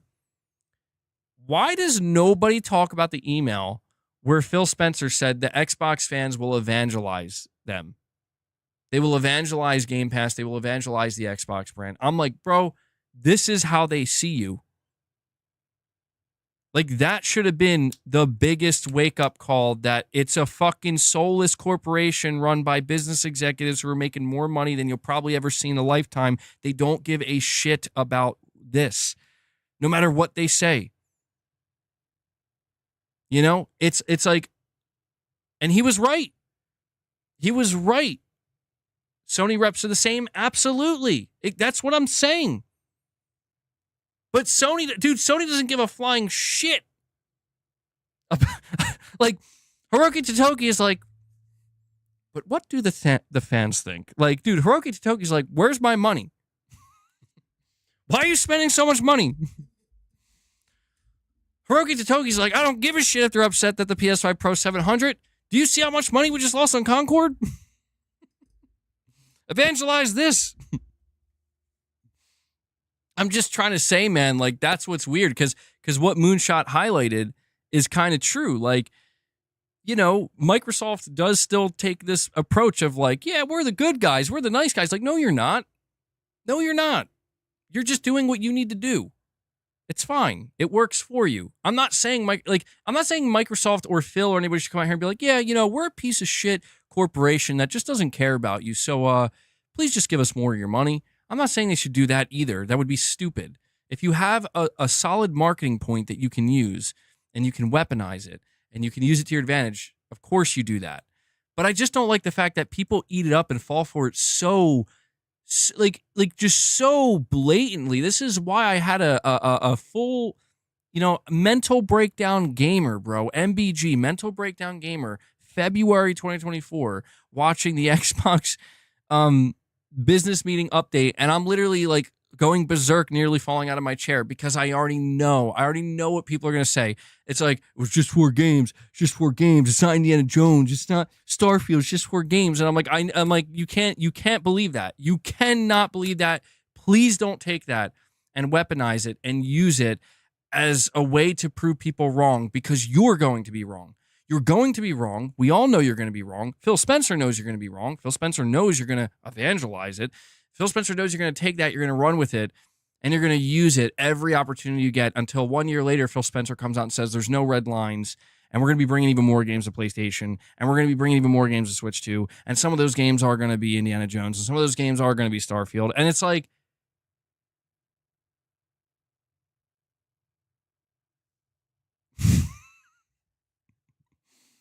Moonshot getting me going on another rant here. But thank you for the direct donations, Moonshot. I really do appreciate it. Snoopy Poopy says, could we go a month without talking about Xbox? Bro, probably not. No. The only way we could go a month, listen, the only way we could go a month without talking about Xbox, if somebody pays me enough. Somebody pays me enough, like a lump sum for a month, I will not talk about Xbox for a whole month. Who wants to pay up? $1? I'm going to need more than $1, bro. We do one stream. We get like, I don't know, 1,200 memberships or some shit. I'll go a whole month without talking about Xbox.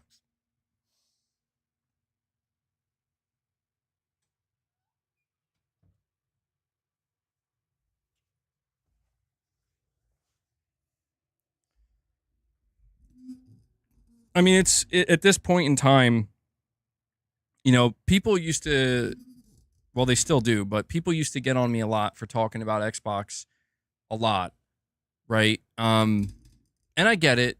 It still made sense to a degree to talk about Xbox from the competitive angle, but that's just not a thing anymore, man. It's really not. I mean, literally that developer direct was also a state of play. It just was. I'm not saying that in some kind of like LOL, take that Xbox fans. I mean literally it's like these games are coming to PlayStation 2. So it's one of these things where it's like I don't know. Like, dude, Microsoft may even reach out to me at some point with games. They did last year. Like, imagine that. Like, imagine, and I'm not saying this is you, Poopy Snoopy, because you're not, I know we're just being funny about it. But imagine, like, the people who are earnestly telling me, stop talking about Xbox. Why are you talking about Xbox? Like, dude, that company that you evangelize, that you think, like, that man, they must hate this guy, bro. They literally were reaching out to, they were reaching out to me and asking if I wanted to cover their games. Like, this is why I'm like trying to tell you, like, don't you see what's happening? Do you not see what's happening?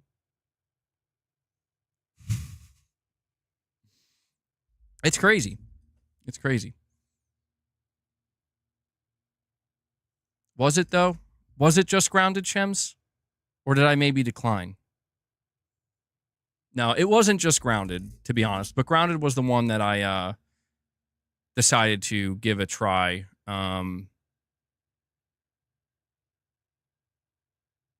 Rush, that wasn't a thing. But I don't know. I'm curious to see, like...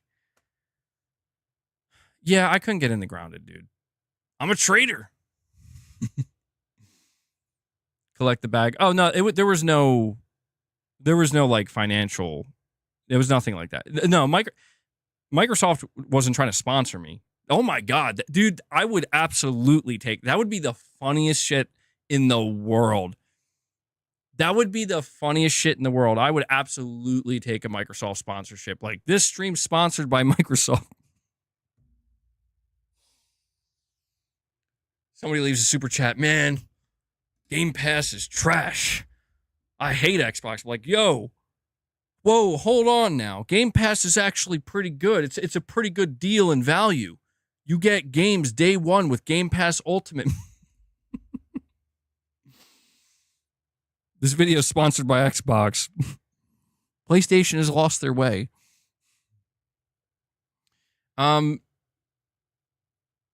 I would, so if Microsoft wanted to sponsor me to like review a game or cover a game, as long as they would let me be honest, I would definitely take that. As long as if it's like, hey, if I think this game sucks, am I allowed to say that? Because I'm going to say that. And they're like, yeah, okay, sure. That's fine. It's like, no, you got to say something good. I'm going to get blacklisted immediately. Give it a year, MBG, those words will be true.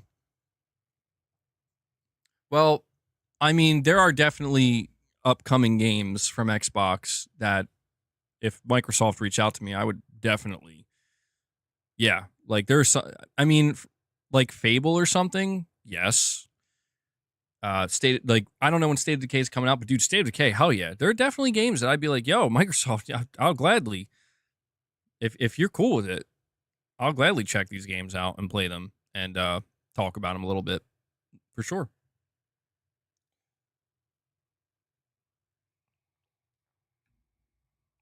But there's still a lot of games that I'm not quite sure of. They'll just give me Game Pass for free. I don't know. I don't think they do that though.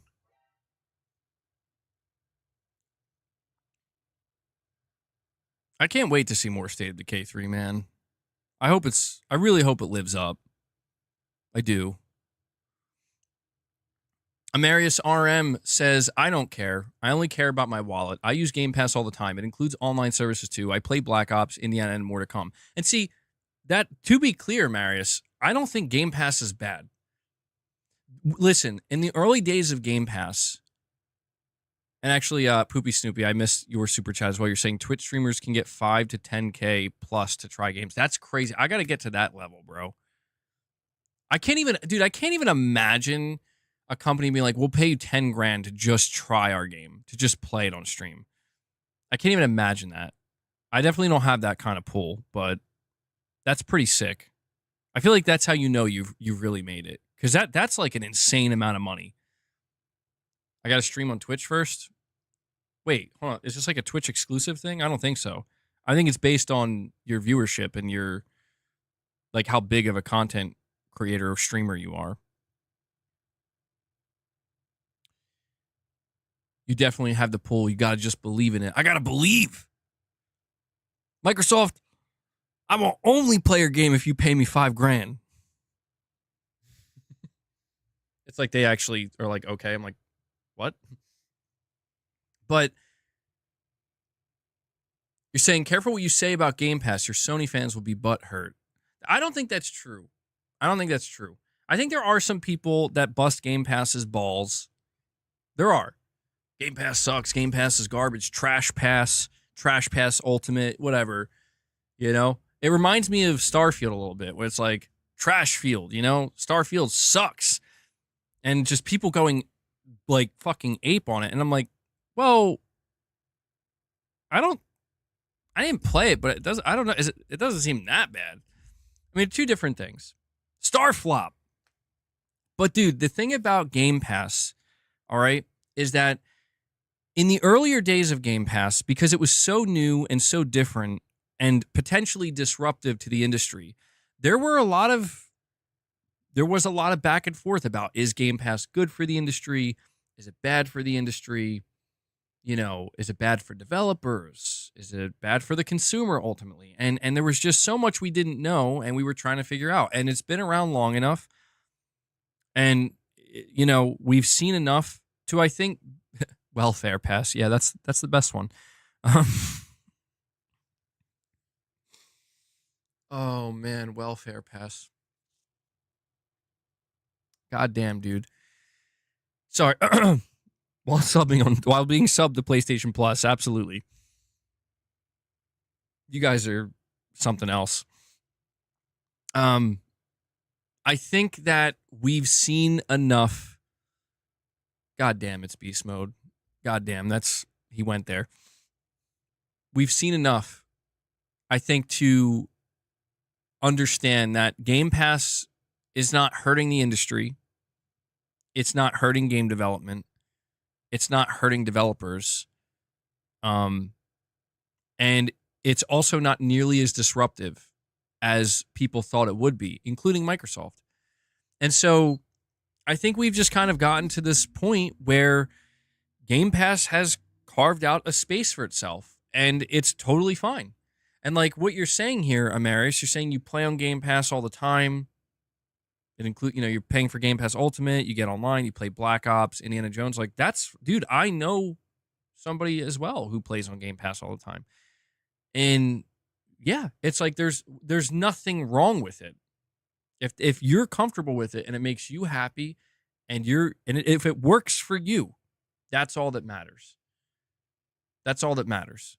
And I just, when I have the conversations I have, I'm not trying to sway or dissuade anybody from subscribing to Game Pass. Like in the earlier days, I was worried about like, man, I don't know what this is going to do to the industry. This could be bad, potentially. But, it was one of those things where it's like I jumped the gun, like a lot of other people did. We assumed the worst, and the worst didn't happen. It's like, good. Breadline Pass. Oh, man. Man, you guys are absolute savages.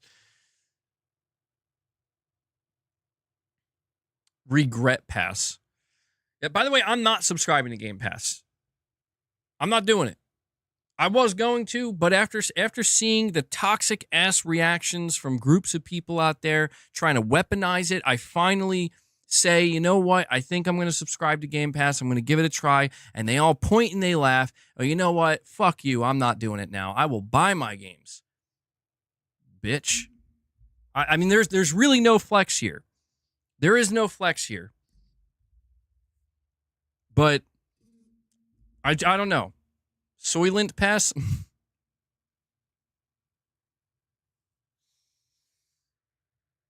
It was odd to hear you say that. Was it? Dude, it's so funny, man. It's so funny. They're like, oh my God. Bro just said he's going to subscribe to Game Pass, even though he already subscribed to Game Pass and he literally streamed using Game Pass on his channel. It's dude, it's so fake. It's so sad, man. This is what bothers me about these people, man. It's not even just the people. It's just, don't people realize like none of this shit's real? Maybe they do. I don't know. Maybe they do, and that's what makes it funny. But it's like, God damn. Poopy Snoopy, you're saying Game Pass is like the PS5 Pro if you want to get it. Most in here on food stamps, chatting for free. I mean, look, I'm going to be real. I mean, I'm always real, but I'm going to be realer for a moment. Gaming is expensive, dude. It is. And I don't blame anybody. I don't blame anybody for feeling like if there's something out there that at the end of the day, it seems right for you, like it's saving you some money or it's just the better way to go. In all seriousness, like you got to go to what makes sense for you financially, because I don't know, man, shit's getting crazy out here. So I'm just, I have my own thing going here where truthfully, in all seriousness, I'm probably not going to sign up for Game Pass just because I was thinking about it and I'm like, I think it would stress me the hell out because I'm like, what if I do like the game, like whatever game I would try to play, I'm going to feel like, well, now I'm paying even more because now I want to buy it on PlayStation. You know what I mean? So I'm paying $20 for Game Pass. But then if I like the game, I want to go buy it on PlayStation instead, probably a physical copy. Now I'm support the devs. I mean, yeah, at that point, I'm supporting Microsoft more than anything. But I don't know. I'm going to have to watch these games a little bit closer. I also don't know by the time they release, like, Doom's coming out. Doom looks really interesting to me. But at the same time, it's coming out in May. I don't know what else is going to be releasing around it. Gooner Pass. Oh, God. Okay. Well, there we go. Peak. We've reached the peak. Did I miss a Oh, hold on. I think I missed another direct donation from Moonshot. He says, just how Sony can't match Microsoft in acquisitions, they also can't afford to just sacrifice their platform and hardware. I don't know why. That's a miss on common sense. That's what I mean. Yeah, I mean, basically, you're summarizing it here in like a sentence. Moonshot, where yeah, I've tried to talk about that as well, where we went over the total value of Sony as a corporation and how Sony cannot afford to just potentially sacrifice their platform and their console business that's all going very well for them. They have to handle that with care, because that's where they make the bulk of their money. And if they were to make some kind of decision that vastly jeopardizes that,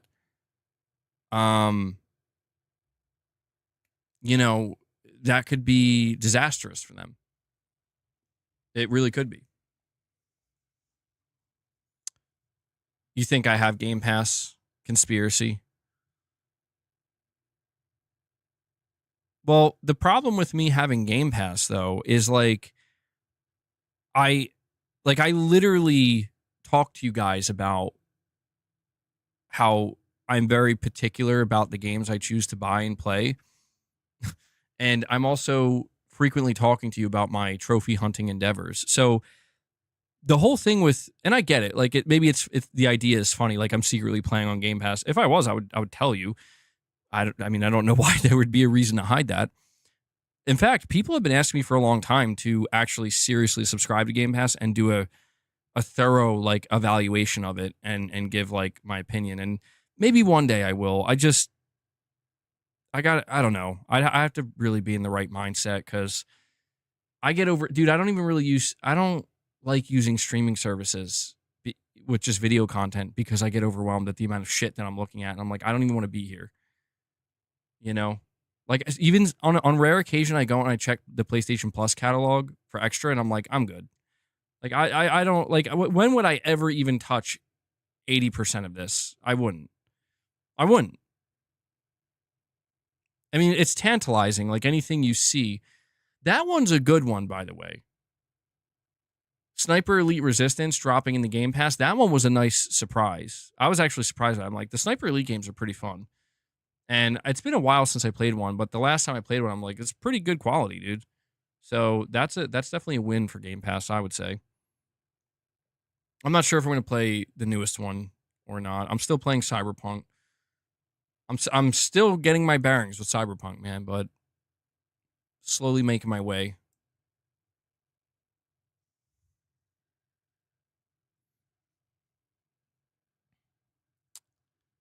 What about the Yakuza games we've been getting in PS Plus lately?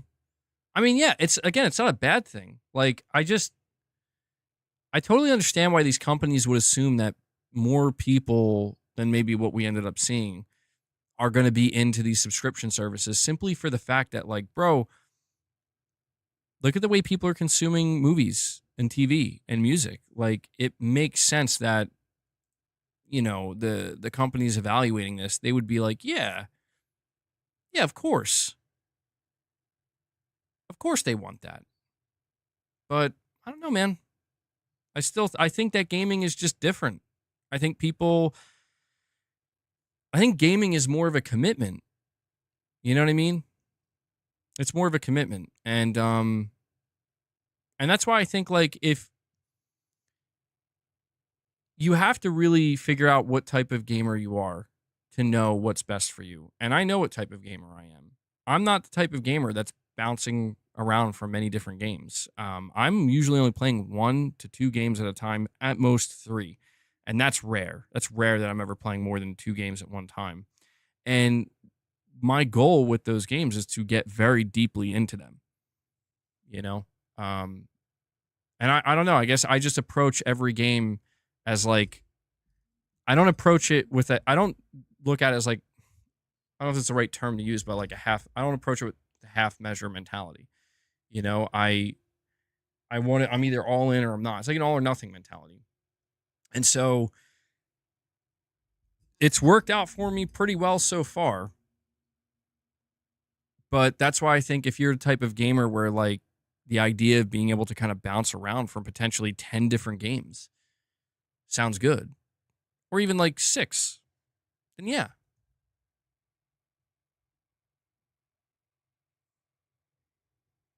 Then I think it might be for you. Oh, and it crashed again.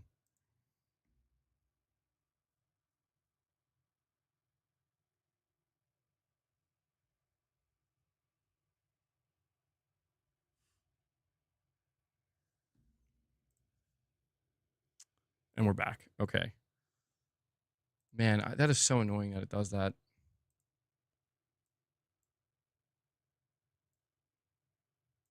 You know what's weird, dude? I really thought that during my stream we were going to I really thought that we were going to get some kind of announcement for Spider-Man 2 on PC, and so far we didn't, man. I'm genuinely surprised. I really thought it was going to happen. Check Zuby. Poopy Snoopy with another super chat. Really, dude, thank you so much. You've been really, really supportive with the super chats, man. Saying makes sense for Microsoft to get TikTok. That's the newer gen of gamers. Short attention span people who would rather sub/stream than buy hardware. Oh, damn. Yep, I think you're right. They're going to have some kind of crazy incentive, like sign up for, I don't know, sign up for Gamepass and you get some. I don't know what they do on TikTok. Like, I know like here they're like on YouTube, there's like membership gifts and stuff or memberships. I don't know what they do on TikTok, but sign up for Game Pass and get whatever on TikTok. You're probably right though. Honestly, Microsoft, I don't know what would change for TikTok if Microsoft owned it though, truly. Because I don't really know. Are people worried about this? Are people worried about Microsoft potentially owning TikTok? Okay, you're saying with Game Pass, I've tried games I wouldn't have normally, and found many gems and end up buying more games, discovering ones I wouldn't have otherwise. And that's what I mean. You know, if you're approaching it with that open mind, where you're just more willing to try different things, I'm more of, I don't know, I'm a pretty stubborn person, as you guys know. I can definitely be very stubborn, and that applies to games too.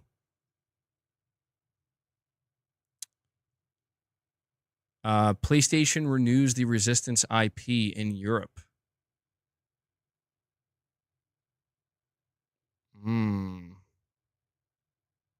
Uh-oh. I know I'm saying uh-oh, it's a bad thing. It's maybe a good thing, but what do we think? What are we thinking? Could this be something?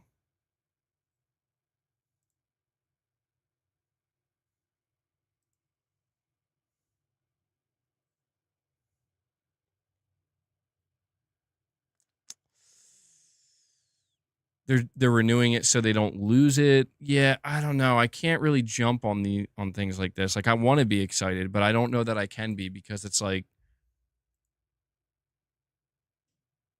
I don't know. I don't know.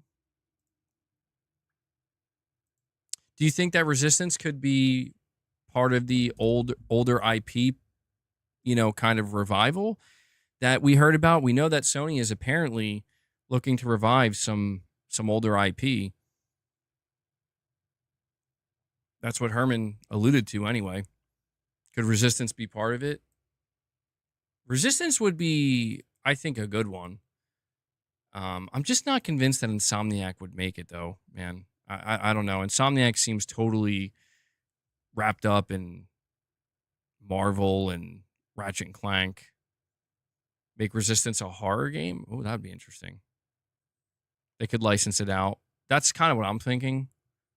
Make Bungie make a Resistance game. Ooh, that'd be really interesting. They probably could. Bungie probably could make a good Resistance game. Deep cut IPs, whatever that means. I mean, would we count Resistance as a deep cut? I'm not so sure.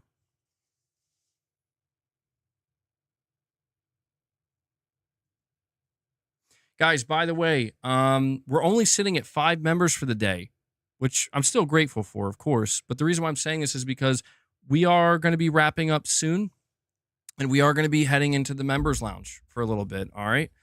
We're going to be doing a members lounge after this stream. So if you're a channel member, look forward to that. If you're not a member, please consider becoming one.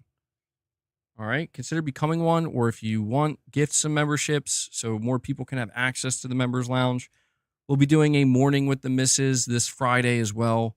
You don't want to miss that. You played Resistance 2 through PS3 streaming and it felt great. Well, that's interesting. An FPS through cloud streaming. That's true. Resistance did have a multiplayer component. It did.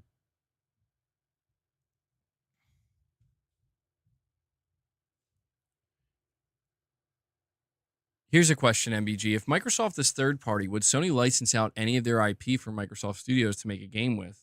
Ooh, that's a juicy one. It would be really funny if they did. I mean, would they seriously consider? I don't think Sony would do that until Microsoft stops making hardware. I think that's what it boils down to. I think once Microsoft officially stops making hardware for their games, I think that makes it so that they're like, okay, yeah. All right, yeah, you're just a publisher now. No different than Ubisoft, EA, you name it. Well, there's also Gamepass, though. That, too. So, I don't know. Maybe that does change things. I'm leaning towards no, ultimately. And Paul Ganell comes in and drops a single membership gift. Paul. Thank you. Appreciate it. Good stuff, bro. Mark M. Mark M was gifted that membership. I definitely appreciate that. That's 6 on the day. You do 19 more. And we can feed boss. I do got to give you guys some reps as well at the end. Let's do the reps now while I'm talking to you. So, trying to get buff for that next God of War, you know?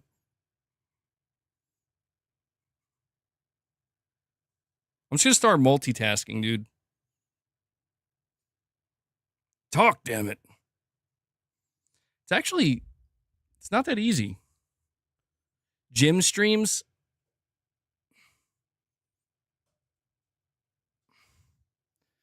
We got to do gym streams. You're saying, what the hell is this? It's just multitasking, bro.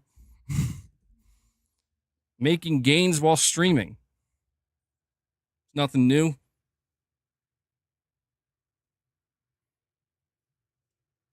It's only a matter of time before phones are as powerful as current gen consoles. I used to work out so much more before. Dude, I know. I straight up, when I was in that other room, I straight up brought out my bench and shit.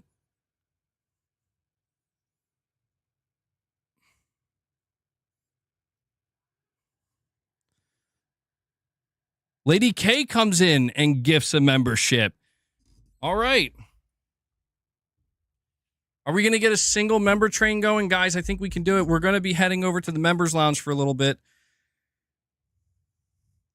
Like I said, if you become a channel member, if you get gifted a membership, you get some exclusive perks. Poopy Snoop says, Resistance Lego confirmed. Bro, I would actually play that.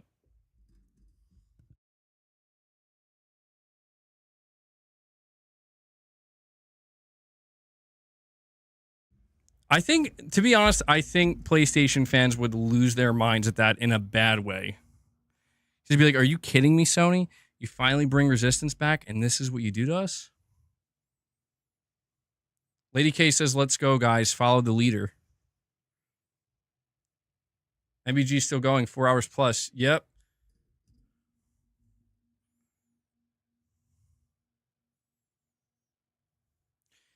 And Poopy Snooey saying, MBG doing grinder content. Hey, man.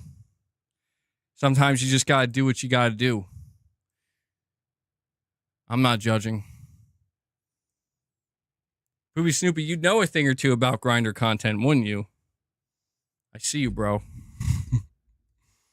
Capcom released Resident Evil 2 on the iPhone and it only sold 10K units. Dude. That's exactly what I'm saying, man. Like, I feel like they're trying to release these big budget AAA games on the phone. And I get that the phones can run these games and they can play these games, but people don't want to play these games on a phone. They don't want to do it.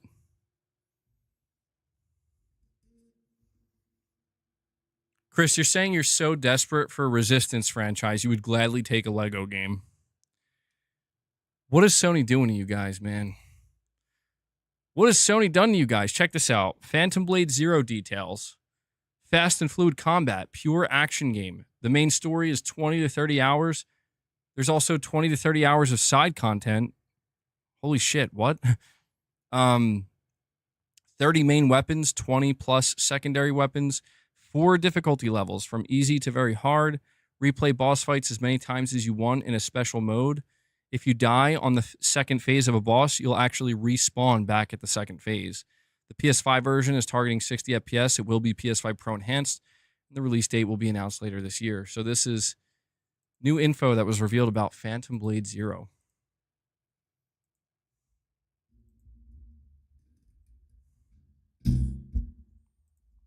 Bro. Was that from, okay. Ignis. Lunatic Ignis. Isn't he the guy that leaked, supposedly, that God of War? What's it called? The Greek Saga trilogy? I think he was the one who leaked that. So, the interesting thing is, I'm pretty sure he was the one who leaked it. He said it's going to come out between January and March. And it's about to be February, so...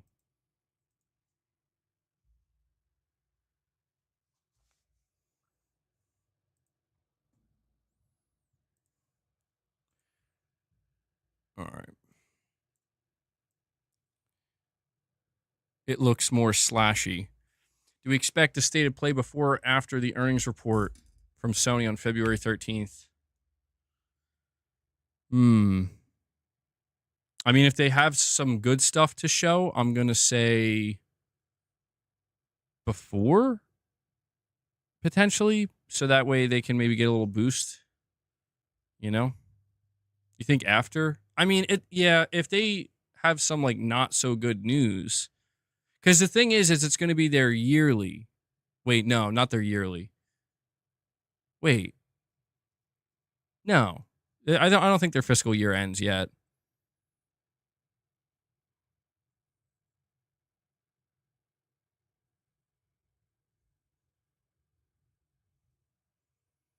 I don't know. I hope it's... I would like it to be before, but... I guess it doesn't really matter.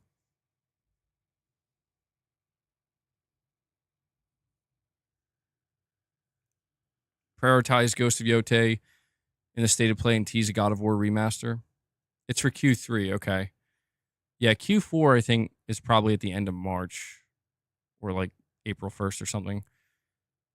Well, I don't know. Sony, they don't usually, now that I'm thinking about it, they usually don't do their yearly earnings until like the end of April, maybe sometimes the beginning of May. By the way, guys, if you could do me a favor, because we're not going to be going for too much longer here. We've been going for a long time today. Do me a favor if you have not already, and please hit that like button to help the stream. Go check something out real quick.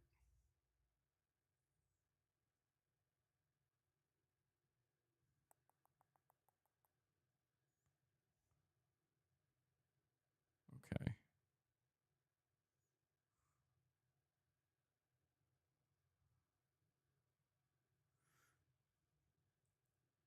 A musician / producer, Derek Higgins, said that he accepted a licensing deal that would feature one of his tracks in an upcoming game from Polyphony Digital. Seems like a little too soon for Gran Turismo 8.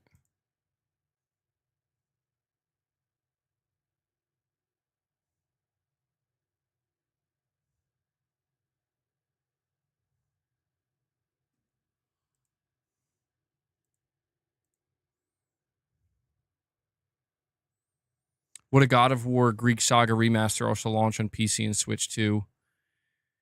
I think PC. I don't think Switch 2. I don't know, man. I don't burn out our members lounge time.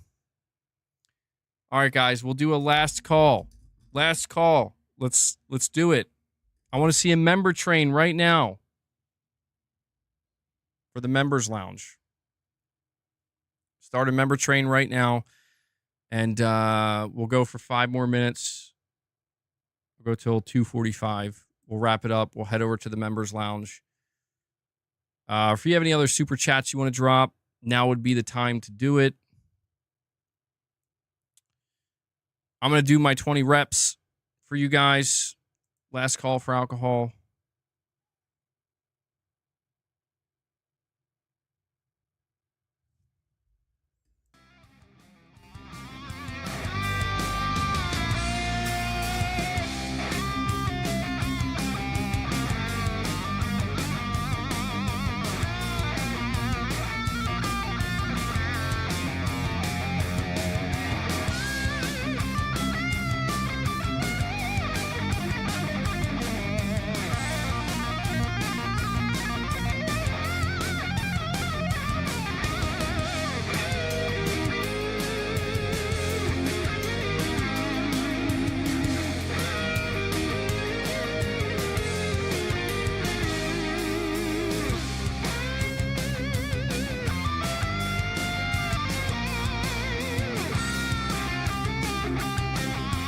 My mic's broken.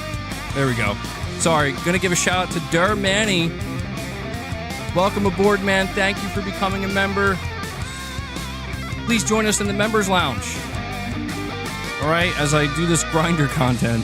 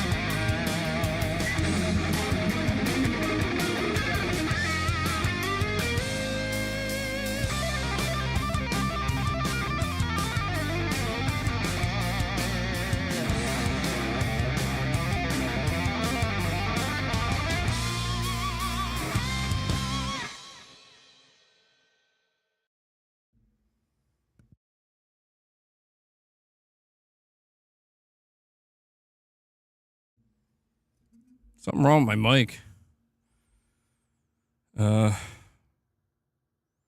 Dance for you? I ain't dancing. I gotta get buff for that God of War collection, man. That was 20 reps in total, though. 20 reps for 20 super chats. Teal or higher. 1,200 memberships for dancing. I'm not a good dancer, bro. I don't really even know how to dance. Which is weird, because, like...